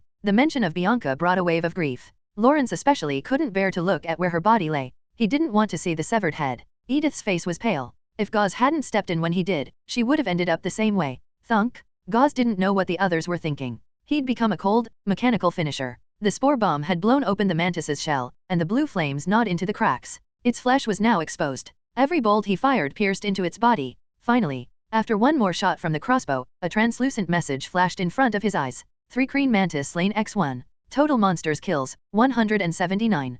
Common monsters, 178. Elite monsters, 1. First elite monster kill reward, +1 perception. Skill, Enhanced Leap. Skill, Enhanced Leap, temporarily boosts leg strength at the cost of stamina, allowing greater jump distance for mobility or terrain traversal. New title earned, Mantis Hunter. This title will upgrade as kills increase. Current title effect, Armor Penetration, slightly increases armor breaking effectiveness against slickerin mantises and related species. The text kept flashing. It was a lot to process. And then, a surge of clear, icy energy flooded Gauze's brain. It was oddly pleasant. His senses sharpened. Colors became more vivid. Details more crisp. Even his hearing suddenly felt unfiltered. It was like the world had gone quiet. But not in a bad way, more like serene. So this is what heightened perception feels like? He stood dazed for a while before finally adjusting. He opened his status panel. Name, Gauze. Strength, 6. Agility, 6. Constitution, 6. Intelligence, 7. Perception, 6. Charm, 6. His final stat gap was now closed. A low-budget hexagon build, he chuckled to himself. Not bad. Everything except his intelligence was now a clean, even 6. That symmetry felt good. Next, he checked his skill progress. Skills. Level 0 Cantrip, Light LV2, 7/20. Level 0 Cantrip, Mage Hand LV3, 27/50. Level 1 Spell, Magic Missile LV3, 17/50. Level 1 Spell, Mage Armor LV3, 48/50. Swordsmanship Basics LV2, 12/20. Enhanced Leap LV1, 1/10. Traits, Quick Digestion, Magic Resistance. Most of his spells had leveled up. Magic Missile had gained 4 points, Mage Armor 3, Light 2, and Swordsmanship Basics 2. Plus, his new skill, Enhanced Leap. He now had a well-rounded toolkit, Exploration Utility, Ranged Damage, Defensive Buffs, Melee Basics, and Movement Tech. Opening the second page of the Monster Index, he finally unlocked the Elite section. A towering, deep brown mantis filled the first entry. Gauze focused on it and a detailed profile card popped up. Name, 3 Green Mantis. Challenge rating, 1. Type, humanoid, insectoid subtype. Size, medium, 1.8 m, 2.2 m adult. Habitat, deserts, grasslands, open plains. Behavior, solitary or in small hunting packs, 2 to 3. Lifespan, 30 years, does not sleep, shortens lifespan. Traits, color-shifting carapace, powerful jumpers, forelimb combatants, latent Chinook, rare cases. Gauze absorbed the info. This particular one must have been at the upper limit, probably around 2.2 meters tall. It might have been an elite even among its own kind. Exiting the adventurer's manual, Gauze's stomach growled.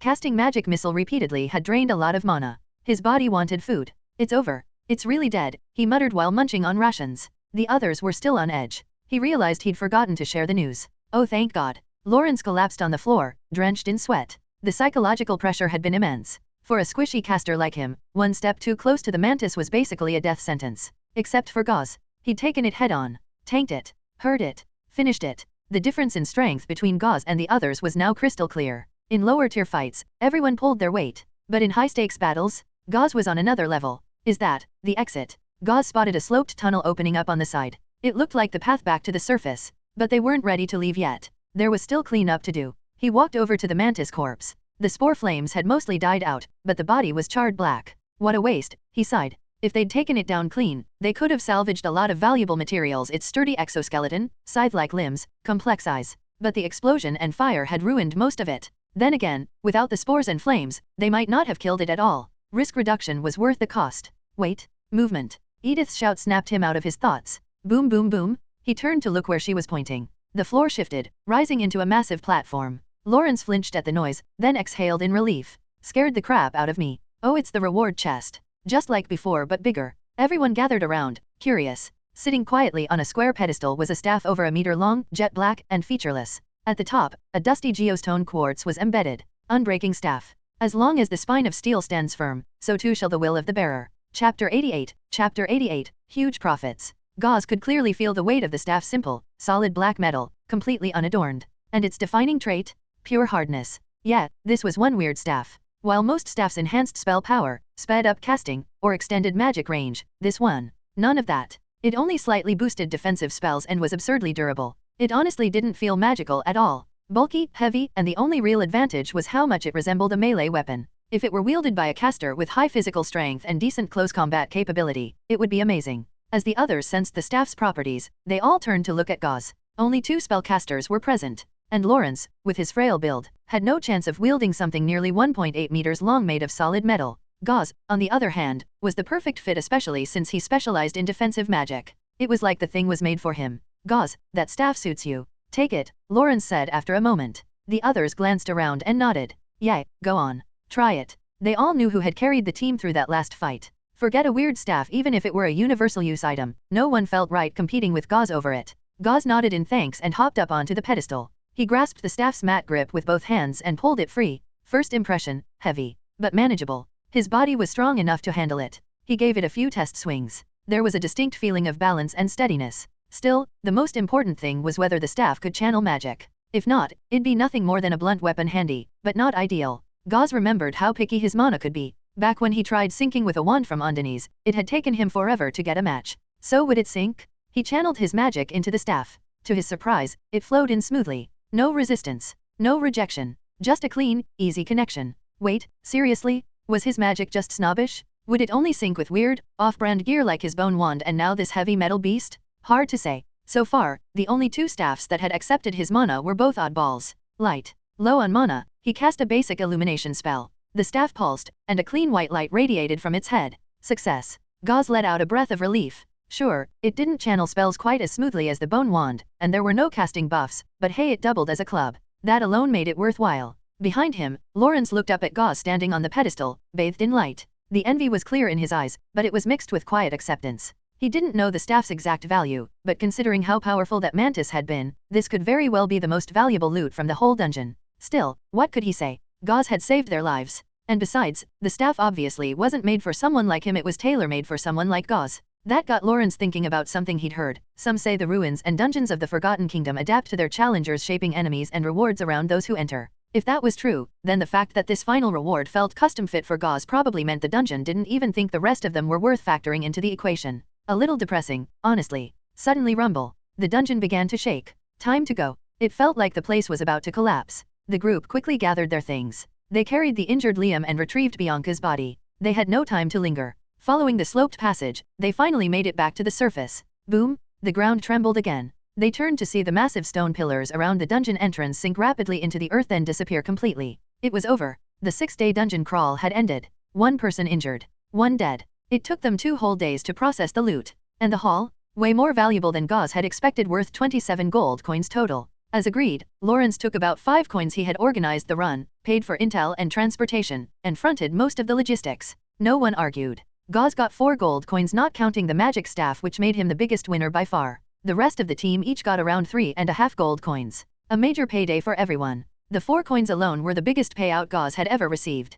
Back at the tavern where it all started, the 6 gathered again. Gauze sipped on apple cider, eyes on Lawrence. What about Bianca's share? I remember she left behind some info on his next of kin, Gauze asked casually. No one had expected Bianca to die, but since she had, they needed to take care of things properly. While the party was technically a one-time team, everyone but Gauze knew each other beforehand. It wasn't a total strangers group. Yeah, Lawrence nodded. My family's caravan is heading through her hometown soon. I'll make sure her body and the gold get delivered. Personally. His voice was heavy. He clearly didn't know how he'd face Bianca's parents. Thanks, Gauze replied. He hadn't known Bianca well, just asking out of concern. Since Lawrence already had a plan, there was no need to press further. 3.5 gold coins, if they use it wisely, could support his family for a long time, Edith sighed. A small blessing in the midst of tragedy. At least Bianca left something behind, not like those nameless adventurers whose corpses rot in some field, never recovered, and whose families suffer both grief and poverty. She turned to Gauze. Her dark ringed eyes shimmered with something indescribable. You're close to becoming a full-fledged professional, aren't you?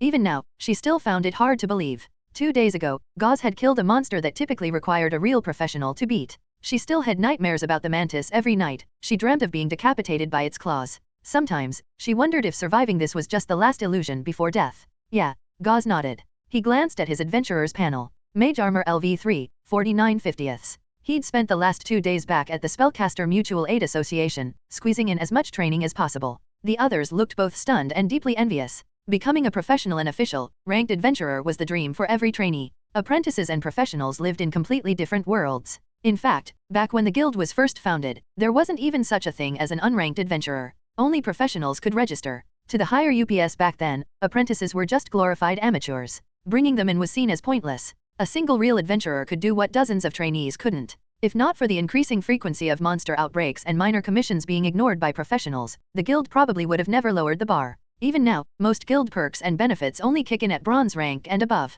Unranked adventurers like them? Still considered unofficial. Man, I'm jealous, Liam muttered, too injured to drink and hunched over his food. You guys are probably close to, Gauze shrugged. Worst case? Hire a professional trainer. 3.5 coins is plenty for a few sessions. Liam chuckled sheepishly. Yeah, I was thinking that too. Then he winced and sucked in a sharp breath. He must have pulled a healing wand. Still, you can't just throw money at a promotion. You need talent, effort, and luck. Only if you don't have enough money, Edith countered. The elite kids just brute force it: potions, artifacts, private tutors. Boom. Instant prodigy. The table went quiet. Even Edith, who'd spoken, looked awkward. No one here had that kind of background. Even the wealthy one, Lawrence, wasn't in that league. They'd all fought tooth and nail for every bit of progress, while some people were born with roads paved in gold. It was hard not to be bitter. By the way, Gauze. Lawrence suddenly turned to him like he remembered something. Chapter 89, Class Forming. What is it? Gauze asked, confused. Nothing major, Lawrence replied. Just wanted to say, when you start forming your class core, if you need any supplements or alchemy grade ingredients, I can help you get them.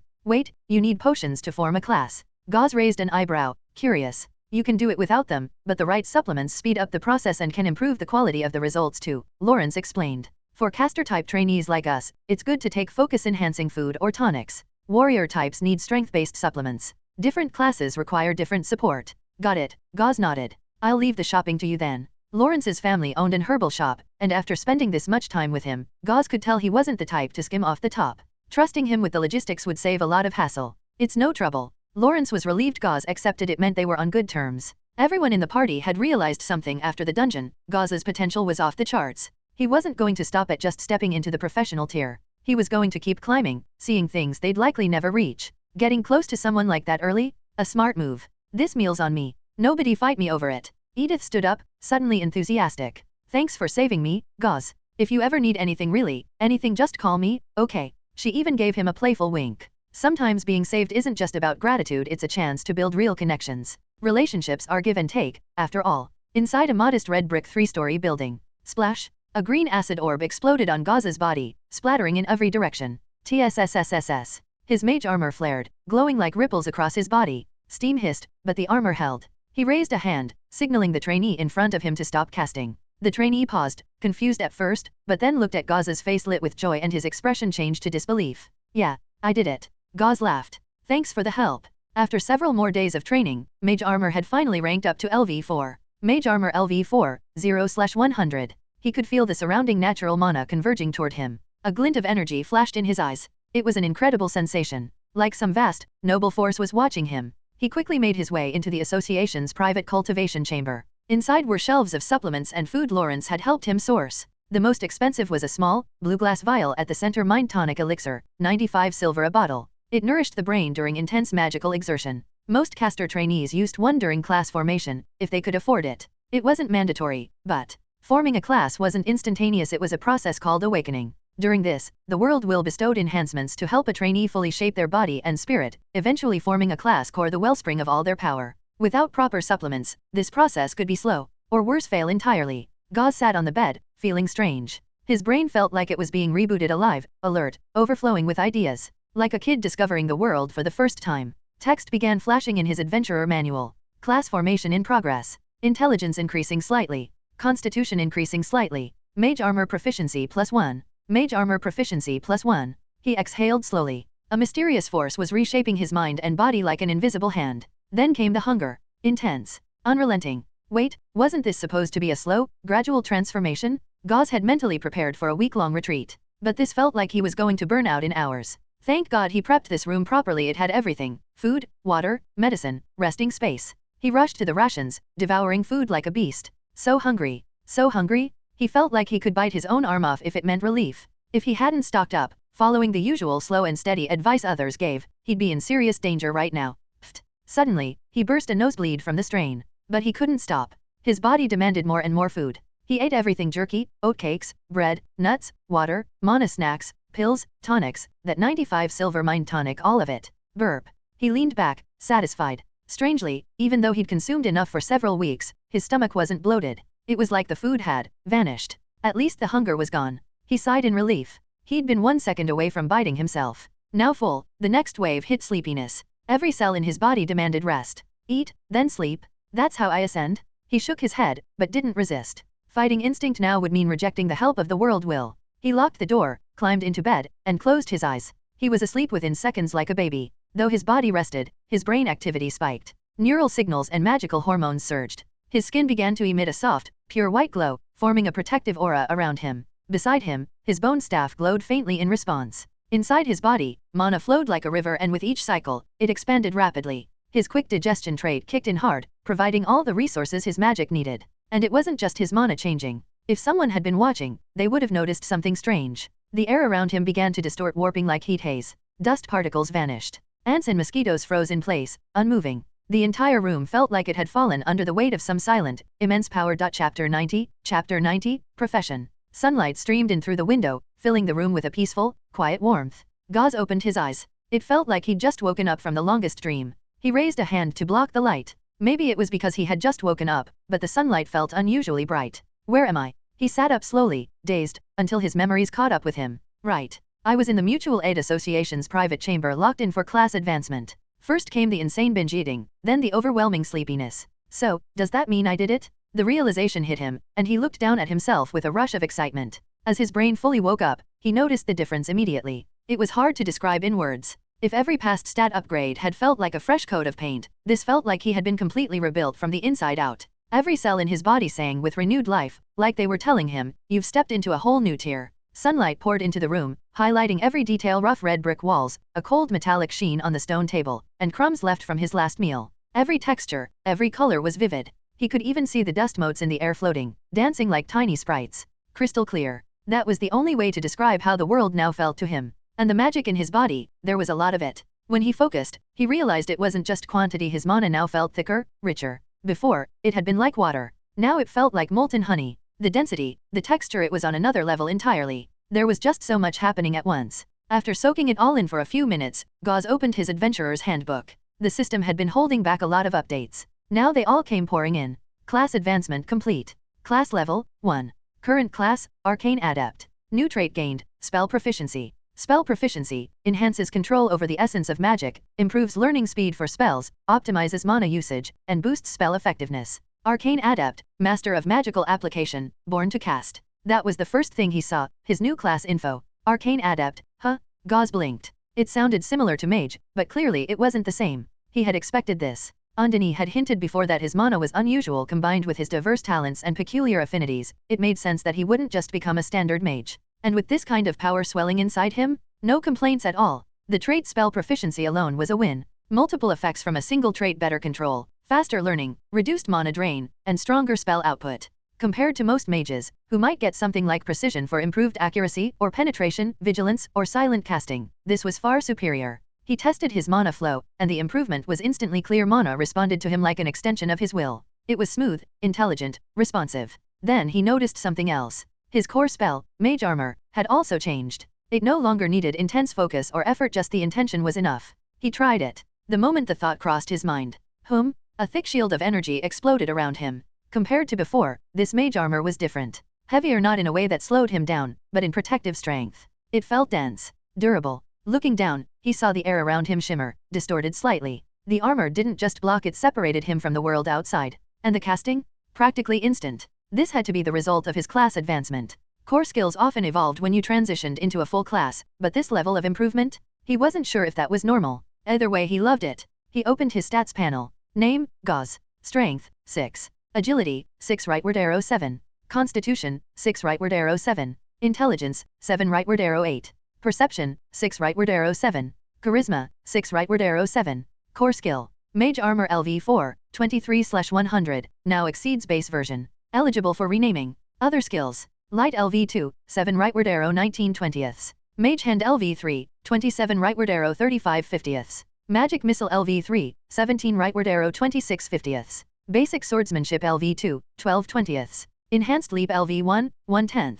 Traits, quick digestion, magic resistance, spell proficiency. All his stats except strength had gone up by 1. A total of 5 attribute points gained. But the real jump? Intelligence. Going from 7 to 8 was a massive leap. It didn't just feel like one more point, the difference was tangible. Even if the system only showed whole numbers, Gauze suspected there was a big gap between, say, 8.1 and 8.9. Still, on the panel, they both just showed as 8. Skill-wise, nearly all of his spell proficiencies had improved during the breakthrough, some by quite a lot. Light, plus 12. Mage hand, plus 8. Magic missile, plus 9. Mage armor, plus 23. That was a total of 52 points gained across 4 spells. Then a prompt appeared. Would you like to rename the skill Mage armor? Gauze hesitated, then nodded. This spell had grown beyond its base version. Omni armor. Skill renamed, Omni armor. A fitting name not because it was already perfect, but because it was destined to grow with him. A wish for what it would one day become. He closed the manual and returned his attention to himself. He felt strong. Then he noticed something else. Deep inside, at the heart of his mana, was something new.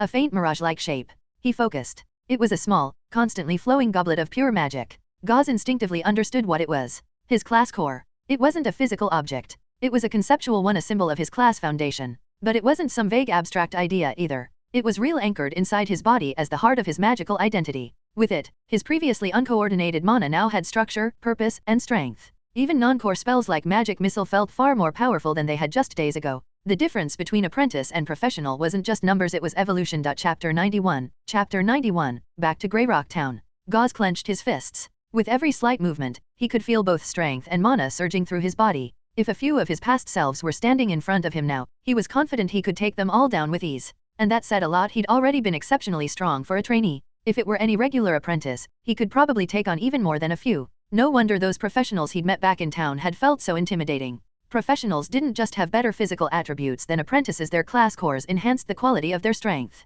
Their skills reached their full potential, unrestrained. In comparison, a trainee's abilities were like watered-down versions, placeholder knockoffs of the real thing. Professionals weren't just stronger, they operated on an entirely different level of existence. I've finally become a professional. Gauze walked to the window and pushed it open. The noise from the street flooded in crisp, layered sounds, wheels clattering over cobblestone, vendors shouting, children laughing. He looked out at the lively town and felt a strange sense of clarity, like the world had suddenly become bigger. To be honest, ever since he arrived in this world, there had always been a lingering sense of unease deep in his heart, a kind of cautious anxiety, always trying to stay small, stay unnoticed. But now, standing here as a full-fledged professional, no longer just part of the faceless masses, he finally felt like he had some control over his own fate. And with that came a calmness of spirit. His presence, though he didn't notice it, had shifted. No longer the slightly nervous young man. He now carried a quiet, composed confidence, like a blade that had finally been tempered. After watching the street for a while, he pulled himself back from the window. He headed into the bath for a cold rinse, changed into a fresh set of clean clothes, and finally pushed open the heavy chamber door. A staff member waiting outside heard the creak and turned, clearly startled. She'd seen Gauze before, but now, he looked like a different person. Gone was the youthful inexperience. His presence now felt calm, composed, and polished, like a precious gem that had finally been carved and polished to reveal its glow. Mr. Gauze, did you succeed? Her tone held a trace of awe. I did. Gauze nodded with a gentle smile. Her expression became even more respectful. How long was I in there? 5 days. 5 days? Gauze blinked, surprised. No wonder waking up felt like a dream. He'd been out for nearly a week. Is Lawrence around? Vice President Lawrence is in. He specifically asked to be notified the moment you woke up. She bowed politely, then turned and hurried toward Lawrence's office. Gauze watched her nervous posture and shook his head with a faint smile. Her change in attitude didn't really surprise him. That was the reality of being a professional. Even civilian employees at small organizations understood that people like him, those with real power, couldn't be treated lightly. After all, there was no way to predict what kind of temperament a professional might have. Even if it was rare, the last thing you wanted was to accidentally offend someone who could burn down a house with a gesture. While Gauze pondered that, the sound of hurried footsteps echoed down the hall. Lawrence appeared. The moment he saw Gauze, his pupils contracted sharply. As a fellow caster trainee, he could feel it. Gauze now radiated a pressure that made lower-ranked people instinctively tense. It was a kind of spiritual dominance. A high-rank aura. Lawrence's body stiffened, hand twitching like he was going to clap Gauze on the shoulder, but instead, he nervously rubbed his sleeve and lowered it. "Long time no see," Gauze said, breaking the tension. "Didn't expect the training to last 5 days." Lawrence relaxed slightly. "That's actually really fast. Some people stay in that state for weeks, even months. You advanced fast, Gauze." "Really? Huh. Anyway, how much is the rental fee for this chamber? I'll pay you back." "No, no need." Lawrence waved his hands. "It's part of the Mutual Aid Association's member benefits. Free for things like this. And besides, we're friends." "All right, then. If there's ever anything I can help with, just ask." Gauze could tell Lawrence wouldn't take the money anyway, so he offered what he could, his word. Over the time he'd spent in Wormwood Town, Lawrence had gone out of his way to help him. Gauze's advancement wouldn't have gone so smoothly without him.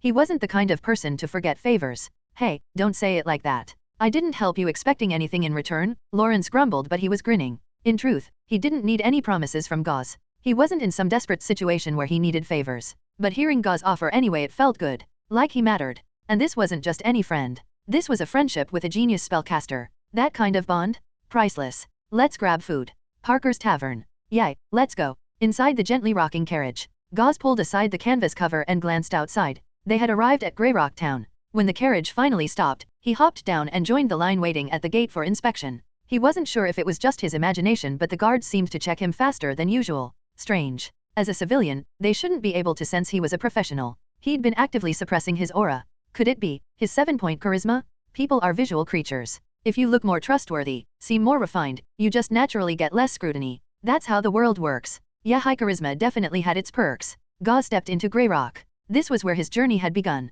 Even though he'd advanced into a professional now, it wasn't the end, just a brand new beginning. There were still so many adventures, challenges, and stories ahead. But for now, his goal was clear: take the exam and become a bronze-ranked adventurer. That badge from the Adventurers Guild carried real weight. On one hand, it was official proof of his class status. Just flashing it would let people know he was a professional, saving time and trouble. On the other hand, only with that badge could he access higher-tier missions, the internal guild shop, and benefit from their perks and policies. Gauze had no desire to hide his strength or play the underdog. He just wanted recognition that matched his actual capabilities. Besides, beginner-level quests were too small-scale. He might still do a few to fill his bestiary, but they didn't excite him. If he could take on a request to wipe out 40 or 50 goblins at once, it'd be way more efficient than doing 24 at a time. Travel time added up. Efficiency mattered. He arrived at the Greyrock Adventurers Guild. Standing in the lobby, he looked around. There at one of the reception counters, a familiar face, Petra, was on duty. He queued up and waited patiently. Before long, next. Gauze stepped forward.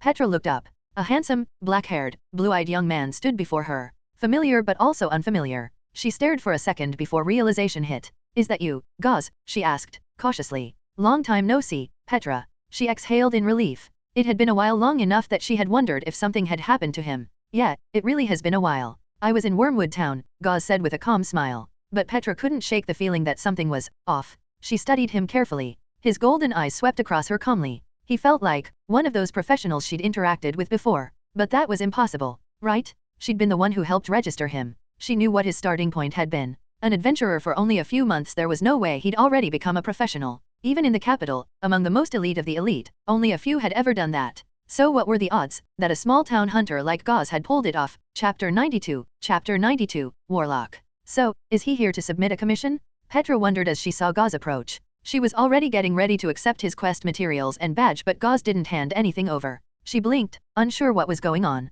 Still, she quickly slipped into work mode, a professional smile on her face. "How can I help you today?" "I'm here to ask about the process for being promoted to bronze rank adventurer." Gauze got straight to the point. She had explained it to him once before. After completing 10 standard level quests, an adventurer became eligible for beginner tier commissions. Completing 3 beginner tier quests would allow them to apply for bronze rank, and once verified by the guild, they'd receive an official badge. Petra was a little confused but assumed Gauze was planning ahead, so she patiently explained everything again. "Then where do I go to get those beginner quests?" Gauze glanced around. The corkboard in the hall only displayed tasks for low-level adventurers. "Beginner-level quests are assigned at the reception counter," Petra said. "But, have you finished your 10 basic quests yet?" She gave him a small wink, voice tinged with doubt. "You'll need to present your badge so I can check your record." 10 quests weren't a huge ask, but it was still something. And her instincts were right. Gauze had only officially completed 8 standard quests so far. The first was with Halier's team, and the other 7 were with Leavine's party. Not quite enough. But in Wormwood Town, he had technically cheated a little. He accepted 2 herb gathering commissions and simply bought the required materials from Lawrence's family herb shop to fulfill them. That brought his count to 10. Technically, this wasn't against the rules. For gather-type quests, the guild only cared that the materials were submitted. Whether you found or bought them didn't matter. And most adventurers didn't bother cheesing this step, since finishing 10 low-level quests wasn't really a big milestone. Yeah. Gauze placed his badge on the counter for Petra to check. She took it, tapped a few commands on the interface below, then raised an eyebrow. He really had completed 10. The last 2 gather quests were a bit suspiciously fast, but the first 8 were legitimate combat quests. According to guild norms, if over 60% were combat type, it was considered valid. You qualify for beginner tier quests. But let me remind you, these are solo assignments. No teammates, no help. The guild will review your performance afterward. You get 5 attempts. Complete at least 3, and you pass. But fail all 5, and you'll enter a 1-year cooldown. Are you aware of all this? Yup, I'm ready. Petra looked at him, still wearing that cheerful, clueless newbie smile, and started to worry. To her, Gauze seemed like a sweet kid who didn't realize what he was getting into.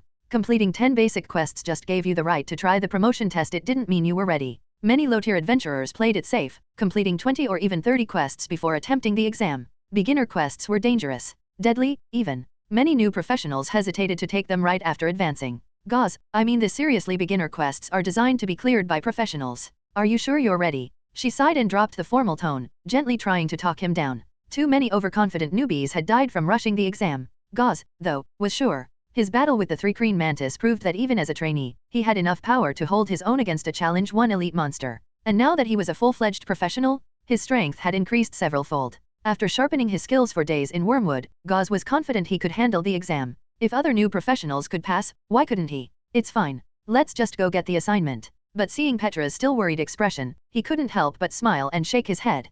Petra hesitated. She still had doubts, but guild policy was clear. If the candidate understood the risks and insisted, she had to let them proceed. Garcia, cover my station for a bit, she called to the lounge. Once her replacement came, she waved Gauze forward and led him down the side corridor toward the assignment chamber. Her footsteps were heavy. She couldn't help thinking of the other newbies she'd once guided, bright-eyed, eager, and way too confident. They never came back. A pang of guilt weighed on her chest. At the end of the hall was a quiet room, completely different from the bustling main hall. You'll come in with me, but don't speak unless I say so. The person inside is someone important. Gauze nodded. Petra knocked gently. Come in. A mature woman's voice answered from within. They stepped in. Behind the desk sat a red-haired woman, strikingly beautiful, with sharp yet soft features. Her orange-amber eyes glimmered with an inner fire. Petra, what's up? Lady Shirley, this adventurer wants to take the bronze rank trial. I'd like to retrieve a 1-star beginner quest stone. Petra was visibly respectful. Her tone was unusually formal. No need to go through all that, Shirley said, setting down her book and glancing at Gauze. Just grab a quest stone from upstairs. Aren't those restricted to professionals only? Petra asked quietly. Shirley winked. Isn't he a professional? Huh. Petra froze. She turned to Gauze, who simply shrugged with a helpless smile. Petra, you really need to stop judging people by appearance, Shirley teased with a light laugh, but then her eyes lingered on Gauze. I'm Shirley, a warlock. And you, newly minted professional. There was something strange about the magical energy she sensed from him, familiar and unfamiliar at the same time. It made her take a longer look than usual. Gauze, spellcaster. Gauze answered cautiously. A careful one, huh? Shirley grinned. Good. A professional should always be wary of strangers. She understood the cleverness in Gauze's answer. Spellcaster was an umbrella term. It could mean mage, warlock, sorcerer, or any number of niche subclasses. Even some long-lost ancient paths. She had wanted to prod him a little, to tease a rookie, but he wasn't biting. Instead of being annoyed, she was impressed. Caution, after all, was a survival trait. Many adventurers died from letting their guard down. Then, Lady Shirley, we'll go process things in the VIP room. Petra bowed and tugged Gauze toward the door. Go ahead. Once they'd left, Shirley blinked in amusement. What? We only chatted for a few minutes and you're already running away. Being assigned to such a remote town, she rarely saw anyone interesting. Now that someone with potential finally showed up, she wanted to talk more. Oh well, there'd be time later. She shook her head and returned to her book. Chapter 93. Chapter 93, Beginner's Quest. Once they left Shirley's office, Gauze finally let out a breath. That warlock, Shirley, had been intense. It felt like her aura alone had suppressed everything around him. The sudden encounter with such a powerful and mysterious figure humbled him. He'd been riding high on his recent advancement, but that reminded him there's always someone stronger out there. Becoming a professional was just the beginning. They walked a bit further down the hallway before Petra led him into the VIP room. This room wasn't normally open to the public, reserved for professional-level adventurers. Most bronze-ranked adventurers, once used to the difficulty of beginner quests, rarely came down to the first floor. But there were exceptions. Sometimes, even iron-ranked adventurers or higher would come down and take basic jobs, maybe just to unwind or pass the time. Gauze followed Petra inside. The ceiling lights activated automatically. Unlike the rugged decor of the main hall, this room was beautifully furnished, giving off a peaceful, calming vibe the moment he stepped in. Despite being sealed off, the air felt clean and fresh. Gauze looked around, intrigued. He'd visited the Adventurers Guild many times but had never known this kind of room existed. Lady Shirley is actually really nice, Petra said as she closed the door. Out of all the higher UPS, she's the friendliest to us receptionists. Gauze sat down in a high-backed armchair. I get it. She just gives off a lot of pressure. Heh, once you talk to her a few more times, you'll get used to it. Anyway, relax. I need to file your registration report. Go ahead. Gauze nodded and glanced around the room again. Warm golden light flowed from crystal lamps embedded in the white ceiling, bright, but not harsh. Every corner was evenly illuminated. The walls were covered in olive green velvet with the guild emblem subtly embroidered in silver thread, elegant and understated. A polished oak round table stood in the center. The table's edge was carved with entwined vines and ancient runes. On top were a few glasses of water and snacks. In the corner, a brass-trimmed grandfather clock ticked steadily. On the far wall, a massive parchment map hung detailing the entire kingdom and its surrounding danger zones. Greyrock Town was barely a dot. Even Jade Forest was no larger than a thumbprint. Gauze figured if this map hadn't been made for the Greyrock Guild, the town wouldn't even be marked. The proof? Wormwood Town wasn't marked at all, only major cities made it onto the map. After a while, Gauze exhaled deeply and sank into the chair. The deep brown leather was soft yet supportive. So comfortable he could almost doze off. This is nice. He'd been in this world for a while now. His memories of Earth had begun to blur, as if they belonged to a distant past. And this room? It was the most luxurious space he'd seen since arriving. Even upscale rooms back in his old world lacked this kind of class. Breathing in the faint floral scent that lingered in the air, Gauze couldn't help but think back to the chaotic mess of the main adventurer hall. Crowds pushing shoulder to shoulder. The din of voices clashing. The rank sweat of unwashed adventurers. The scuffed and faded floor tiles. And here, just him and Petra, in a space built for a different world entirely. Professionals and non-professionals really do live in two separate worlds. This world's resources clustered unapologetically around the powerful.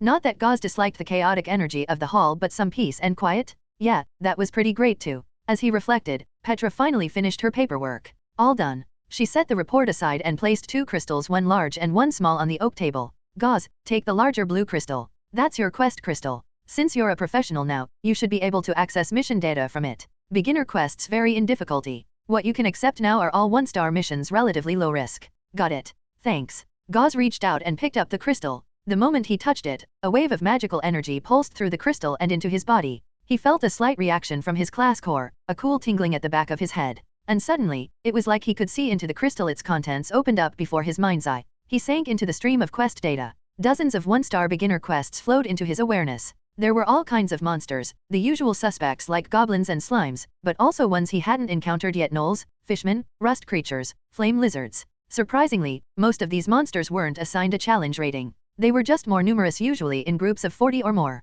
Some notes even mentioned potential mutated variants. There were only a few quests involving challenge-rated enemies, and all of them were clearly labeled, "Solo applicants proceed with caution." Apparently, even a newly advanced professional was not expected to handle a Challenge 1 creature alone. That made Gauze feel a little smug. He'd already taken down a Challenge 1 elite, the 3 Crane Mantis, before becoming a professional. Sure, he'd used some tricks, but a win was a win. After leveling up, his power had grown significantly. He was confident his strength outclassed most newly minted professionals. Still, when he glanced at the challenge-rated monster quests, he quickly looked away. No need to act tough. He'd take it slow, start with the basics. And honestly, these mob-clearing quests looked great. Each one involved dozens of low-level creatures. Way more efficient than standard jobs. He'd just have to make sure he didn't get swarmed. But that was manageable with his upgraded armor skill. He'd be fine as long as he stayed cautious. His eyes scanned the list for a while before finally settling on one. Goblin extermination, Redcap tribe. Objective, eliminate all goblins in a mid-sized tribe. Location, see map for coordinates. Deadline, within 2 weeks. Notes, over 50 adult goblins confirmed. Tribe is led by a redcap goblin, non-rated, but stronger than average. Proceed with caution. Reward, 90 silver coins. Yup. Even at this stage, he was still choosing goblins. Why? Because there were lots of them. And his racial trait quick digestion benefited from goblin kills. He did the math. His combat ability should be more than enough. Besides, he didn't need to charge head-on. He could burn them out, poison them, ambush them, plenty of options. Total monster kills, 179. If this went well, he'd easily break 200. And since beginner quests had more mobs, his kill rate would skyrocket compared to before. The only real drawback? The mission would take him into the Jade Forest, and he'd have to push past the outer perimeter. Riskier but expected. After all, if this goblin tribe was that close to town, someone else would have wiped them out already. I've chosen? Gauze looked at Petra. How do I confirm it? Just focus on the quest you want for a few seconds, and it'll register. Gauze did as instructed and the goblin quest vanished from the crystals list. Since you're still an unranked adventurer, your badge isn't bound to the quest crystal yet, Petra explained. I'll need to register it manually. Hand over your badge, I'll be right back. Oh, and this smaller crystal? That's your mission recorder. You'll need to carry it with you the entire time. Otherwise, the exam result won't count. Understood. After reminding him, Petra grabbed the quest crystal and left for another room to file the registration. Gauze picked up the small crystal, examining it. It emitted a faint magical pulse, but it was subtle. The crystal was light and almost felt cheap. Still, it made sense. The recording device ensured the guild could safely allow solo trials. When he turned in the crystal, they'd review the footage to confirm he'd completed the task alone, no outside help, no tricks. Gauze tucked it away. Before heading out to wipe the goblin tribe, he'd need 2 days to restock supplies and maybe buy new gear. Chapter 94. Chapter 94. Back to Jade Forest. Gauze returned to the inn. Nothing about the place had changed since he'd left. That in itself was oddly comforting. It felt like no matter how far he went, this place would always be here holding on to his memories. I'm back. Welcome back. Want something to eat? There's food in the kitchen. Already ate before coming back. Gauze, you. Sophia's eyes narrowed as she gave him a closer look. It had been several days since she last saw him. Now that he was back, she couldn't shake the feeling that something about his appearance was different. More handsome? But when she tried to pinpoint what had changed, she came up blank. His eyebrows, nose, and mouth were all the same, but everything just looked more refined. As if he had grown into his features. Had he done some kind of special skincare treatment during his trip to Wormwood Town? The place was known for its herbs and medicinal goods. But why bother with that all of a sudden? Unless a possibility flashed through her mind. Could he be in love? Is that why he's suddenly paying more attention to his looks? What's wrong? Nothing, Sophia said with a sly smile, feeling like she had cracked the code. Something good happened while you were away. Something great, actually. But I'll keep it a secret for now. Once it's official, I'll tell you. Gauze had no intention of telling Sophia about his promotion to professional adventurer, not yet. He figured it would sound better if he casually mentioned it later, once he passed the bronze rank trial. Otherwise, it'd feel like he was bragging. Sophia, hearing this, only grew more certain of her guess. And for some reason, she felt a little bitter about it. Like a mom watching her kid fall in love for the first time. She wasn't even a parent, so she couldn't say exactly why she felt that way, but it was there, all the same. Walking through the streets, Gauze felt lighter on his feet. That dungeon run had been a major windfall. With 4 gold coins in his pocket, even the shops along the road looked more welcoming. He had to gear up before heading out again. First, a decent one-handed crossbow and a case of bolts. That last dungeon battle had made him realize how important it was to have a backup ranged weapon. Magic missile was great, but it cost mana. A crossbow just needed ammo and he could reuse the bolts too. Next, 1 basic healing potion and 1 mana potion. He might not need them, but it was better to have them. In a life or death moment, a bottle of potion could mean survival. A pocket full of coins wouldn't help him mid-fight. His trait, quick digestion, helped regenerate mana through eating, but the effect wasn't instantaneous. Not yet, anyway. He also restocked his general survival gear, waterproof fire starter, salt blocks, climbing rope, and hooks, anti-snake/insect repellent, a medical kit, and a multi-purpose hemp rope. In total, he spent just over 1 gold coin, most of it on the crossbow and potions. By the end, his backpack was stuffed full, nearly as tall as half his body. Good thing he had 7 constitution. Carrying it didn't even faze him. 2 days flew by. He'd hoped to visit Undine to thank her, but she was out. No one at the Thorn Cottage knew when she'd be back. So, it was time to move on and take care of the quest. Fully rested and at full strength, Gauze stood outside Greyrock Town, ready to go. The last time he'd visited Jade Forest, it was right after arriving in this world. Now, months later, he was going back, but with a completely different mindset. Gone was the thrill and anxiety of his first time. He remembered splurging at a tavern back then, treating himself to noodles, stew, and pickled fish just to calm his nerves. Looking back, that might not have been the smartest move. Thankfully, he hadn't suffered any food-related consequences. At the edge of Greyrock's main road, Gauze stood tall. A well-packed backpack slung over his shoulders. A thin sword at his waist. The bone wand tucked into his inner coat. And in his hand his black metal staff. Pairs of low-rank adventurers passed him by, stealing glances as they walked. Some looked twice at the oversized staff in his hand, eyes flashing with a bit of envy. Everything about his gear screamed not a rookie. Gauze noticed the stares, but didn't care much. In fact, he was starting to understand how that full-plate professional he'd once admired had felt, standing calm and proud amidst a sea of newcomers. Clatter. The sound of a carriage rolling up snapped him back. It stopped right in front of him. Gauze climbed aboard. Inside the carriage were a few others. The outer edge of Jade Forest was about half a day's walk from town, maybe 2 to 3 hours even for someone with high stamina. So Gauze had reserved a seat through the local transport guild to save energy. Apparently, he wasn't the only one with that idea. He stepped in and found the only empty seat. He sat down and started quietly observing the others. Most had suppressed their class aura, making it hard to tell their strength. He had to rely on appearances and gear. Across from him sat a male-female pair in light armor, likely a couple. In the corner, a hooded man in black robes, keeping to himself. Next to Gauze, a silver-haired boy with a medium-sized suitcase, flipping through a hardcover book with intricate patterns. And by the window, a blue-haired woman with a calm air, holding a wooden staff, gazing out at the scenery. As Gauze studied them, they were also subtly sizing him up. Even the white-haired boy who seemed focused on his book. Warrior? Mage? They wondered. He had a used sword, and the massive staff looked like a melee weapon, but it was embedded with a gem, so maybe it was a magic staff? He was tall, muscular, hard to read. After a moment, the white-haired boy dropped the scrutiny and went back to reading. His mentor had always warned him, don't poke the unknown, especially when you can't gauge their strength. A carriage of 6, and except for the occasional whisper from the couple, the only other sounds were the driver's reins and the clatter of wheels. Gauze leaned back and closed his eyes, resting as the cart bounced gently. We've arrived, Jade Forest, everyone. The driver's voice roused him. Gauze opened his eyes and stepped out. Familiar green trees stretched into the mist. It was early morning. White fog still lingered like floating ribbons between the trunks. Sunlight filtered through the dense canopy, casting golden rays over moss-covered ground. The scent of damp leaves and earthy humus filled the air. Everyone disembarked. Gauze noticed something he hadn't earlier. The blue-haired woman and white-haired boy were actually a party. So out of the 6 passengers, 2 pairs and 2 solo adventurers, Gauze and the hooded man, no one exchanged greetings. Barely any eye contact. The robed man silently melted into the forest, disappearing like a shadow. Gauze shouldered his gear and followed. Skreek! Some unseen bird screamed overhead. Gauze activated mage armor, then checked the map in his hand and started down the forest trail. Whenever he reached a fork, he stopped to double-check directions, marking each split in his mental map before moving on. He soon entered the outer perimeter. The guild's map divided Jade Forest into zones by distance. The outermost layer was relatively safe. The deeper in you went, the more dangerous it became. Rumor had it, a fully grown green dragon lived in the very center. Luckily, Gauze's target location wasn't that deep, just past the outer edge. Still, compared to his first trip, this spot was much deeper and the chances of running into danger were much higher. Chapter 95, Goblin Tribe. Splat! A slimy, dark green creature landed right in the middle of the path, blocking Gauze's way. He stopped, looked down, and recognized an old friend.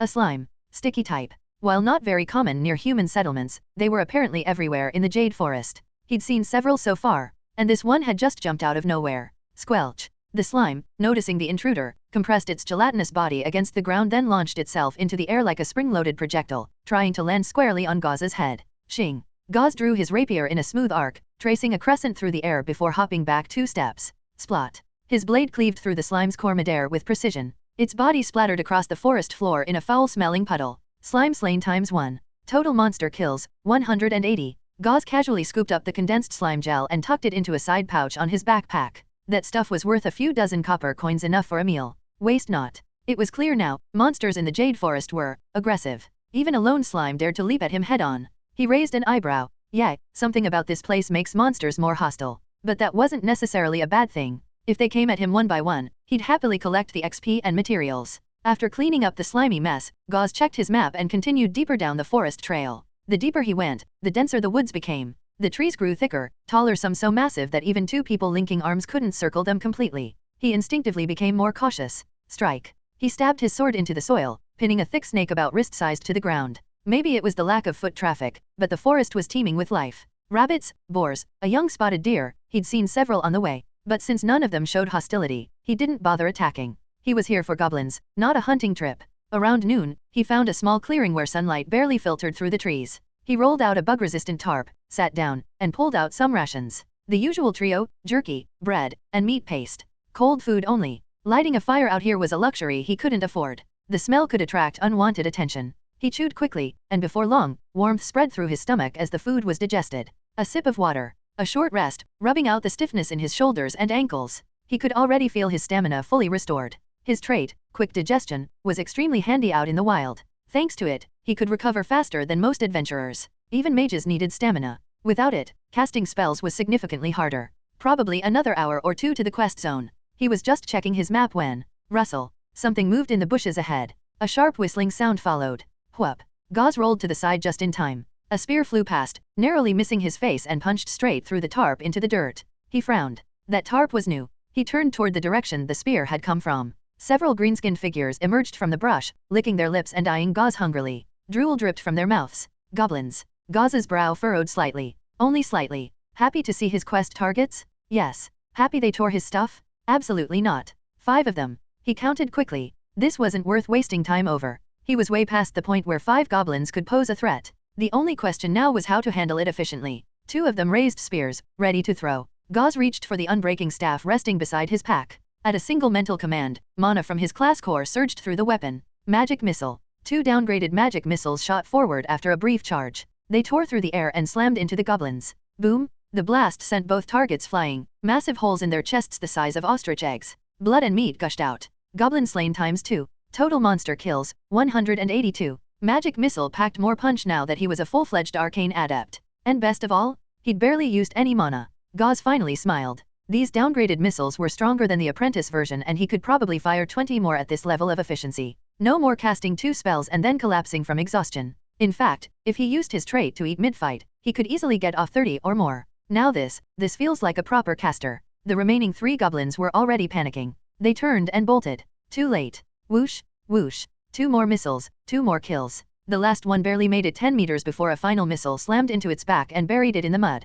Goblin slain ×3. Total monster kills, 185. Gauze stared down at the bodies. 5 goblins dead in a few seconds, no blood on his robes, no need for cleanup. Faster than using a sword. Cleaner, too. Yeah, maybe he should start using spells more often. As he felt his mana still pulsing strong within him, a thought crossed his mind. I wonder if other newly advanced mages or warlocks can spam spells like this. He hadn't met many other first-rank professionals yet, so he didn't have a frame of reference. His mana had dipped slightly, so he pulled out more food and started chewing again. Once he was fully topped off, he packed up and moved on. In the dense forest, with no sun in sight, he couldn't track time accurately, but after what felt like an hour, he arrived near the quest's target location. Like always, he mentally marked the spot, naming it First Beginner Quest, Goblin Tribe in his mind map. After a short rest, he stashed his pack in a hidden corner and went light, scouting the area alone. It didn't take long before he found Trace's footprints in the soil. A goblin tribe this large would leave signs over several kilometers, and they weren't exactly stealthy. Eventually, Gauze arrived at the camp. This wasn't just a small goblin group, it was a fully formed settlement. The clearing had been obviously cleared and developed into what resembled a village. A crude stone wall circled the area, smeared with something that looked like either mud or, worse. Peeking over the low wall, he saw them green bodies moving everywhere, dozens of them. Chapter 96, Tactics and Caution. It was the first time Gauze had ever seen a goblin tribe of this size. Obviously, he had to observe for a while and gather enough intel before planning his next move. He climbed up a massive tree, using the trunk thick as a wall for cover, and peeked out carefully to observe the goblin village below. With his perception now at 7, his 5 senses had essentially been hardware upgraded. Under normal conditions, spotting something even 100 meters away was no longer a challenge. From his elevated perch, the full view of the goblin village finally came into focus. He had already guessed from the crude stone walls that this was a somewhat organized group, but now, seeing the internal layout in detail, he was still a little stunned. What lay before him resembled a primitive human settlement, goblins going about their lives in an orderly fashion. At the center of the clearing was a large bonfire pit. Around it hung racks of meat, birds, game animals, and what looked disturbingly like human thighs. A smaller fire nearby held a huge pot of bubbling, deep green special stew, presumably lunch. A horde of goblins big and small stood with crude wooden bowls, waiting their turn for food. On a flat rock sat a goblin about the same size as the others, greedily devouring grilled meat. What set it apart was the red-brown cap on its head dyed, perhaps, with blood. That was the Red-Cap Goblin, the tribe's leader. The existence of this leader probably explained why a typically chaotic race like goblins had managed to form such a sizable and organized settlement. Goblins, with their low intelligence, rarely formed stable societies unless there was a dominant figure, a powerful individual capable of enforcing discipline through raw strength. This Red-Cap was one of those rare figures. Back in town, during his 2 days of prep, Gauze had done some research through casual chat at the Adventurers Guild. He'd picked up quite a bit of intel on Red-Cap goblins. They weren't larger than normal goblins. Nor did they wield magic like shamans. What set them apart was their hyper-aggressiveness, bloodlust, and deceptively powerful muscle mass packed into small frames. They hunted in packs, set traps, and used cunning tactics. And after each kill, they'd soak their caps in fresh blood to keep the color vibrant. If too much time passed and the color faded, they'd hunt again just to maintain that deep red hue. This gruesome habit, combined with their smarts and brutality, made Redcaps some of the most dangerous non-elite goblins in existence. Gauze focused on the Redcap. Aside from the blood-dyed hat, it wore patchy armor, maybe leather or cloth. A short blade hung at its side. A longbow and quiver rested nearby, so it can fight at both close and long range. Gauze narrowed his eyes. He wasn't going to underestimate this fight, not one bit. This was his first mission as a professional. His first real strike. No mistakes. The redcap wasn't officially ranked as an elite monster, but it was clearly the most dangerous enemy he'd faced since the mantis. He didn't count the gas that hadn't been a real fight. And the redcap wasn't alone. Sitting nearby were 4 large goblins, each around 1.6 meters tall, huge for their kind. Likely fed well by the tribe's successful hunts, they served as the redcap's bodyguards. This redcap clearly had both strength and smarts. Without it, no way it could keep over 50 adult goblins and several bruisers under control. Gauze also noted the layout of the village, surrounded by a low wall smeared with something that was either mud, or worse. Within the perimeter were a few zones, living quarters, the chief's tent, a storage area, and several other crude facilities. Near the storage area was a natural spring, likely the village's only water source. Gauze even saw a goblin stroll over and start drinking. Bingo. That was the key. He had already brainstormed tactics before arriving: fire attack, diversion, assassination, poison. After weighing the options, poisoning the water was clearly the most efficient plan. It wasn't glamorous, but he wasn't here to play fair. He needed results, and poison would get them. Gauze slid down the tree trunk. Clap, clap. He dusted off his hands and returned to his hidden supply stash. Opening his pack, he rummaged through a collection of tools and weapons. He pulled out a special poison pouch. Once tossed into the water supply, it would dissolve and release a delayed effect agent masked by scent neutralizers. The goblins wouldn't notice anything off. The poison wouldn't kill instantly. Instead, within 1 to 3 hours, it would induce diarrhea and dehydration. He even tripled the dose, knowing goblins might have stronger toxin resistance. Why not just buy something lethal? First, the town didn't stock such potent toxins, or he couldn't find them. Second, a quick-acting poison would be too obvious. If goblins dropped dead at the spring, even they would realize something was wrong. This way, they'd drink, fall sick later, and only realize too late. All he needed was for them to lose combat effectiveness. And once they started running, they'd be slower too. He packed the poison and waited. He knew goblins wouldn't linger in the sun for long. Sure enough, after lunch, the goblins dispersed, retreating into shacks made of branches and leaves for afternoon naps. Meanwhile, the redcap barked orders to a few goblins who took up guard posts by the wall. Once done, it disappeared into its tent. As soon as the redcap was gone, the sentries started slouching, barely keeping their eyes open. Perfect. Gauze smeared deodorizer across his body, then crouched low and began moving. From the forest edge to the wall was the riskiest part. But with the goblins sleepy and inattentive, he made it to the wall undetected. The smell hit him instantly. Disgusting. That wall was definitely coated in goblin filth. Some parts weren't even dry yet. With heightened perception, the stench was 10 times worse. It overwhelmed his nose. Hold it in. Breathe through it. Now he understood what the rogue trainee Meva meant when she talked about suffering for her craft. Creeping along the wall, Gauze worked his way toward the water source. His mage hand spell had improved after advancing. It still couldn't carry more weight or move faster, but its range had doubled from 10 to 20 meters. Even so, he had to get closer. Finally, he reached a spot directly adjacent to the spring. He checked his surroundings. One of the goblin guards nearby was dozing, head bobbing like a pecking chicken. Time to act. Gauze quietly cast Mage Hand. An invisible hand formed in midair. He placed the poison pouch in its palm and began guiding it slowly, low to the ground. The hand crept forward. But just as it crossed a few meters, the drowsy goblin twitched its nose and cracked an eye. Gauze froze. The goblin looked around, confused, but saw nothing out of place. Still dazed, it slumped back against the wall. Close call. Gauze had stopped Mage Hand the instant the goblin reacted. The pouch, lying on the ground, looked like a piece of trash not worth a second glance. You really can't underestimate anything in this jungle. Even dumb greenskins had instincts. He waited a few moments longer, then resumed the operation. Chapter 97. Chapter 97. Weakened goblins are easy to kill. Gauze's Mage Hand successfully delivered the poison pouch to the water source. Everything after that went smoothly. The pouch was submerged into the spring, and under the gentle pressure of Mage Hand, it ruptured. Streams of toxic liquid slowly seeped out, blending silently into the water.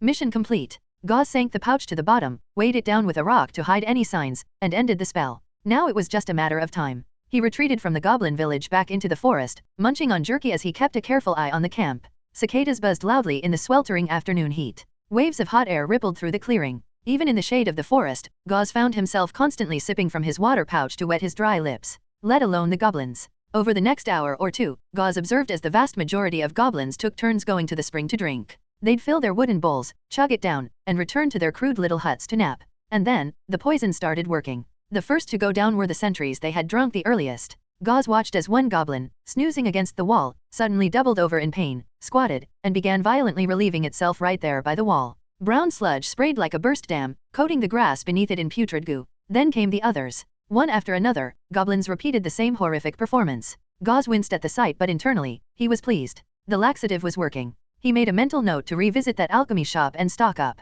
Soon, the ones in the huts began crawling out, grimacing and groaning as they dragged themselves toward the walls or relieved themselves on the spot. More and more fell victim. In less than an hour, over 40 goblins were visibly suffering. Some were so dehydrated and exhausted, they collapsed in their huts, motionless like corpses. The only downside? The red-cap goblin hadn't shown itself. Maybe it could hold its thirst longer? Or maybe it had a private stash of clean water. Time for a righteous ambush.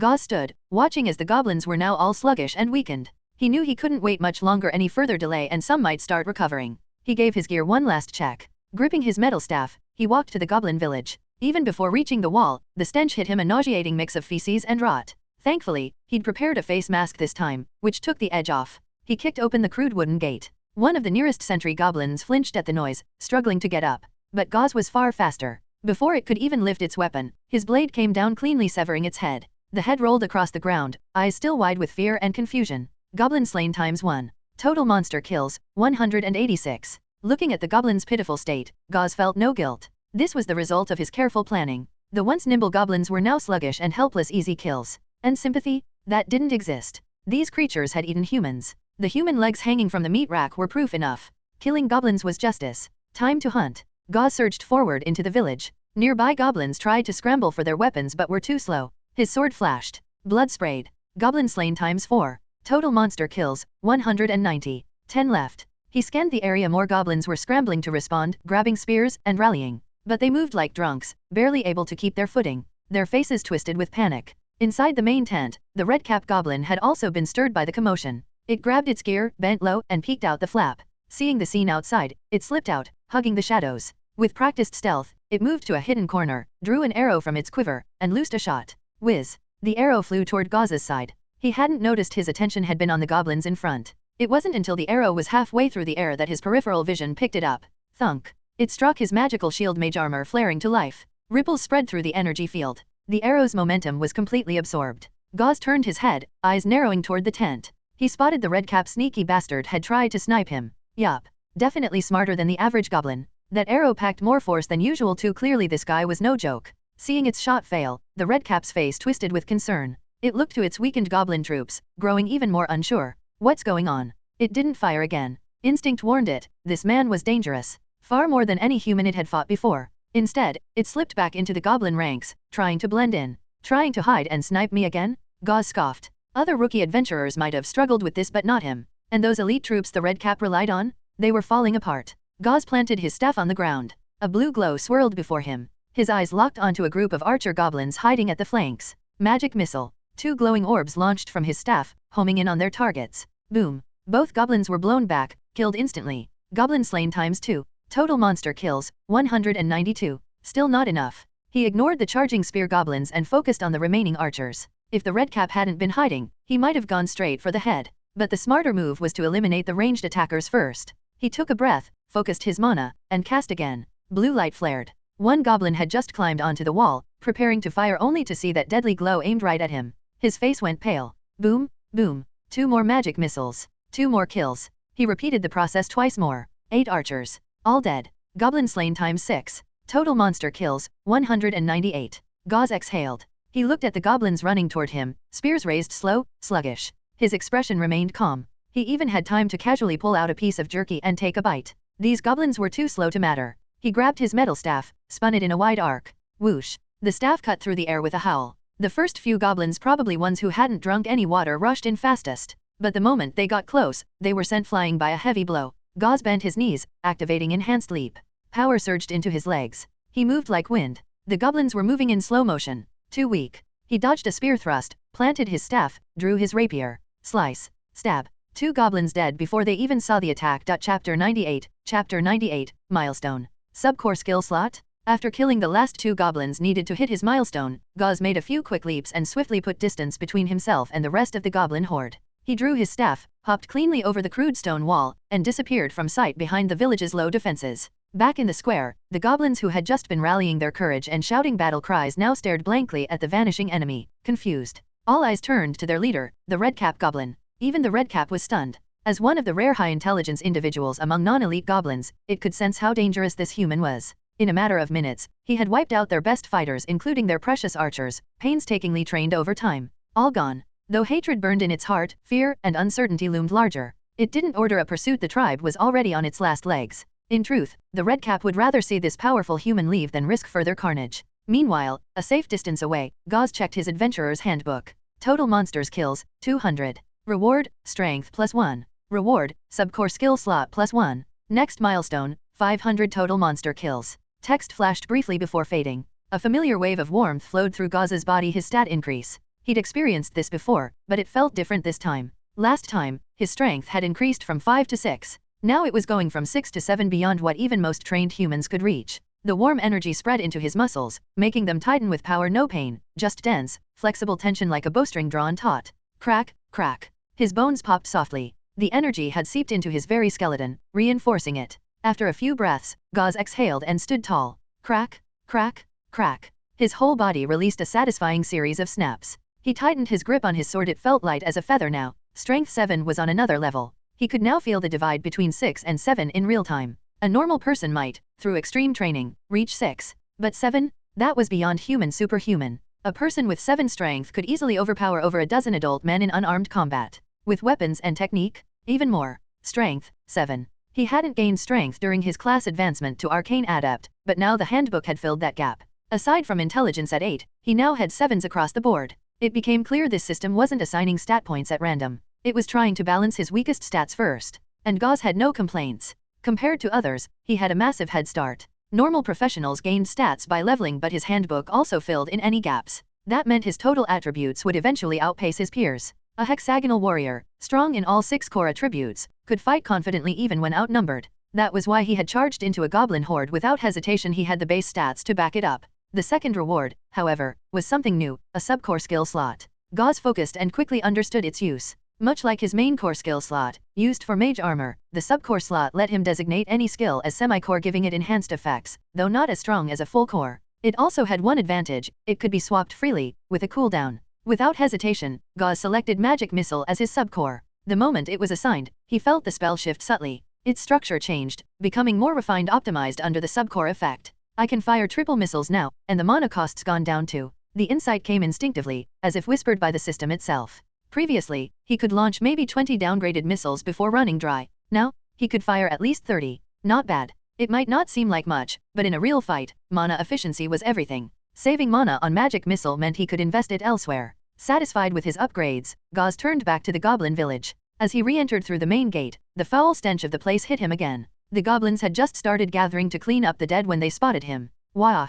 The goblins shrieked in panic, visibly startled. Even the red-cap goblin, who had started hopping back into formation, looked both angry and confused. It had just started celebrating what it thought was a miraculous victory. The human had left, right? Wrong. Gauze was back. Wah! The red-cap screamed again, rallying its frightened kin and forcing them to form up. They obeyed out of habit, not conviction. Magic Missile. Gauze raised the unbreaking staff. 3 glowing blue orbs shimmered before him, then surged forward like shooting stars. Whiz, whiz, whiz. With the spell set as a subcore, it cast with even greater ease, like breathing. It wasn't instant like mage armor, but the slight charge time made it feel deliberate and satisfying. The 3 goblins hit directly exploded into chunks, shattered midair. Goblin slain ×3. Total monster kills, 203. And that was enough. Magic wasn't just about power, it was about terror. And for goblins, who lacked intelligence, terror spread fast. He could feel the panic ripple through the ranks. He looked toward the flash of red, the red cap, still holding the line. Let's see if your authority is stronger than my magic. As if sensing his challenge, the red cap howled and forced its 4 large lieutenants forward, pushing the troops into another charge.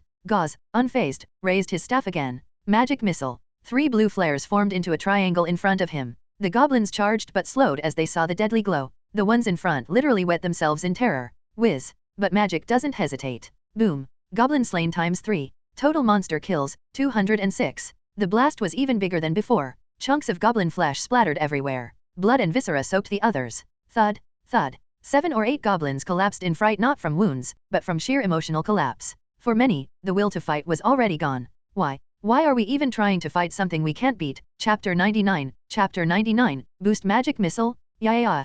The red-cap goblin drew its short blade and slashed down the neck of a fellow goblin who was trying to flee. Its bloodshot eyes glared at the remaining tribe members. No retreat. Fight. Unlike ordinary goblins, this red-cap's bloodlust only intensified with the gore. Its latent combat instinct surged. The craving for human blood overpowered its fear of death. After executing 2 cowards, it managed to temporarily stabilize the crumbling morale of its tribe. The memory of countless battles told it, get close to the spellcaster, and victory is within reach. Maybe, just maybe, if it bathed in the blood of this powerful human, it too would evolve to a higher level of strength. Fueled by this desire, the redcap pressured its tribe to attack again. The goblins, roused by fear and instinct, charged for a third time. Goblin slain times 4. Total monster kills, 210. After 3 waves and the loss of 10 more goblins, a few finally closed the distance to Gauze. By now, the death toll from this village alone had reached 25. Nearly half of the entire tribe. Gauze didn't even bother pulling out his rapier. Instead, he gripped his staff, the unbreaking staff, and swung it like a club. With 7 strength, the rapier felt too light.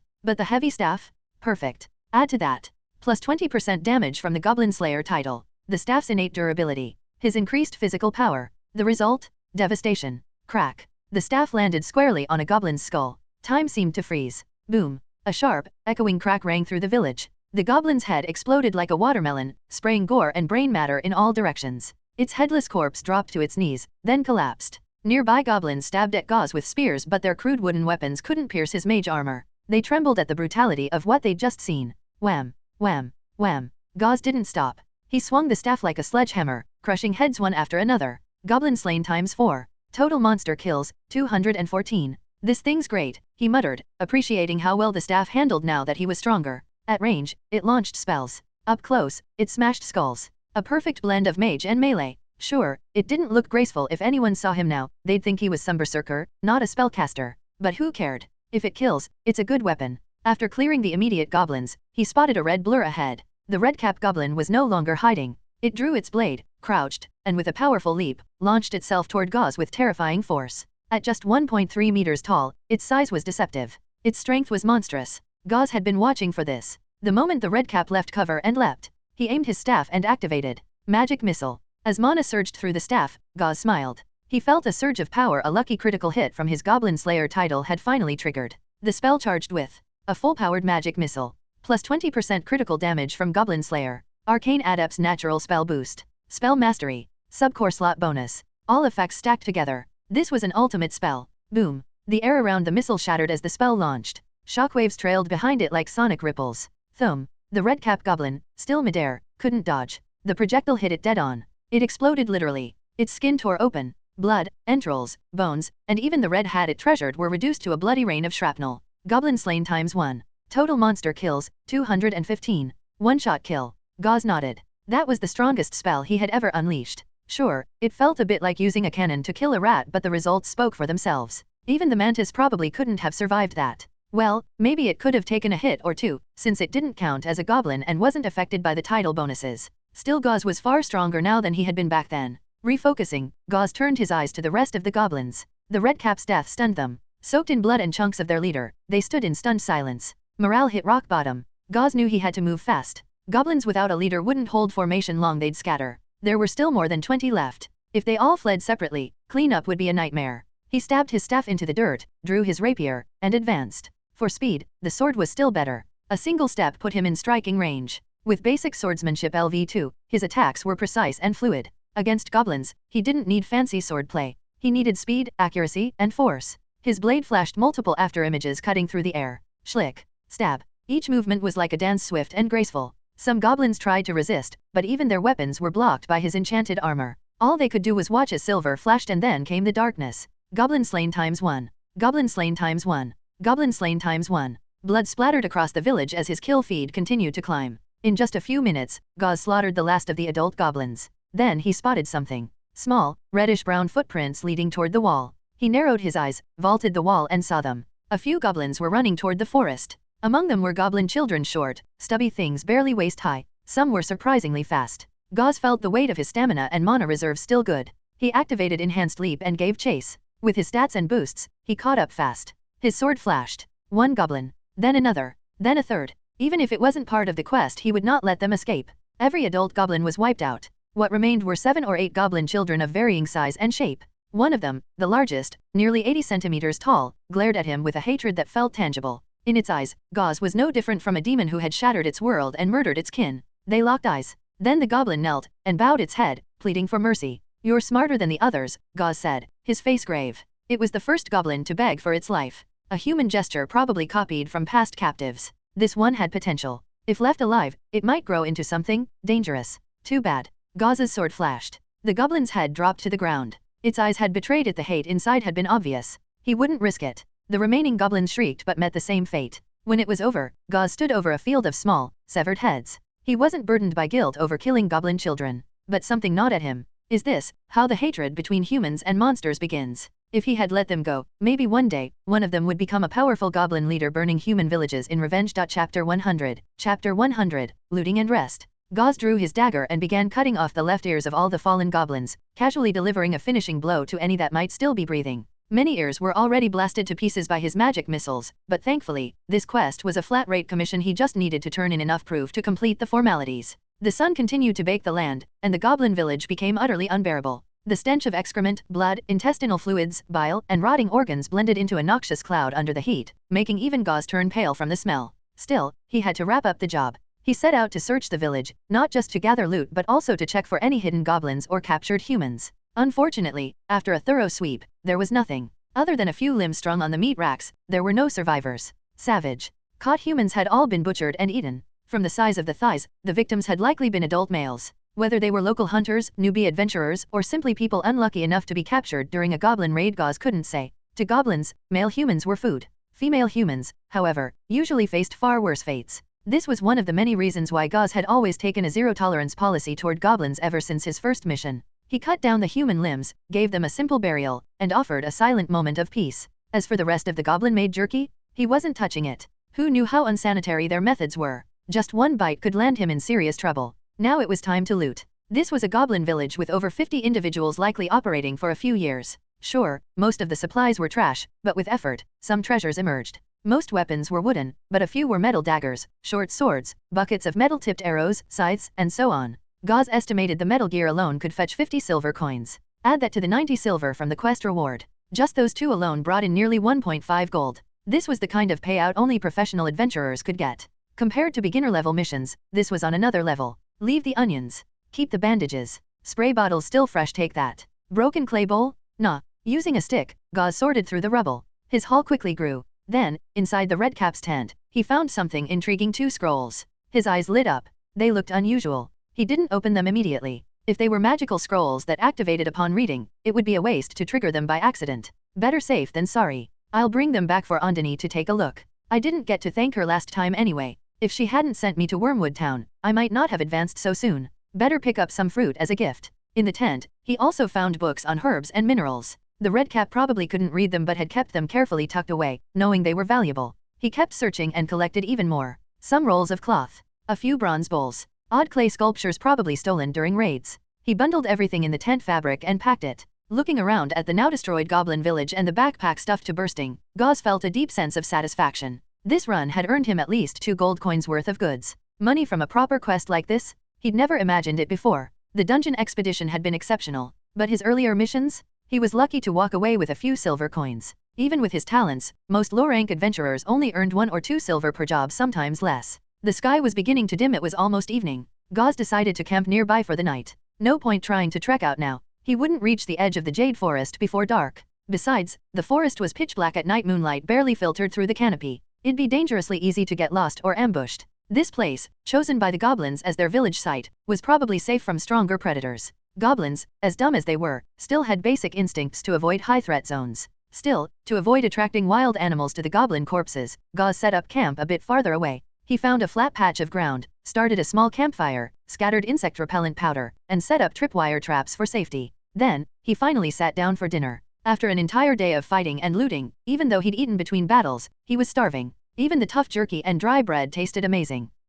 He paused mid-bite, noticing something strange. His digestion felt stronger. He opened his adventurer's handbook. Racial trait, quick digestion, tier I. Still the same rank. But that warm surge of energy flowing through his body after eating was definitely real. Is it because I've killed so many goblins? By the firelight, Gauze checked the monster log. Goblins killed, 123. Total monster kills, 240. Goblins made up just over half. Wait, I didn't have this trait at the start. So, I must have killed about 100 goblins after I got it. Maybe reaching that number enhanced the effect, even if it didn't officially rank up. He made a mental note. After eating, fatigue set in. Gauze doused the campfire, stashed his gear and loot, then climbed a large tree he'd picked earlier. It had a thick, sturdy branch wide enough to hold his sleeping bag, which he secured with rope. Once everything was set up, he let out a big yawn and crawled inside. He closed his eyes and quickly drifted into sleep. Chapter 101. Chapter 101. Alia Keen. Drip. Drip.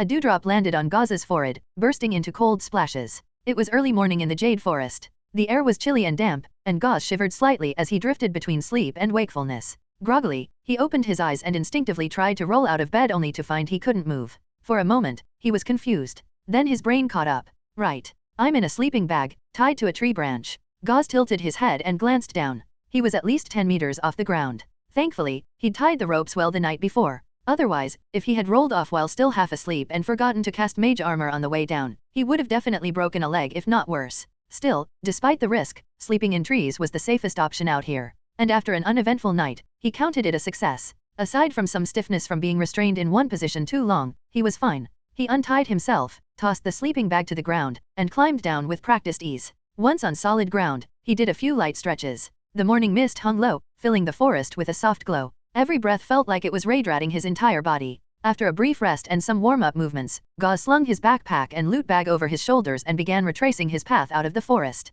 It would take most of the day. Travel through the woods was slow, especially with the heavy load. He had to stop and rest frequently to conserve stamina and stay alert for surprises. If he made it out by noon, he'd be lucky. And he was right. 3 hours later, Gauze had only covered a little more than half the distance between the goblin village and the forest's edge. Jade Forest is huge, he thought. Odd. The goblin camp had been on the forest's outer edge, not even deep territory. If someone tried to cross the whole forest, even in peak condition and with no interruptions, it would take weeks. Who knew how many creatures basic and elite lurked inside? No wonder the kingdom had built dozens of towns and forts around the forest's border. It wasn't just to secure trade routes. It was the first line of defense. If a powerful monster ever rallied an army of low-tier monsters, those towns would form a network of resistance, buying time for the military to respond. Gauze shook his head, pushing the thought away. That was way above his pay grade. He was just a level 1 arcane adept. His job was to complete quests, earn coin, learn spells, and grow stronger. An hour passed. He dealt with a few reckless slimes along the way. Then suddenly snap. A sound nearby. He set down his pack and grabbed the unbreaking staff, eyes narrowing toward the dense forest ahead. Was it a monster? Magic flared at his staff's tip. Just as a wolf's head burst through the foliage, he raised his hand, ready to cast. But then a voice rang out. Whoa whoa whoa, don't shoot, dude. A blue-haired woman popped into view, riding on the back of the massive silver-gray wolf. Gauze paused. He recognized her, the quiet girl from the carriage ride a few days ago. She had been sitting beside that white-haired mage kid. She didn't look nearly as composed now. Covered in dirt, disheveled, with twigs in her tangled hair and a sour stench wafting off her, she looked more like a feral drifter than the elegant figure she had been before. Gauze stayed cautious. He lowered his staff slightly and took a few steps back to keep distance. Yes, they'd ridden together but they hadn't spoken. Out here, in the wild, you didn't let your guard down for anything. The wolf was massive, standing nearly 90 centimeters tall at the shoulder. Its silver-gray coat glistened, and its long fangs jutted out menacingly. It snarled, baring teeth at Gauze. The woman patted the wolf twice, then leaned in and whispered in some strange rhythm a series of soft growls and melodic hums. The monster calmed immediately. A druid. Gauze guessed silently. Druids were fairly common. Their powers focused on nature magic, animal companionship, and environmental adaptability. They usually had a bonded monster: wolves, hawks, horses, snakes, and so on. At higher levels, they could even transform into animals themselves. Most also knew how to speak with animals. Hey there. Fancy seeing you again. The woman dismounted with a soft thud. I'm Alia Keen. Just call me Alia. You, Gauze. Heading out of the forest too? Want to travel together? She offered. Gauze gave her a once-over. He was still filthy from fighting over 100 goblins, but she didn't look much better: sweaty, stained, and blood-matted hair. Still, he didn't answer her question directly. Instead, he asked cautiously, weren't you traveling with someone before? That white-haired boy with the suitcase. Ugh, don't remind me, she groaned. I met him at the Adventurers Guild. He looked fragile, so I even suggested we take the carriage together to save his stamina. We were looking for a relic, but then we got ambushed by an ogre and its minions. I was worried sick about him, and guess what? He pulled out a scroll and teleported away without saying a word. Alia fumed. Good thing I reacted fast. I hit them with entangling roots, jumped on my wolf, and made a run for it. Otherwise, I'd be ogre stew right now. Damn spellcasters. Totally unreliable. Gauze, excuse me? Sure, technically he was a magic user, but that felt like an unprovoked attack. Ah, sorry, not you. Alia waved frantically. I mean, most of the spellcasters I've met have been super flaky. Not all. Just, most. Ugh, forget it. Anyway, traveling together? We can watch each other's backs. My wolf can help carry your stuff too. Gauze looked her over again. She wasn't lying, her gear was light, and she had no suitcase. The offer was sincere. Sure, Gauze nodded. Not because he trusted her completely, but he'd rather keep a potentially suspicious person where he could see her than let her disappear into the shadows. Better a visible threat than a hidden one. So, want my wolf to carry your pack? Thanks. Since she offered, Gauze didn't hold back. He slung his gear onto the wolf's back and tied it down. It wasn't full of valuables, mostly supplies and equipment, but it was heavy. The extra weight would at least slow the wolf down a little. The two didn't talk much on the road.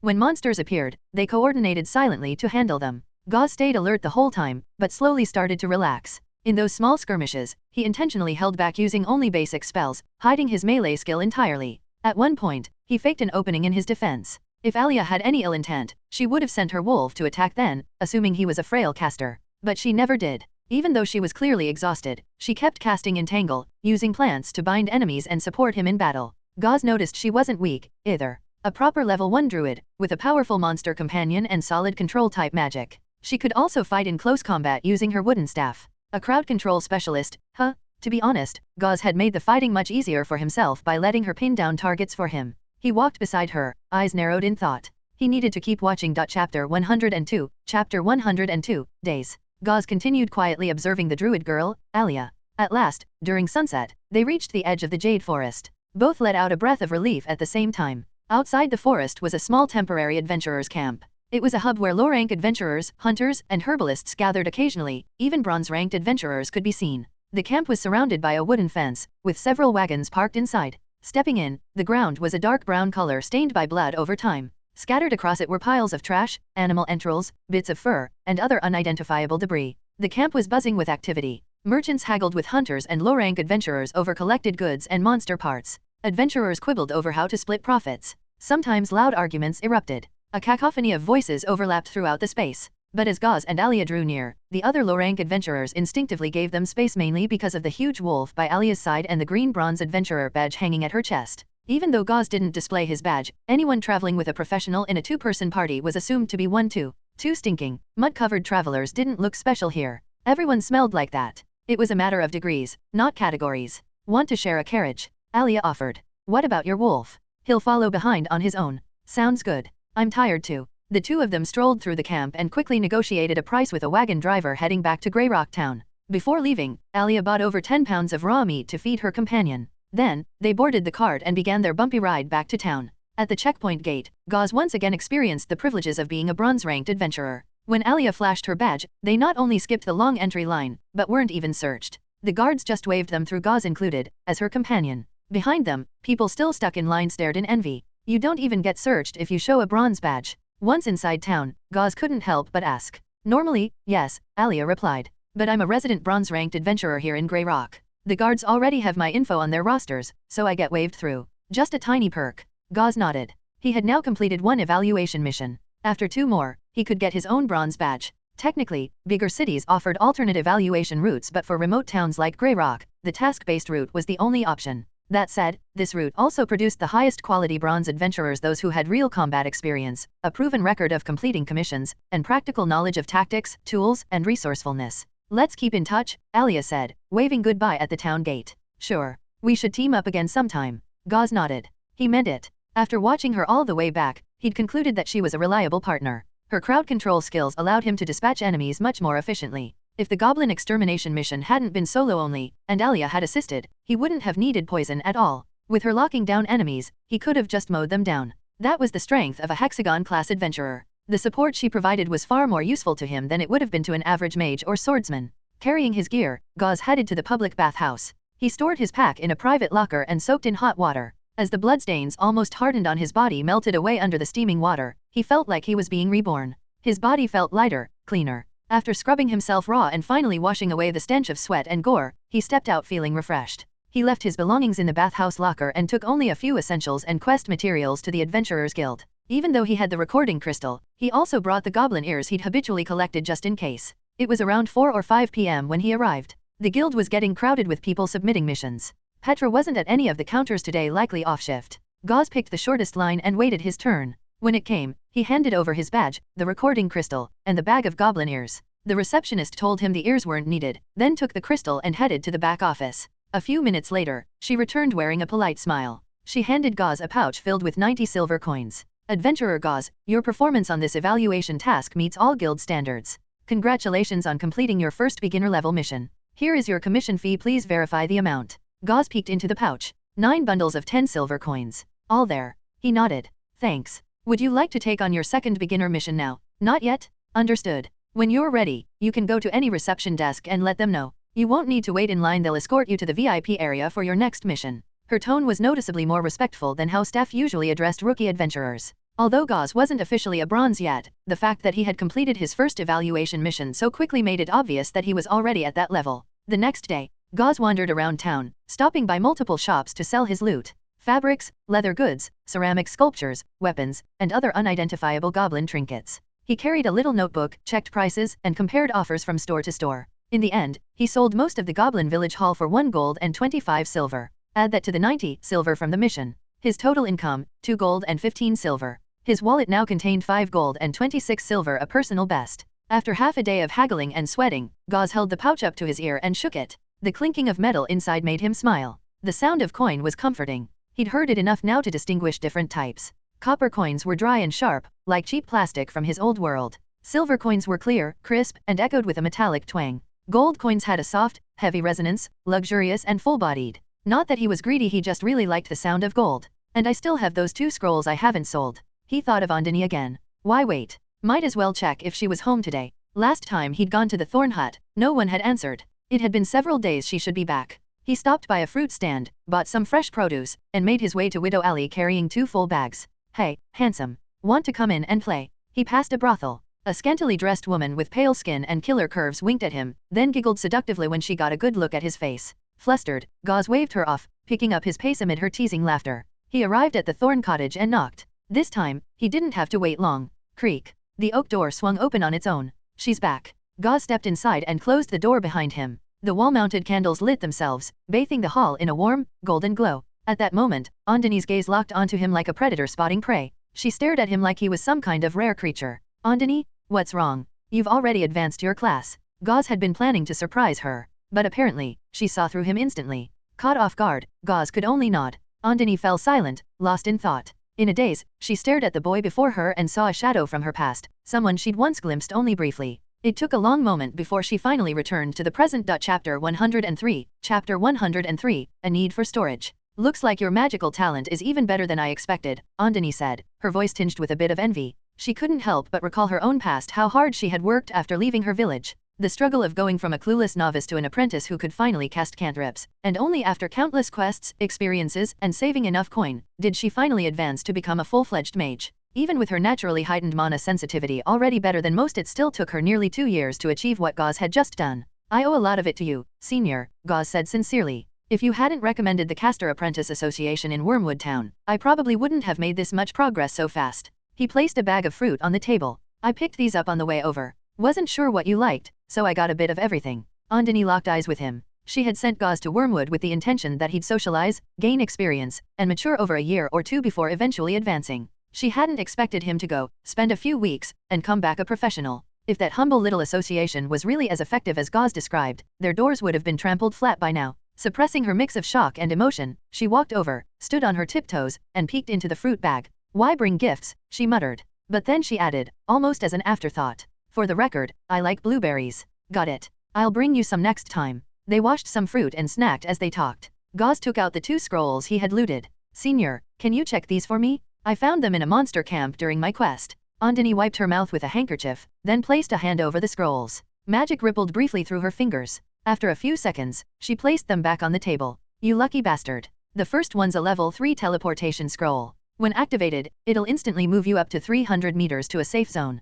The other is a level 3 healing scroll. It restores health and removes status effects like poison or minor wounds. Note, both of them still consume some of your own mana to activate. If you want to sell them, the teleportation scroll could fetch around 4 gold coins, and the healing one about 3 gold. But unless you're desperate for cash, I'd recommend keeping them. For newly advanced adventurers like you, these things can literally save your life. Yeah, I'll hold on to them, Gauze nodded. Truthfully, once he heard what they did, he already had no intention of selling. They were one-time use spells, sure, but the teleportation scroll alone could get him out of most combat situations instantly. And the healing scroll was just as simple and powerful. Yes, using them meant burning 3 to 4 gold coins, but when your life's on the line, what's that compared to staying alive? With these scrolls in hand, he felt way more confident about future missions. If things went south, he'd just pop the scroll and bail. Wait, that sounded familiar. Then he remembered Alia's furious rant about that white-haired mage who ditched her mid-fight by tearing a teleport scroll and disappearing. But I'm not like him, Gauze thought. If I had a teammate, I'd at least warn them first.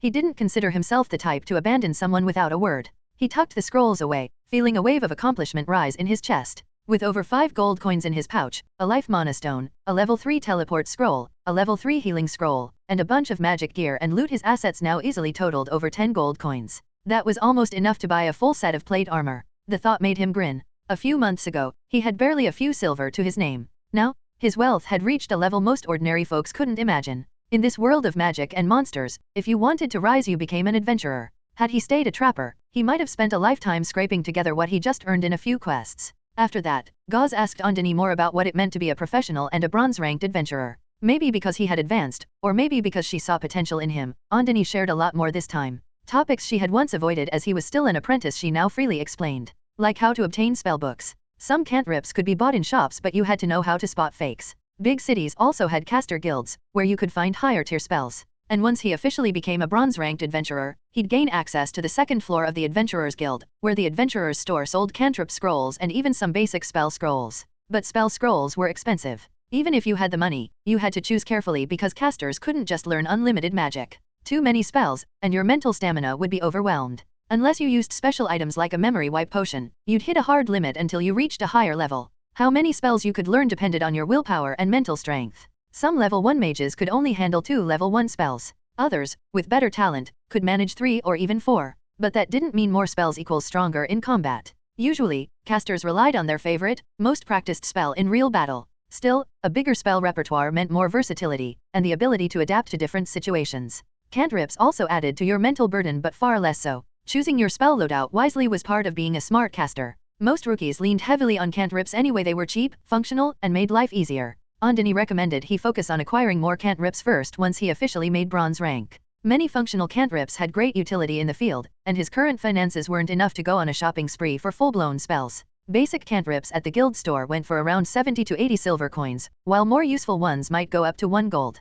He could plan based on his needs and budget. Gauze agreed with her advice. Right now, he didn't have many spells under his belt, and he didn't feel the mental strain she described, meaning he could likely learn more. Plus, he couldn't rely on the adventurer's manual to just hand him spells all the time. After all, he had learned light through study, not rewards. The guild's second-floor shop didn't just sell scrolls. There were magic tools, adventurer gear, rare consumables, and more importantly, storage magic items. Something Gauze had dreamed of owning for a while. With one of those, he wouldn't need to lug around heavy gear and huge bags anymore. He could stash his loot in a pocket dimension and move light and fast like a proper professional. The more he listened, the more excited he became. He couldn't wait to finish his next 2 evaluation missions, earn his badge, and start shopping on the second floor. A storage item. I need one. His heart thumped just thinking about it. He was a mage, after all. How could he not own a magic storage item? Of course, it also meant he needed more money. So back to killing more goblins. Time to stack more gold. Chapter 104. Chapter 104. Monster ingredients, amazing and expensive foods.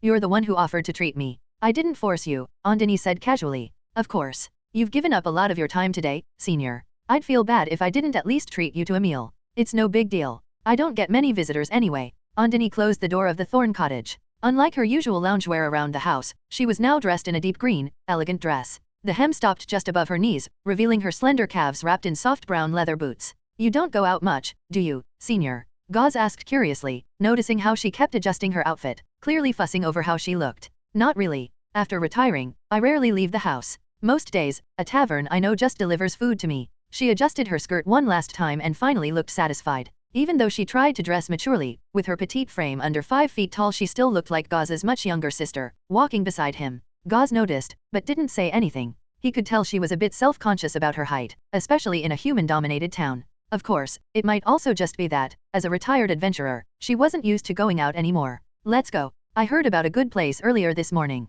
While most taverns in Greyrock were cheap joints serving bottom-rung adventurers, a few upscale restaurants did exist, catering to professionals and the occasional wealthy merchant. When Gauze used to go drinking, he hardly ever saw bronze-ranked adventurers. This time, he'd asked around and found out about a place called Firefly Kitchen, a discreet, high-end restaurant, only frequented by pros and visiting merchants with deep pockets. He led Andini through the side alleys. Tonight, the sky was clear and the moonlight spilled across the cobblestone paths. Even without torches, visibility was decent. Eventually, in front of a row of houses, Gauze spotted a firefly-shaped lamp. This was the place. From the outside, it didn't even look like a restaurant. The front door on the first floor was closed, and only warm light glowed through a second-floor window. A small courtyard was lined with neatly trimmed shrubs, and little white flowers scattered a sweet fragrance into the air. He opened the door. Inside, at the reception counter, sat a mature woman in an apron. Welcome. Table for how many? 2. Perfect timing. We've got a private room available. But if you enjoy the food and want to come again, please make a reservation next time.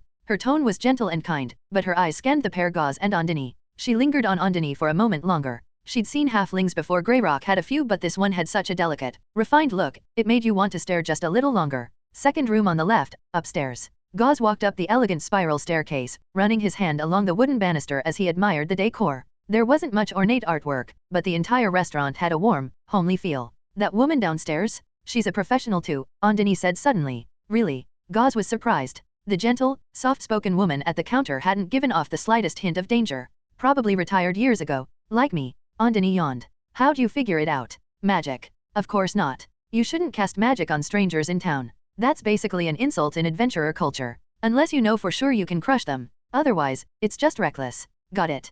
Gauze nodded. I figured it out with my eyes, she explained smugly. If you looked carefully, you'd see the skin on her shoulders and collarbone is rougher and darker than elsewhere. Her hip bones are slightly sunken. Her thumb and palm, though well maintained, still show signs of calluses. That means she spent years wearing armor, wielding a sword, or handling reins. Noted, Master Andini. Gauze, you may be progressing faster than most, but you've still got a lot to learn. She gave a mock huff, satisfied to reclaim a little authority after being repeatedly shocked by Gauze's growth. On the second floor, most rooms were closed. Only one private room was open. Thick wooden doors muffled all sound. Gauze now understood why professionals liked places like this. It was nothing like the noisy taverns. Through the window, he could even see the gentle glow of the town's night lights. He sat down at the table. A menu and order form were already waiting. Want to order first, senior? You go ahead. Gauze nodded and picked up the menu only for Andini to lean over his shoulder, curious as ever. So much for politeness. Then again, most adventurers were the same. If there's food, they're in. No one who burned this many calories could pretend to be above indulging. If you could resist food, you were probably a monk, not an adventurer. As Gauze scanned the menu, his eyes lit up. The dishes here were way fancier than anything he'd eaten at a tavern. Moonlight onion oysters with vinegar reduction. Grilled mushroom platter. Charcoal grilled silver-scaled river fish. Slime gelatin fruit tart. Baked walker mushrooms. Slime gel? People eat that. Gauze blinked. He immediately thought of those disgusting slime creatures that jumped on your face and clung like leeches. It takes a lot of processing. I've had it, it's tasty. Very chewy, but not sticky. Andini licked her lips. Who do you think's been buying up all the slime gel lately? Guess I'll give it a try. Oh, and this one too. The dishes arrived one after another. Gauze had felt a bit of sticker shock looking at the prices earlier, but once the aromas hit his nose, all hesitation vanished. Each plate shimmered under the warm lantern glow. Expensive things only have one downside, they're expensive. If he couldn't afford to eat like this often, he figured that was his fault, not the food's. Let's eat. They weren't big on etiquette. Each dish disappeared quickly under their coordinated assault. After the feast, the two slumped in their chairs, rubbing their stomachs. Neither had eaten this well in days. Gauze was thoroughly satisfied. Sure, it was pricey, but coming here once in a while to relax felt totally worth it. Munching on the after-meal blueberries Andini had asked for, the two sat there in silence, soaking in the view outside. Moonlight onions, specialty mushrooms, walker mushrooms. Gauze mentally noted several ingredients. Even if he didn't eat them himself, he could hunt and sell them. Andini explained that walker mushrooms weren't common on the forest outskirts. You usually found them in narrow caves deep inside Jade Forest, where they grew in groups. Many monsters had them on their menu too. Back in her adventuring days, her favorite prep method was simply roasting them over charcoal. Peel, roast, eat amazing. They couldn't be farmed either. For some reason, monsters like them couldn't be domesticated, so supply depended on adventurers. Back on the first floor, Gauze paid attention to the shopkeeper as they checked out. Looking closer, he really did notice the subtle details Andini had mentioned. The shopkeeper didn't avoid his gaze, in fact, she smiled warmly. Total comes to 31 silver and 60 copper. I'll round it down to 31 silver for you. Even with the friendly tone, that price could knock out most low-rank adventurers.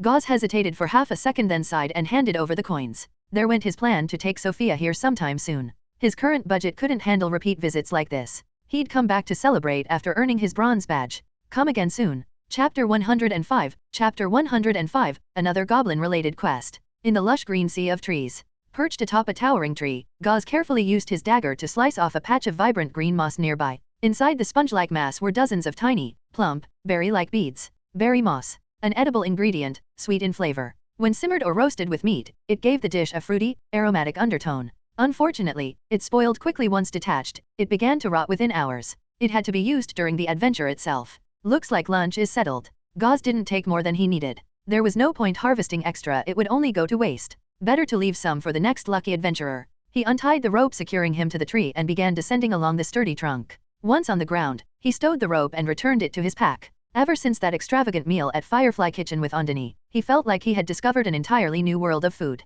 His usual travel rations, the dry jerky, hard bread, and bland preserved meat, had become increasingly hard to stomach. And truthfully, once you stepped beyond areas commonly traversed by hunters and herbalists, the forest was full of usable ingredients. He just hadn't known where to look until now. Thankfully, he'd bought a copy of the complete guide to foraging around the Jade Forest, which taught him all about the rare ingredients hidden in the wild. Some were even valuable enough to sell for a good price back in town, a blessing for someone constantly short on cash. Cutting costs wouldn't be enough. He had to expand his income. This isn't the Jade Forest proper, just a secondary growth zone. Danger levels low enough that cooking here should be safe, right? Gauze looked around.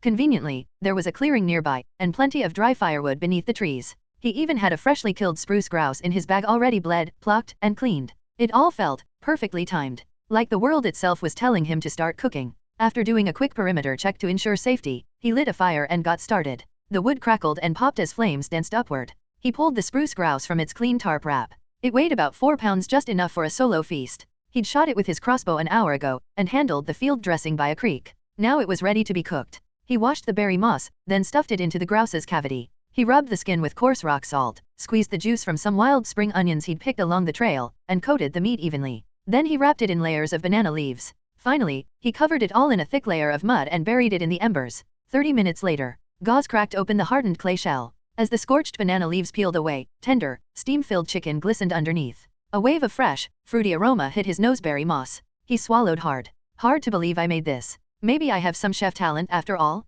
He tore off a piece and took a bite. The sweet juices burst in his mouth, blending perfectly with the savory meat. Gauze chewed slowly, eyes half-lidded, a blissful expression on his face. It could have been a coincidence, but he felt like the moment the food reached his stomach, it was digested faster than anything else he'd eaten recently. His quick digestion trait seemed to love it. Delicious. Gauze couldn't stop. He tore off bite after bite, steam rising as he huffed to cool it down, juice dripping from his lips. Warmth flowed through him. He felt his stamina rapidly recovering. Was this it? High-nutrition meals paired with quick digestion, that was the meta combo? By the time he finished, only bones remained, even those were cracked and sucked clean. He lay back, rubbing his full stomach with a satisfied sigh. If only the grouse had 1 or 2 more pounds of meat. After a short nap, Gauze packed up the site and resumed his journey. The feast was great, but he hadn't forgotten why he was out here, his third evaluation mission. Once again, the target was goblins. All 3 of his bronze advancement tests had been goblin-related. The second goblin tribe had been similar in size to the first, though its leader had been slightly weaker than the red cap from before.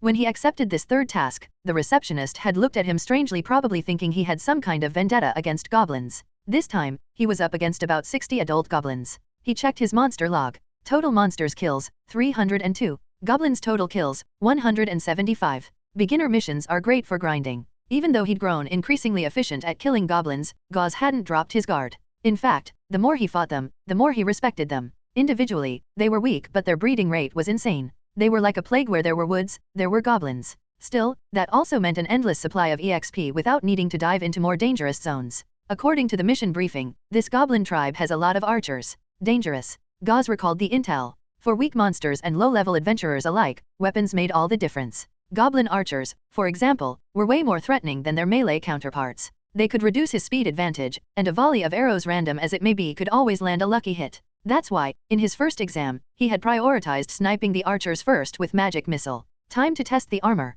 He patted his chest. Other newbies might shy away from this kind of mission. He wouldn't. The reward was a generous 1 gold and 30 silver. Not to mention the loot from reclaimed bows and arrowheads could probably net him even more. A couple of hours later, he arrived. He climbed a tree and surveyed the area. A goblin village sat in a clearing below. Something caught his eye. Near the bonfire, several naked human men were tied up. Captured? This was only the second time in his adventuring life that he'd seen goblins take live prisoners. Usually, they butchered their victims quickly. Looks like I need to move fast. The goblin number seemed lower than expected. Probably out gathering firewood and food for a feast, which meant the village's defenses were currently weakened. Perfect timing. Gauze's eyes gleamed. He'd originally planned to poison the water again, like the last 2 missions, but this time, strike while they're gone. He studied the layout, memorized key points, and climbed down. He adjusted his gear already prepped on the way, took a deep breath. Then, silently, he crept toward the goblin palisade. And at the right moment, boom, he launched himself. Enhanced leap activated. His legs coiled like springs, and with explosive force, he soared over the fence. A nearby goblin emerged from the storehouse, carrying a banana leaf filled with berries. It looked toward the bonfire, eyes full of joy. Then a shadow loomed over it. It looked up, startled. All it saw was a flash of cold steel. The world spun. In its final moment, it saw the calm face of a tall human, sword flashing. Thunk. Chapter 106, Chapter 106, Quick Digestion Evolution?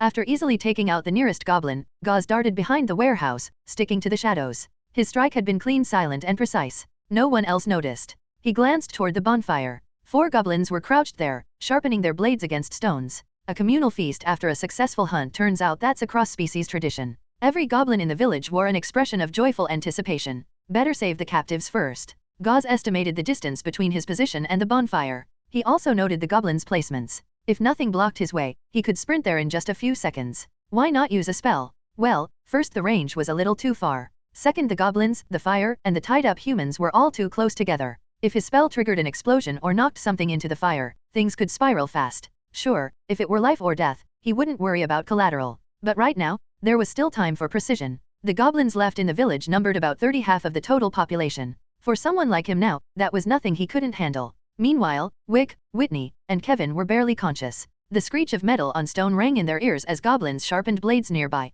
The 3 captives sat bound, their faces blank with fear. They trembled uncontrollably. A growing patch of urine dampened the ground beneath them, impossible to tell who had lost control. Maybe all of them. The ropes had cut deep into their wrists. Their arms were swollen and bruised purple from restricted blood flow. They all knew what it meant to be captured by goblins. Especially now some of the green-skinned creatures were filling a cauldron with water, cleaning it, getting ready to cook. These impatient monsters didn't even plan to keep them overnight. Kevin was filled with regret. If he'd known today would go so badly, he never would have left the village. His throat was bone dry. Since being dragged here, the goblins hadn't given them a drop of food or water. Now, his body was failing fast. In his blurred vision, memories flickered: his parents returning from work in the fields, the family sitting around the table eating runny oat porridge and coarse black bread. It never filled them up, but it tasted so good compared to his current state. How ironic. He was about to be turned into food, but all he could think about was how hungry he was. His body's craving for food and water overpowered even the fear of death. If I'm getting cooked anyway, might as well take a bite of something on the way out.